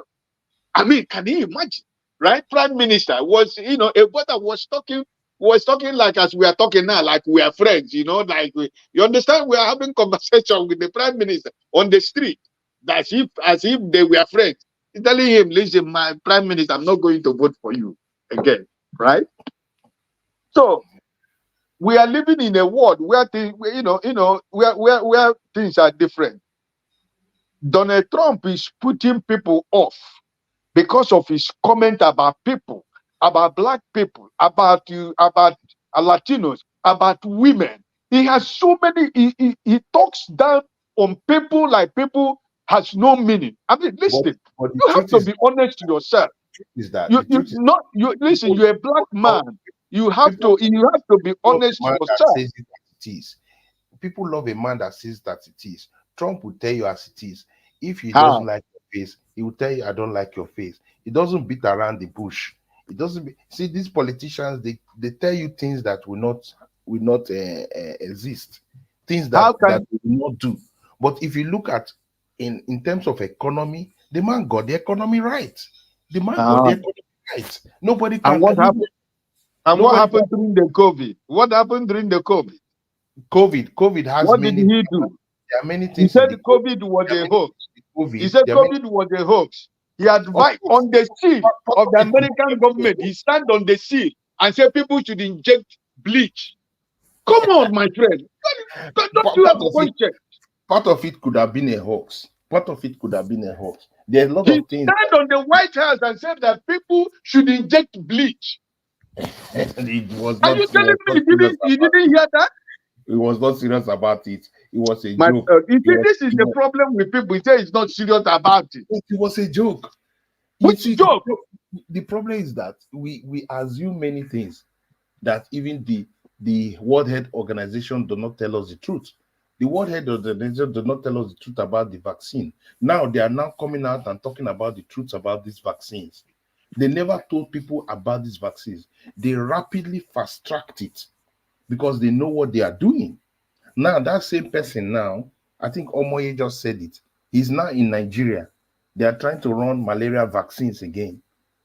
You know, Who now Bill they are, Gates? yeah, Bill Gates. Bill Gates is the person in charge of the vaccinations. So let me tell you, there are many things that you may not see. There are many things that we may not know that they propagate. I can tell you, when Ebola happened twice in Africa. The first time, it was very devastating. The second time, they were able to create controls because they did it down in Atlanta, Georgia, and then they created the control. Now there is now monkeypox. Monkeypox is happening in the same testing ground, whereas the testing ground is always in the Congo. It's always in the forest of Congo. Now there's monkeypox there again. The same places where Ebola was. Now we're having monkeypox, and they are now doing testings. So we need to be careful.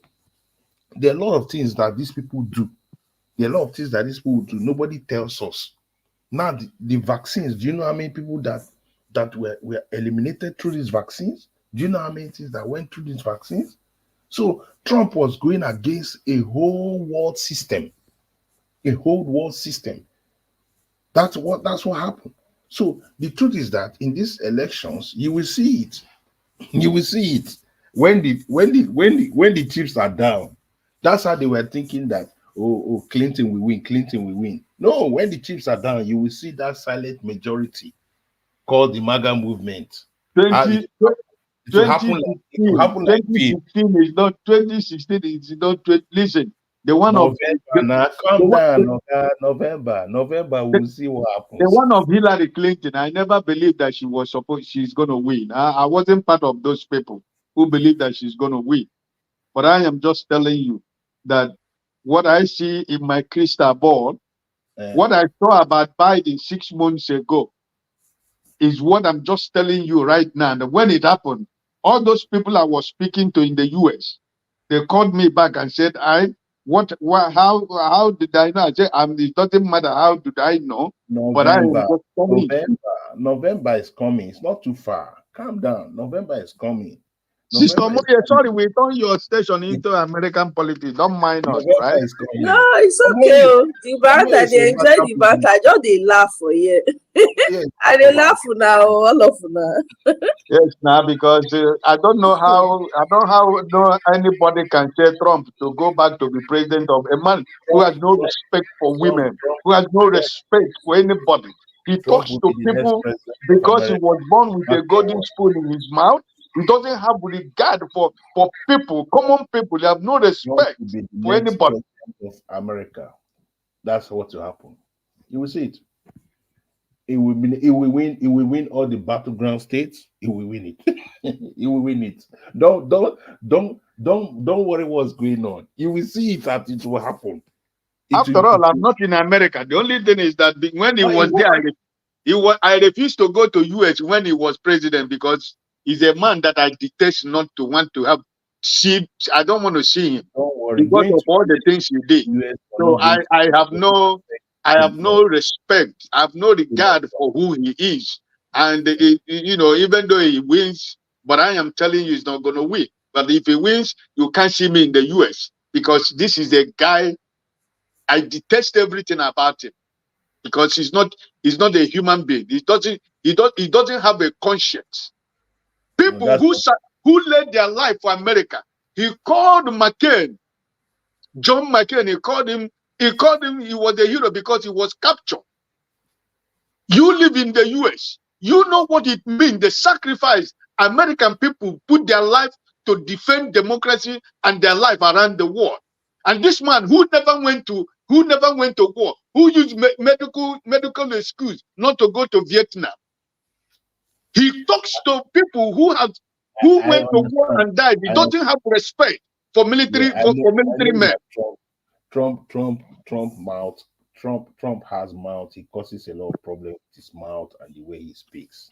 All right, but there are some other parts of what he does, and if if we had somebody that had that nationalist thinking, where you think about your country, you know, Trump doesn't want to bother you. He doesn't want to let America bother about another person.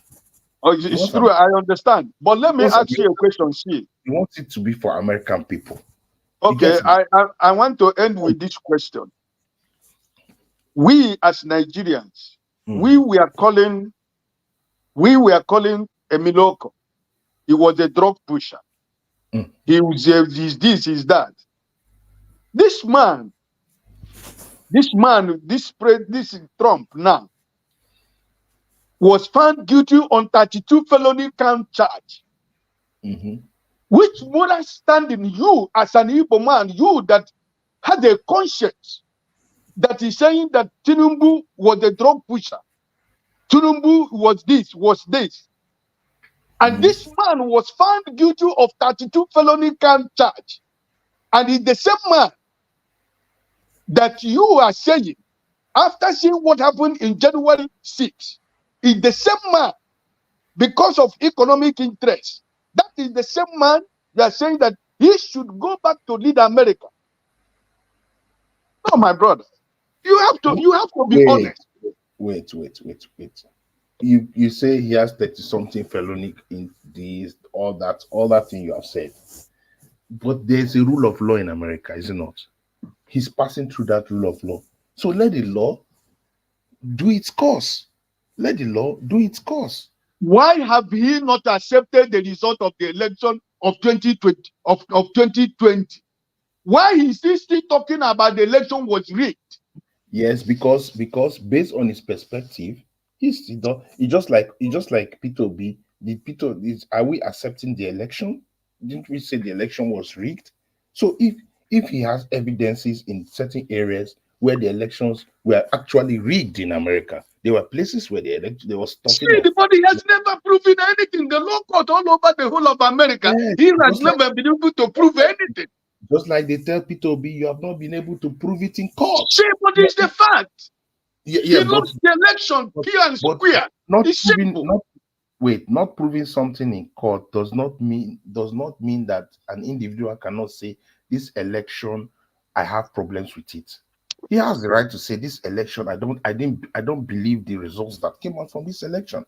I believe that the results in this election were skewed. We can accept it in Peter B's own situation, but we don't want to accept that another person can say, you know what, this election, I feel that I have a concern about it. I don't trust what happened in these elections because of one or two infractions. He did not only say that he didn't say he had concern over what happened, but he said that the election was rigged. Yes, it was rigged. It was rigged in Simple. different aspects too. It was rigged. And he decided to organize a mob to go to he decided to organize a mob to go to Washington, right? He did not organize a mob. It's the people. The people we are fighting for their votes. Just like we want Nigerians to fight for their elections. We want Nigerians, when you feel aggrieved, you need to go out on the streets and fight for your elections. Then when this person fights for election, you will now say it's Peter Obi that is telling them, it's Peter Obi that is mobilizing. No, if you think that the elections are being rigged, go out and defend your vote. When you are defending your vote, you don't now say, oh, it's Peter Obi that is dragging this mob. Just like what they always blame Peter Obi. Oh, it's people dragging the mob for protest. It's not him. So I'm giving you side by side what we are doing. So if you are blaming him for not accepting, okay, every time you look at Aisha will say illegitimate president. That's why Agbado now is trying to put in a law to say anybody that does that should be charged for treason, because they want to hold people like Aisha to stop saying that. All right, but Aisha has made herself available to go to prison. It doesn't matter whatever they say. They cannot arrest her. The Supreme Court did not approve it. The Supreme Court allowed it. But does it mean that we must not say that there was rigging or corruption? So Trump has the right to say there was corruption in this election. There was some rigging in this election, which I do not accept. He has the right. But officially, It is accepted by majority of American people. So there's nothing to blame him about on that. You cannot now tell me that, oh, he mobilized people. No, he allowed it to happen, but you cannot categorically tell us that he mobilized. And they bring up all these Trump up charges. They bring up all these phantom charges, all right, against Trump to slow him down, to not allow him to do that. Meanwhile, Biden has a lot of charges. Biden had a lot of problems with his son and what they were doing in Ukraine and the racketeering they were doing there. So, my brother, relax. November will come, and when November comes, you will see Donald Trump, the next president of America. Biden has told the world. Biden Mr. has Ike, told the good day, world, sir. if his son is found guilty, he is not going to pardon his son. He said it before the war. And that is what a leader does. He said if Hunter Biden is found guilty, he is not going to pardon him. He said it, he didn't hide it. The system will not allow it. The system will not allow it. So he cannot move away from the system. That's a very improved system. Oh, Omoye, good evening, man. Good evening, sir. Welcome. Oh. Great to I see did. you. Oh. You don't pay where I don't see your face. I've been I scarce. know. Oga Ike, God will bless you. Every one of you, God bless every one of you. Thank you for having. Hold on, sir. Thank you for having a very good sense of judgment. That is the kind of things we want in the world. Yes. And that is what a lot of Nigeria lack. A good sense of judgment and a way of picking their leadership. They don't have a template. In America, we have a template. And some of us that are Republican, we have made up our mind because a man that planned an insurrection, a man that had 32 count charge, is not fit to be the president of America. That is certain, and that is a fact. One thing you are saying here, I listened to it very carefully. I want to ask you, are you a Republican? Listen, I think... No, answer my question before I answer your stuff, before I continue. Okay, you're not Republican. No, I am not, but I love, as an Igbo man, I think Republicans, right? No, not Oga Ike, the other brother that was speaking. I just want to know. Okay, Chid. I don't know if Chid is I don't know if Chid is a Republican. I don't know. I'm independent. You are independent. God bless you. Let me tell you, what you have been saying here is not a fact. Let me tell you the fact. You see, every count brought forward to Trump in that court was known to the public. And these are things that he committed. If you follow him and if you follow the events that led to Trump going to court on those count charges brought forward by DOJ, you should know that DOJ does not bring forth a charge without not doing due investigation.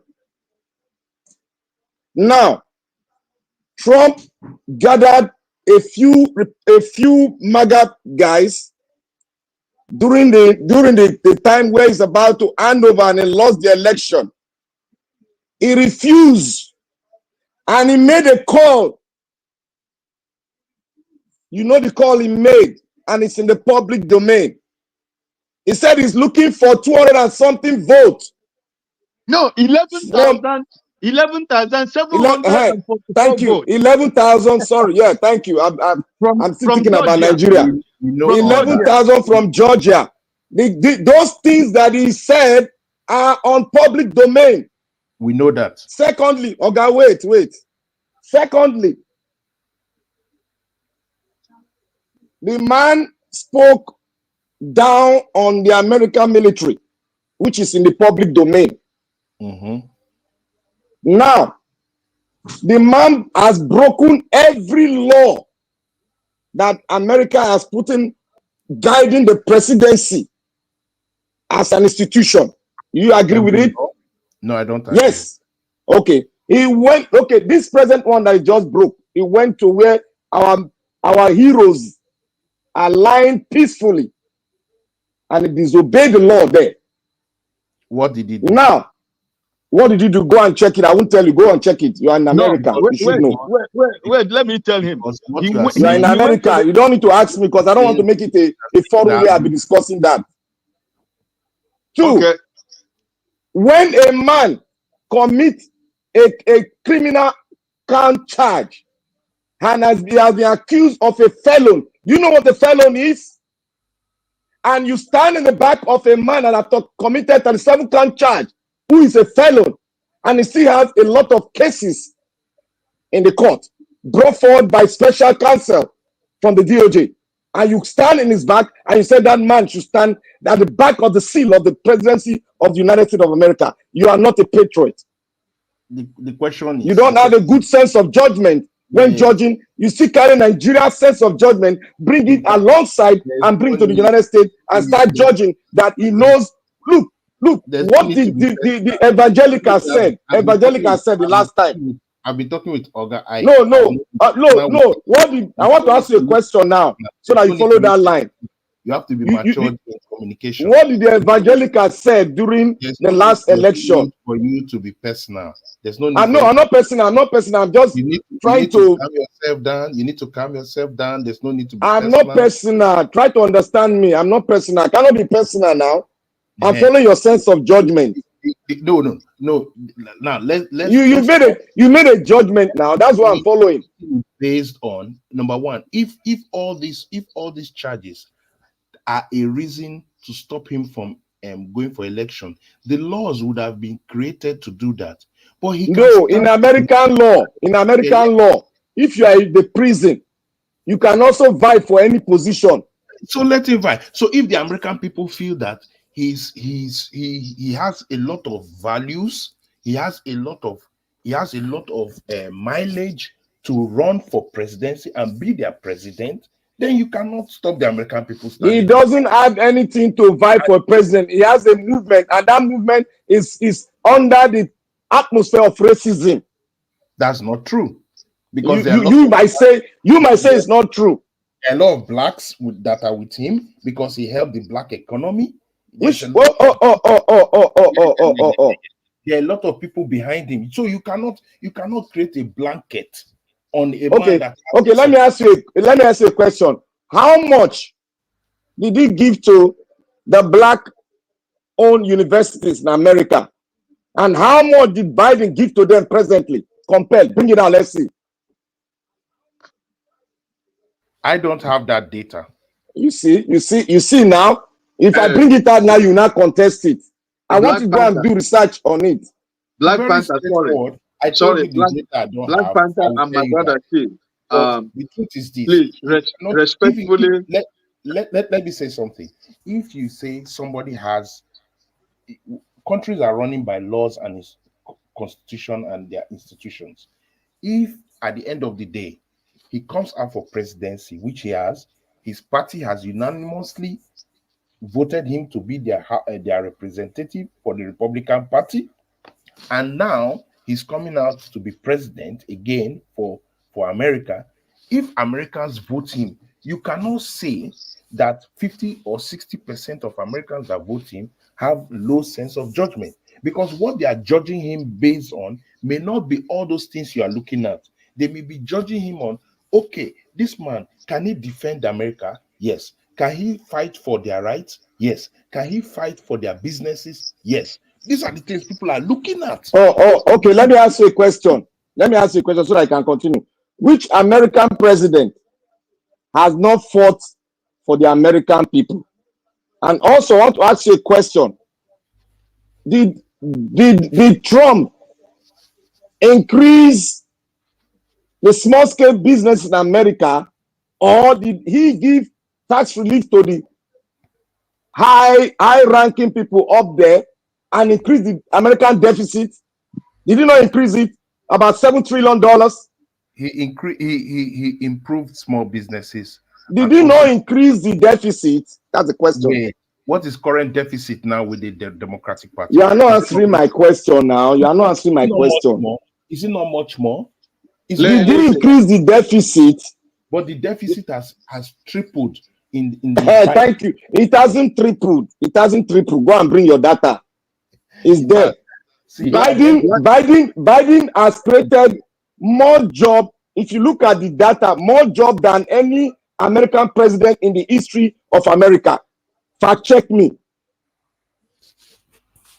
at the end of the day, the American people will choose who they want. I'm not contesting the American. You are getting us wrong. I'm not contesting the American voters and their rights. We are talking about the man Trump now.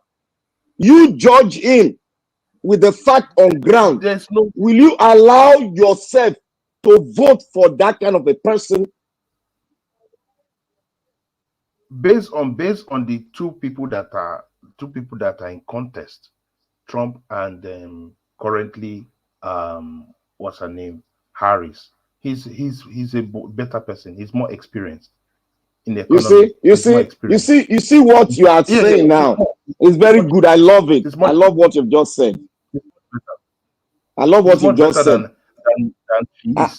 I love what you just said. She does a lot of flip flops that nobody is opening up to say. That flip flop is lying. She does a lot of flip flops. Today she's supporting this. Today, was she not supposed to be the bad border czar? What did she do with the borders? What did she do there? So some things. See, hold on. I don't like arguing something without bringing facts. You are just looking at the public, what people are saying. Look, let us draw it. Let us draw it now. Sorry. Black Panther, sorry. Can I come in for 1 second? No, you go ahead. Sorry. Is already almost 1 a.m. in my time. I want to leave. I want to thank Sister Moye for allowing me in her platform today. And I'm happy to see your beautiful face again. Black Panther, listen, I want to finally answer Sid before I drop about the border. Remember, there was a bill that was agreed by Republican that was presented by the Republicans themselves, and the White House agreed with the bill. And Trump called his men to kill the bill about the border, and they killed that bill that would have protected the border. So all these politics of all these politics, Harris was the czar to the border. She wasn't the czar to the border, but she was specifically asked to go to Central America, Costa Rica, and Nicaragua to find God bless you, Oga Ike. God bless you, Oga Ike. To stop the inflow of refugees that are coming from the Central America. If she wasn't the czar of the border, my friend. So all these politics of Republicans, I'm not in America, but I follow American politics even more than most of you that live in America, right? Yes, so, you are right. I want to leave you people. Tomorrow is another day. God bless all of you. And thank you very much, sir. Thank you, Mr. Ike, for stopping by. Thank you, Appreciate it. I'm happy to see you vet me very well. Thank you very much. Thank you very much, Mr. Ike. Have a great night, sir. Thank you. And you too. God bless you. All right, guys. I need to run too. Before you run, go. See, go and I want you to go and do your research. 1, on the border crisis. 2, where Kamala Harris traveled to curtail the influx of illegal immigrants into American space. 3, go and check how Kamala Harris supported the bill and how he has to liaise with the senators. One of the things I want to ask you is this. Yeah. In all this, my own interest is what is their interest with regards to Africa and Nigeria? And based on that, the way the Democratic Party runs their operations for Africa, I don't prefer it to how the Republicans run it.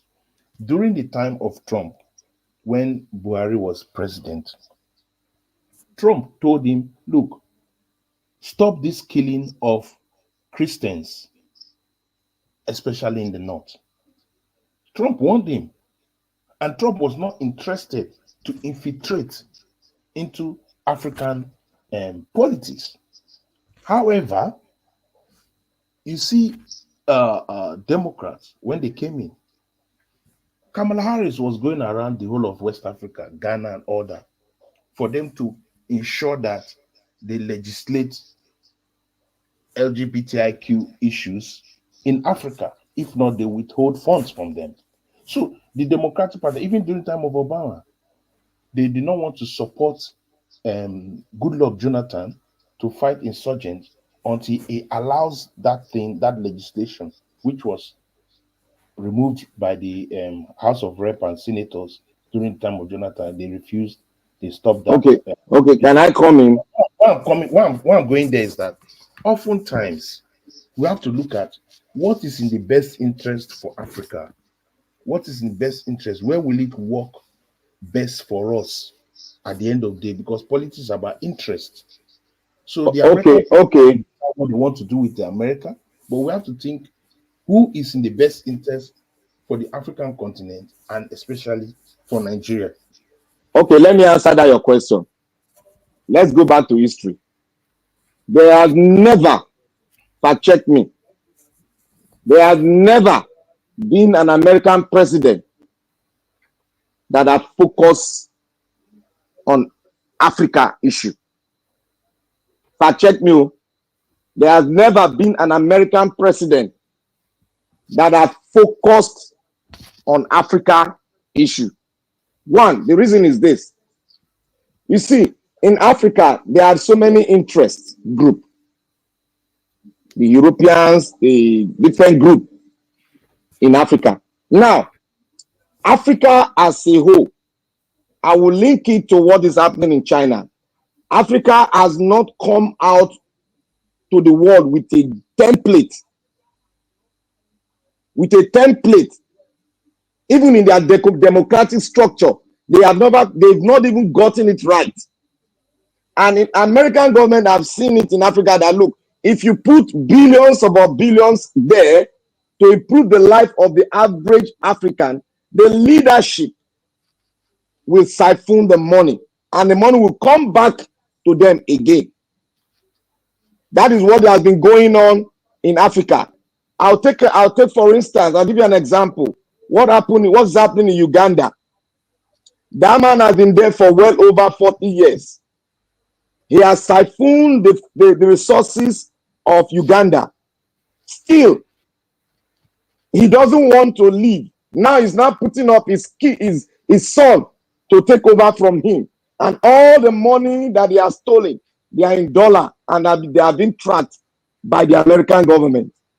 Okay, let's come back to Nigeria.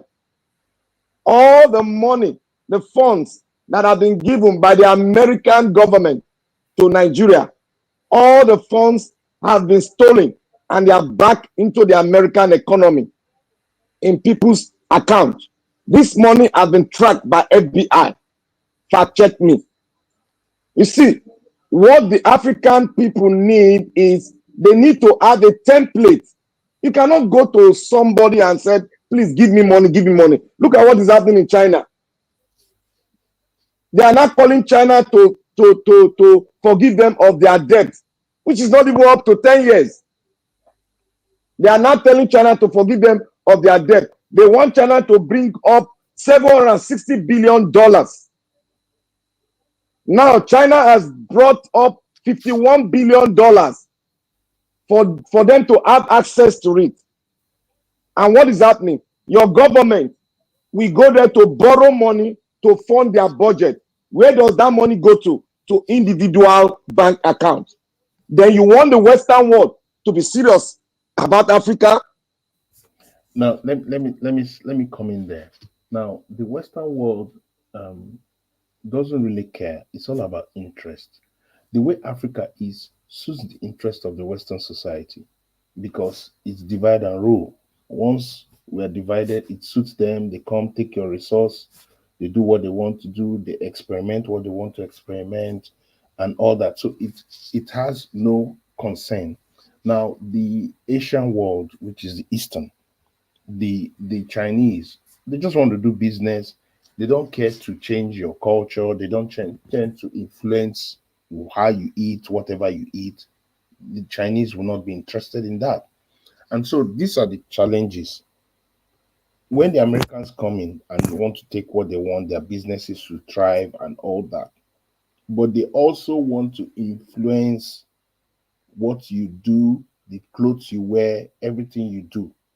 And that is the big challenge. Can I give And you a point, sir, so that you that's follow where I'm suit? looking at. That's where I'm looking at in terms Can of I give this. you a point?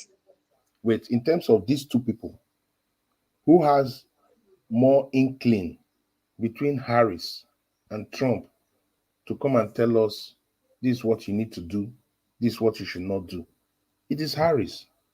Harris will do that more. And No, my Trump will brother, my brother, my brother, my brother. What you have just said now in terms of China is not right. Now, let me give you this point. In Kenya, if you are following international politics, right now in Kenya, China has taken over their seaport and their international airport. yes, Why? Because they refuse to pay yeah, back their loan. yeah, because it is written in their documents. You see, it's collateral. It's collateral. It depends on your negotiations at the table, and that's Okay, what okay. Let me give you an example again. African leaders go Do to you know that your international airport that is in Lagos, the second terminal, was built by the Chinese? It doesn't matter. The most important thing No, no, is no, no, no, no, no, no. Don't say it doesn't matter. wait. Why I say it doesn't matter is whoever does the work is not the problem. The problem is what is the negotiation? What is the MOU? The negotiation that is done. How is it done? What is the sellout? How was that constructed? For instance, Chinese have been doing most of our real things because China has what they call the Silk Road project. They have a Silk Road plan to build across to create a new Silk Road. All right. So they've been doing that. They've done that in Bangladesh. They've done that across many nations in the Oceania down into Africa. They know what they are doing. And when they do those deals, the question is the deals they are doing, how are those deals constructed? Because me and you sometimes we don't see those deals. What we see is the effects of those deals. So the deals that they have created, what has come out of it? Have they sold us out? Have they sold us out? That's why we need the right people at the deal table so that we say, no, no, no, no, you can't sell us out. We can't put this as collateral. The other day, I think they seized Agbado's jet. They seized it because he has not Now, paid. who are you to blame? So I'm not going to blame China. I can't blame China. And who are you blaming now? Talk who you blame. I'll blame the Nigerian leadership. Thank you. That is That's what I want to hear. But what I was trying to say is that China does not say, China is business. You pay me or I take your goods. China will not come and say, no, you now will have to be doing, you have to change your laws for us. No. But I'm some American leaders, we want to influence you to change your laws. Because they pay the bills for you. No, that's why I'm saying that. That's why there's this BRICS nation. That's why there's the creation of the BRICS, because the BRICS guys feel that no, Man, that one won't go anywhere. Forget the BRICS. I'm just bringing the ideas. They are trying to say that they can give you the money. It will be based on business. You do the business. If you don't do our business, we'll collect your airport because we need to pay for you need to pay for our business. But it doesn't mean that I will come and tell you how you will dress, how you will do this, how your traditional rulers will do. No. So giving people money doesn't mean that you will now tell them how they will have to do their life. That's the difference between my brother. You see, all I've told you that I explained to you. You are coming back to me now. All I've told you is the fault we have. I'm giving you two differences, and I told you that those differences, Harry is going to come here and tell you because they are giving you money, this is how they need you to function. And my brother, the problem is not with the Western world or America. Mika, let me tell you the fact now. You got to think inward. The problem is not with them. If you look at China, if you look at America, there are so many countries they've invested in, and those countries they are springing up in a very good way, and they are meeting up to what they signed for. Now, You see the African mentality. Now, Nigerian government, Buhari went to borrow money from China to build a railway. In that channel, the railway, I know you are conversant with it. In that channel, the railway to Niger Republic. And they started telling us that we will take our goods there to fly to this place, to that place. You see, when we now open the books, we now saw that they built the railway because of selfish intention, which they have accomplished. And that positioning of that railway is non-productive and will not be able to pay the bill of that loan collected from China to run that railway. The question now came up in the National Assembly. Why was that railway, why was that money not used to link all the productive sectors in Nigeria so that the goods can be moved from one place to the other, shipped to where they can ship it, some of them linked to the airport, so that our local manufacturers can easily move their product and sell it to the international world, and thereby bringing the dollar back to the country. This was it, and they couldn't do it. So that's to tell you that the mindset of an average leadership in Africa is a problem that we need to look into, so that we can move forward and put on the best person that will make a good deal for us while going out to negotiate with the international world. Definitely, I agree with you on that. That is what I'm saying. That is the whole essence of what I've been saying to you. That the fault is from us. That's not a problem. Africans or Nigeria need to sort out its leadership. All right, so it's not shortchanged. But what I'm trying to say is that the reason why we become shortchanged is when we have not sorted our leadership and then we're exposed. However, looking at the body language because the argument I was bringing was the body language of Mr. Trump and Miss Harry is two different body languages.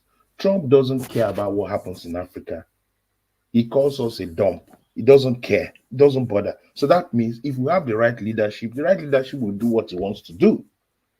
But if we even have the right leadership, let's say, for instance, Nigeria has a good leadership and is running, somebody like Harry will come in and invade that system because she wants to insist that this is what you will do. That's what happened with Obama and then Goodluck. Goodluck had to ask for the assistance of the Russians to send him some equipment to fight Boko Haram when it started. All right, so that's the same thing. So we won't want somebody that will try to come and tell you this is what you look at what she did when she went to Ghana. Look at what she did when she went to Ghana. No. Sorry, let me give you a fact there so that you know how to put it. If you know the reason why the Americans refuse to sell arms to us, it is right in the open air there. One, the corruption is high. Two, they don't want those arms to be used to bring down the Nigerian people because we have ethnic cleansing, in quotes. That was why you see when the American made a postulation, they made a investigation. Remember, wanted whatever they want. That's just the truth. See, if you have a good leader, they will be able to respect you because your people will speak for you if you are good. I just feel that is what we are getting. That is the problem we are not really ironing. Look, it does not mean that the American will just come be bossing you. If you put yourself on them to march on you, they will definitely march because every leadership need to think inward and serve. Anything they are doing is supposed to be selfish. I agree with you about proper leadership and that Goodluck Jonathan was not showing proper leadership. That I agree with you. However, when they understand that, oh, there's a real insurgent and it's affecting. Do you know that if those issues were in the Niger Delta, they would have acted swiftly because it's about their own assets in Nigeria's Niger Delta, the oil and gas assets by American companies like Chevron, Mobil, and all that. They would act swiftly, but they saw that okay, it's in the north, it doesn't work with us, and they were comfortable to work with the Buhari team. So they would, of course, frustrate the But the efforts. American companies have left you now. They have left your oil company, your oil to you now to manage. They've Mobi not. has gone. No, Mobi they has tell left. calm Chevron down, done the go. calm down. Ajit has Let me left. So may I wait. count out for you now. Go check out. Wait. When they tell you they have left, do you ask what have they left? Sometimes they leave the onshore wells, but the deep offshore wells are still running. They are still running their deep offshore wells, which can run productions for more than 50 years. So they've Okay, not okay. really they've not really left. They tell you this, they say people say things, but people don't go to the grassroots. They leave the onshore, especially across the delta, because they did not want to be engaging too much with the boys in the creeks. But they Oh, will, okay, hold on. Let me give you an information. and then The they are still deep, need to the do. deep offshore well. Let me give you information. The deep offshore well now, there is a buyback, and the buyback has been concluded by this oil firm in Nigeria. What's his name? Ohando. Go and fact Orlando, check me. Oh. That's what I'm telling you. Orlando Go is and fact check me. Agbado zone. Ohando. I don't know Orlando, whether it's Agbado. Tinubu, they Ohando tell has you gotten some the codes. contract with another company, but it's not an American company, to Okay, handle the all these deep, what they call them, the deep offshore well. let me explain something They a have bit. won the contract now, presently, Let as me we are talking. say something about deep offshore and all those kind of wells. Number one, Owando, Tinubu has stake in Owando. That one is a known fact. You can go and fact check it. Secondly, some of these wells, when wells have what they call profiles. So you have the first 5 6 years, sometimes 10 years, it becomes very prolific. Then it Yes, comes to the plateau stage where it's drilling, so you can drill for the next 10 15 years. Then 15 it years, starts yes, declining. It starts declining until you create an oil recovery on it. yes. Sometimes these companies know this data. One thing in Nigeria is that we don't have data. Most of the data, even for our, and it's massive, especially in our exploration. It's because of corruption now. We don't have even our solid mineral exploration. We don't have a proper cadastre where we have complete data. Most of the companies have to do their own data. They get their data, they research the data, they can see the wells. So Yes, when oil companies starts leaving you to tell you, you know what, we want to go and we want to push across somewhere else, you know that either that well is on that phase where it's declining, and for a small oil and gas company like Oando, it's good. You can manage it for the next 5 years, you make your money. You can manage it for the yes, next 10 yes. years, you make money. But the bulk of what is there, they've moved on. And the truth is Mhm. that we don't even have the equipment, the base to really do what it is. But Yeah, yeah, Oando, yeah. That is why Orlando went with an international company. They may ask with them to do it because we don't have the technology. That's the fact. the question is which international company? Because if you look at the top 5 or top 10 international companies, they will reach there and they won't touch it because they will I see think the it's a data. French company. It's a French company. They will see the data. So that's why he has been going to France maybe to initiate his things. So what I want to say is that there are a lot of things they don't show us behind the scene. If not that this Yes. man was shouting, what's his name? Dangote was shouting and now says, "You guys have a plant in Oman or wherever they have their plant that they are printing, doing they are producing They are um, producing PMS. and who is the shareholder there is the same Tinubu. Agbado now. And so we understand the politics of this thing, of the oil and gas. Most of the American companies, once they know that their assets, they are sure of their assets. Why do you think they are also going? Because of the promise of Trump. Trump promised the oil and gas people in America that he's going to do hydraulic fracking. He's going to frack. No, fracking. Nobody's against fracking now. We are against, or if you look at it, environmentally, fracking is dangerous. It's dangerous, but they are trying to do fracking with the renewable energy together side by side. Wait. The Trump guys are not too much in renewable. All right. Yeah. Those who don't like it, don't like renewable energy. Get me? They want to do hydraulic fracking, and hydraulic fracking uses a lot of mercury, a lot of things that can be dangerous to environment, but they don't care. Look, we're going to frack. We'll find good technology to frack. Now, if they keep doing the fracking, they will not necessarily have to open so much portfolios, especially across our basins. They will not need to open for portfolios. So at the end of the day, it's about the American interest. And for Goodluck Jonathan, he did not have that American interest around him. All right. So that's the fact now. American interest. That's what you just said. Where's Nigeria interest? Wait. That is where that's where I talked about. That's where the problem is now. There must be leadership. There must be leadership. And currently Nigeria doesn't have leadership in the international forum. Nobody cares about the Nigerian leader. It is the entire Africa, or not only Nigeria, the entire Africa. Nobody cares about Nigerian leader. And the Nigerian leader is a sellout currently, because if he goes, they will tell him, oh, you have this, you have this. They will bring all the dossiers they have on him, and then he will accept whatever they told. Like when the Americans say they want to keep a base in Nigeria, what did Agbado do? They refuse. But Agbado agreed. Agbado agreed, but the northern guys, they refuse. This is the second time. But why is Agbado agreeing? Because he needs credibility. He's seeking for credibility. He's seeking for acceptance. You're right. When a president that does not have credibility is seeking for acceptance, if they say, okay, you give us this, you give us this, you give us this, say yes, I'll sign. Now he has gone to China. We don't know what he's signing. He will sign. You know what he went to do in China? Let me tell you what he went to do in China. People should understand him now. You know what he went to do in China? You know they have this budget deficit.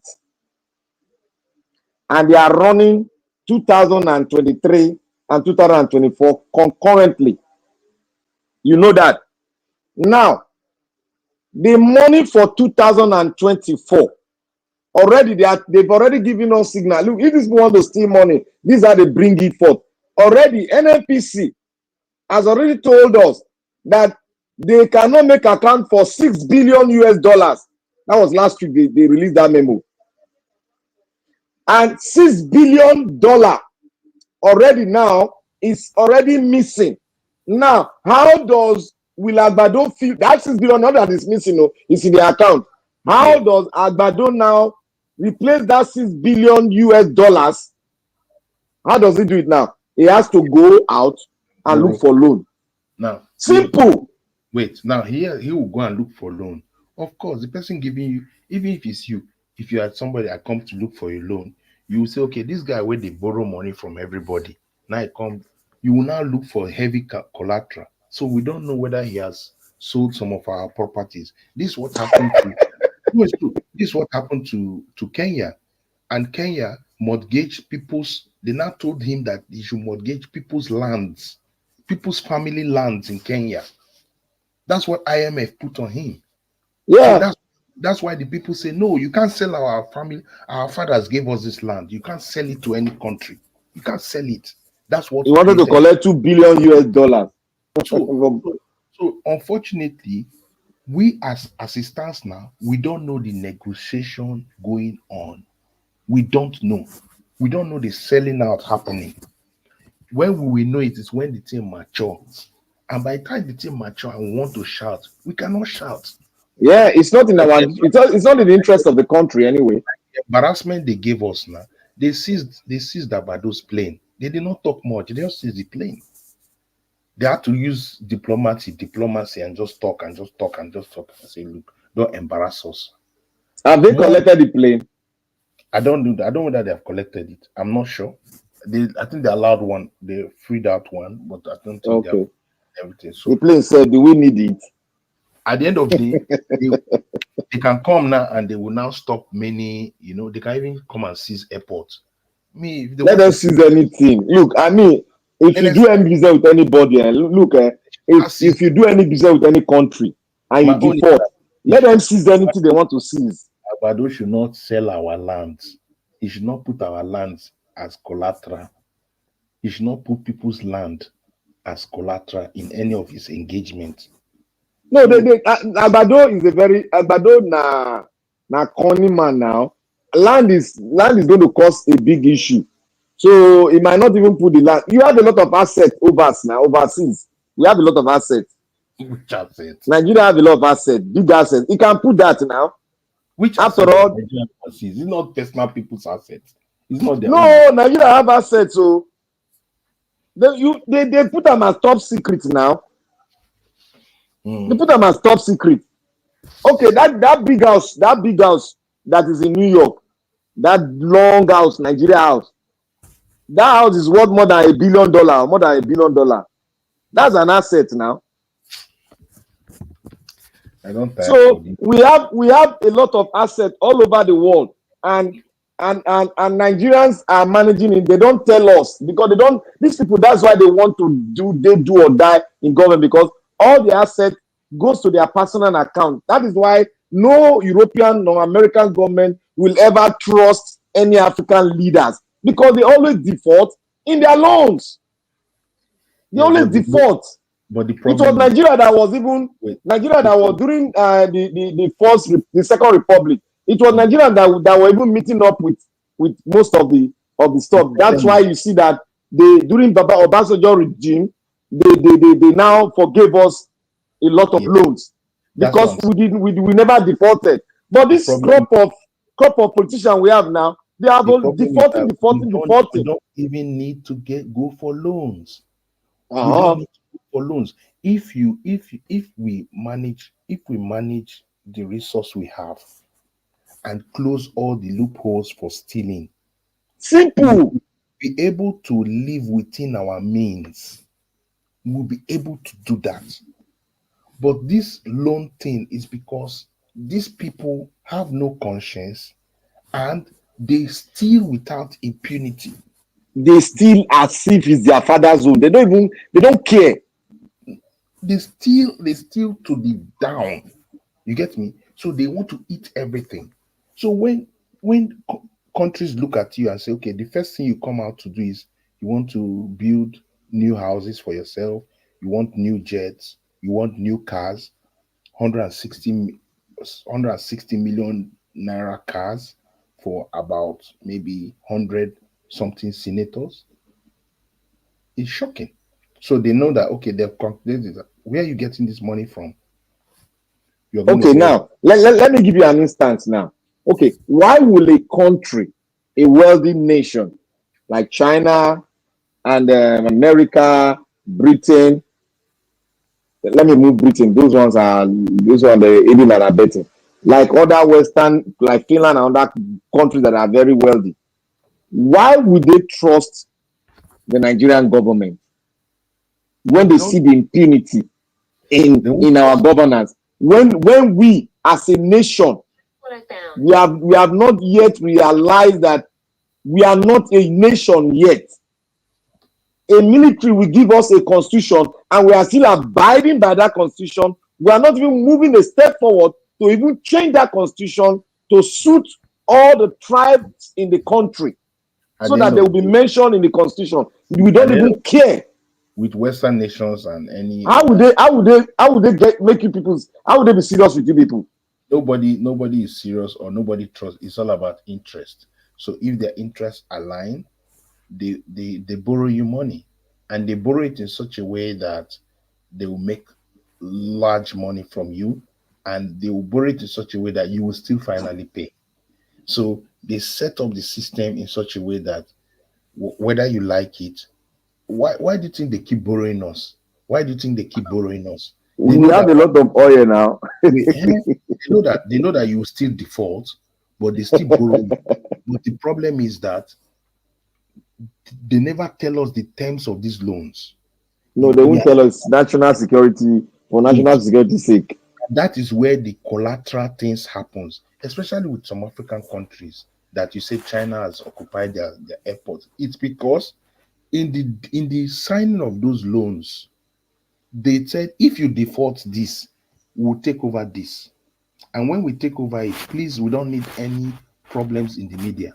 That's how they will say it. If Can you not, imagine? yes, if not, they will block you here, block you here. Abado will not even be able to travel. There was a time he could not travel now. He could not travel. Because they will tell you they And will and do you travel know with that? Have you stop. observed something in Agbado? That plane that he bought is not carrying the national color. Have you observed it? He has not paid finish now. Credit. Something that is on credit. Oh God. That plane not be Nigeria own. No. Me I But dey look at every day. Not Nigeria own yet too. not Nigeria's own. You have not paid. They did that because they don't want to embarrass us. Oh my Please, God. don't embarrass us.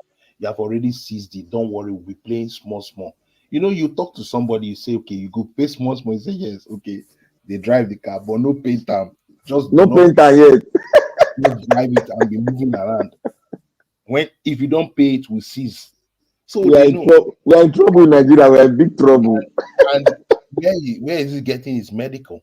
He's going overseas for his medical. So it's at their beck and call. It's not like you are staying or you're staying in your country to do your medical. So you say, okay, there's no reason for me to travel. No, Why are they afraid of their own country? because of their wickedness. You see, when Hey people are God. wicked to themselves, they thought they were wicked to everybody. It's not those hospitals you are doing and those things.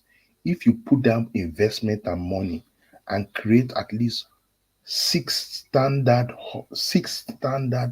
hospitals, In the 6th region. 6 regions that can do many things, whether it's cancer research, different kinds of things, different kinds of even for things like communicable diseases like the Yes. COVID and all these Ebola things. We should be able to have at least two or three standard research environments where people there's equipment. We have the money for it. And the university, they are not even equipping the university. So at the end of the Kai. day, they have to go overseas to get their care. And when you go overseas as a president to get your care, number one, it's a high security risk. You will never see Chi of China do that. You Lie, lie. even North Korea will not do it They because will he knows never. security risk. Every president is treated in their country. No Top country president. is doing it too, except African countries. Yeah. So when you go there, you become vulnerable because they can take you out anytime. So you'll be at their call. They'll tell you, this is what we need you to sign. Sign this. And you will sign it. Can Because you you are there. imagine? So at the end of the day, unfortunately, that's where we are. That's why we're saying we need authentic leadership. People, but it depends whether people want to fight. But look, but how are we going to get it when we have fake constitution, fake electoral law, and nobody is talking about that? Everybody just focusing on 2027. But I For think who people, now? Who they want vote for? but people are talking about it. But They are people are not. We are not united in it. We are not united in speaking it out. That's the problem. We are just. It's just like you and me, Omoye, then somebody else, then one person. We are not united in pushing a big concern like the constitution, like the electoral law. That's the problem I'm having with Nigerians. We are just scattered. It's like when they gave birth to Nigeria, they just put corn. Everybody just eat them from every corner. We are not just united. Focus on the two things that we know. If we fight this fight, if we get one of it, it will make us start, having the power to elect our leaders I by know. ourselves. One thing is you are very right. You are very right. But another problem we have is even if we have the right constitution, The challenge of leadership is that we don't follow rule and regulations in Nigeria. We don't follow it. We may have the best the best write-up, the best constitution, the best policies, but people just don't follow it. We don't follow rule of law in the country. We just do what every president comes and does what he wants to do. Look at Then let us go to military rule now. what If that one go suit us. Abado is now getting names of noisemakers. He's putting He's laws. arresting them now. He wants to put laws in which if you are doing anything and you go against or say anything concerning president, the person is taken for treason, arrested, locked up. That one no go work. That one no go work. But he's trying to do it. You are He saying no go work. He get what thing that they do for Nigeria, they work. If you want do one corner money, go work. But say you want pull law, say me they not talk about you as a president. He no go work. We don't face military before now. He no work. They try, no work. Now Gbadu go come do and go work. No be so we talk. One day he wake up, he say he want to change our national anthem. He change it. And that one, a national anthem, who cares? This one, I think I go make gonna buy everybody. Who will agree for that? That's the thing. All those one where they do now, and because the Nigerian people are not yet united. They are using tribe, nepotism, and all those shenanigans to separate us. We are just scattered all over the world like prodigal sons. We don't even have a father that will call us back. We don't have anywhere to go. That's the problem. We are not united. Before the forces from diaspora we fight from outside, then put cells in the country that will push it forward. Now, if someone will bring fight, come from outside, put for themselves, those will go collect money, then they will start fighting we back again. That is what is happening. Look at Showore now. They are telling Showore now what they've been telling us that, oh, you want us to come and rally. You come from that side and come and do it. They are talking to him now, what they've been telling us in diaspora. They are not telling him back. You can see the madness in us in Nigeria.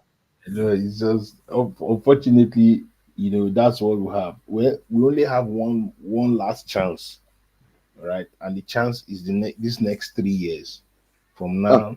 If we survive, whether we can change things, whether things can change. If not, if we survive this Agbado, God love us well.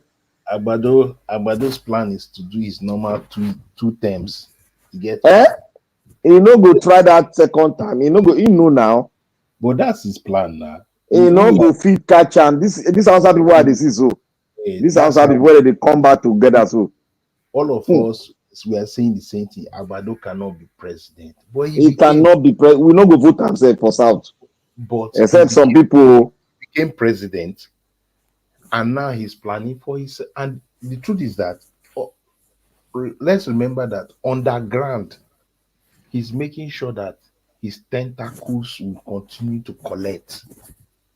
That's normal. That's normal now. He has already, the oil and gas is in charge of it. He's making sure that everything is working for him. So no, you know what is there. See, all those ones in charge of oil and gas, in charge of this, he can do that because he's the president now. But what I'm saying now, except if they say na cost 90 on top Nigerian, that when it come next second time, then maybe reduce fuel to like 500 naira, then Nigeria call the jump. That means we are cost. I'm telling you the fact, that means we are with all these people that we have lost. Look at the people we have lost in the north. Look at the people that we have lost in the south, in the west. You will not raise up your finger and you tell me that Moku give a second time. I think that time I'm not going to call the support Nigeria again. I mean, I would rain cost on all of them. All of them. Because there's nothing to say again now that we have not, that you and I have not said. What are we going to say again? Nothing to say. That we'll be telling them, so vote Obi or vote Chachangi. Somebody that will do good. Are you going to tell him that? Are you going to tell Nigerians that man is a good man when you see that he's a good man? Then, because you've not heard from me, you now go and vote Agbado again for second time. Well, if it happen like that, I will just anywhere I go, any channel I will just laugh and they rain curse on them. I know that is, I will just be raining curse because it should be so stupid of us to now accept this man to come and do rally. Even rally said they should not even allow him to come down to do rally. Well, you will see people that support him. Unfortunately, Yes, of course, the gullible people. Let them continue. Like what this answer man said. He said they asked him, Nigerians are suffering and dying. He said, let them suffer and die. The Galadima. Yeah. He said he's even going to tell Agbado to do more because they don't, anytime they come for election, they'll go and be collecting money. Let them suffer and buy. But look at the protest. How did he attack it? He called all the religious leaders, he called all the traditional rulers, all of them, gave them money. And look at you see now, everybody was doing their own thing. So I look at the pastors then. Their children went and collect contracts. They are telling us to pray. Their children went and collect contracts, and he didn't even do the project. Oh my God. And he's telling us to pray. And his child went and collect contract to develop a road in the north. He collected the money. He didn't do the project. Now everybody don't close mouth. Bam. Bam. And everyone don't close mouth. No, go pray. Hallelujah. And people are gullible. They rush, go church, go to pay money for them. Nigerians. Everybody pray, close mouth, face front. You know. That's so, my brother. Nigerian problem. Thank you. Thank for meeting you today. It has been so nice speaking to you, and I've really learned a lot from you. And thank God, we'll continue to deliberate on the issue, and we will have a sort of rallying point whereby we can speak as one and voice it out there, and let us look at people that will say, "Oh, you are just talking to the moon," and we'll continue to talk to the moon until it is there in our eyes that this is life, this is dead. Then we will choose one out of the two. Is it not so? There's nothing we can do than to talk. We'll continue talking. I just want to thank you for what you've said today, and thank Omoye for giving us the platform. Yeah, thanks. I'm glad you guys have been able to talk it out. Thank you so much, guys, for coming. Thank you, Sid, for being on the panel. Mama Echo is probably already in her village somewhere. So she's already. No, I there for backyard. They hear Nana. Mama, you know they sleep. My Echo they sleep. Oh. Thank you so much, Tito. I really appreciate you. I go sleep. I go sleep when they don't turn my children to something else. Yeah, we don't they wrap them up now. No Black problem. Panther, thank you so much for stopping by. Good night. Good night. God bless you. Good night, man. May God bless every one of us. You as well. Thank you. Good night, too. Thank you all so much for joining me. Kenneth, Guy Owanele, Mr. Ike, Natu, my darling. Thank you for stopping by. Really appreciate it. Zipporah was vexing today. Thank you so much, Zipporah. Yeah, we're pulling the curtains. Thank you, Kenneth. I really appreciate it. Oh my God, you go there late for your site, but I really appreciate you. Stayed on. I know. Thank you so much, everyone. Tony South, Oriyomi, Theophilus, Sonny, Ejike, everyone. Black Panther. Thank you so much. I really appreciate everyone that's able to make it. We'll continue the conversation because almost we need to be doing something between now and 2020, before 2027. Really, the work is between now and 2026, to be honest. 2027 is just going to be a walkover. So we have to put in the hard work. Like I said, hopefully we all see 2027, and hopefully we're able to usher Nigeria, the new Nigeria in. That's my biggest, that's the only thing I look forward to. I hope that we're able to achieve it. But anyway, we'll be coming here and talking about it and continue to talk. That's all we can do right now. And see whether we can push for some electoral changes. I don't know how possible that will be, because the man up there, he doesn't care. It's all about. You guys see the picture he took with the Chinese people?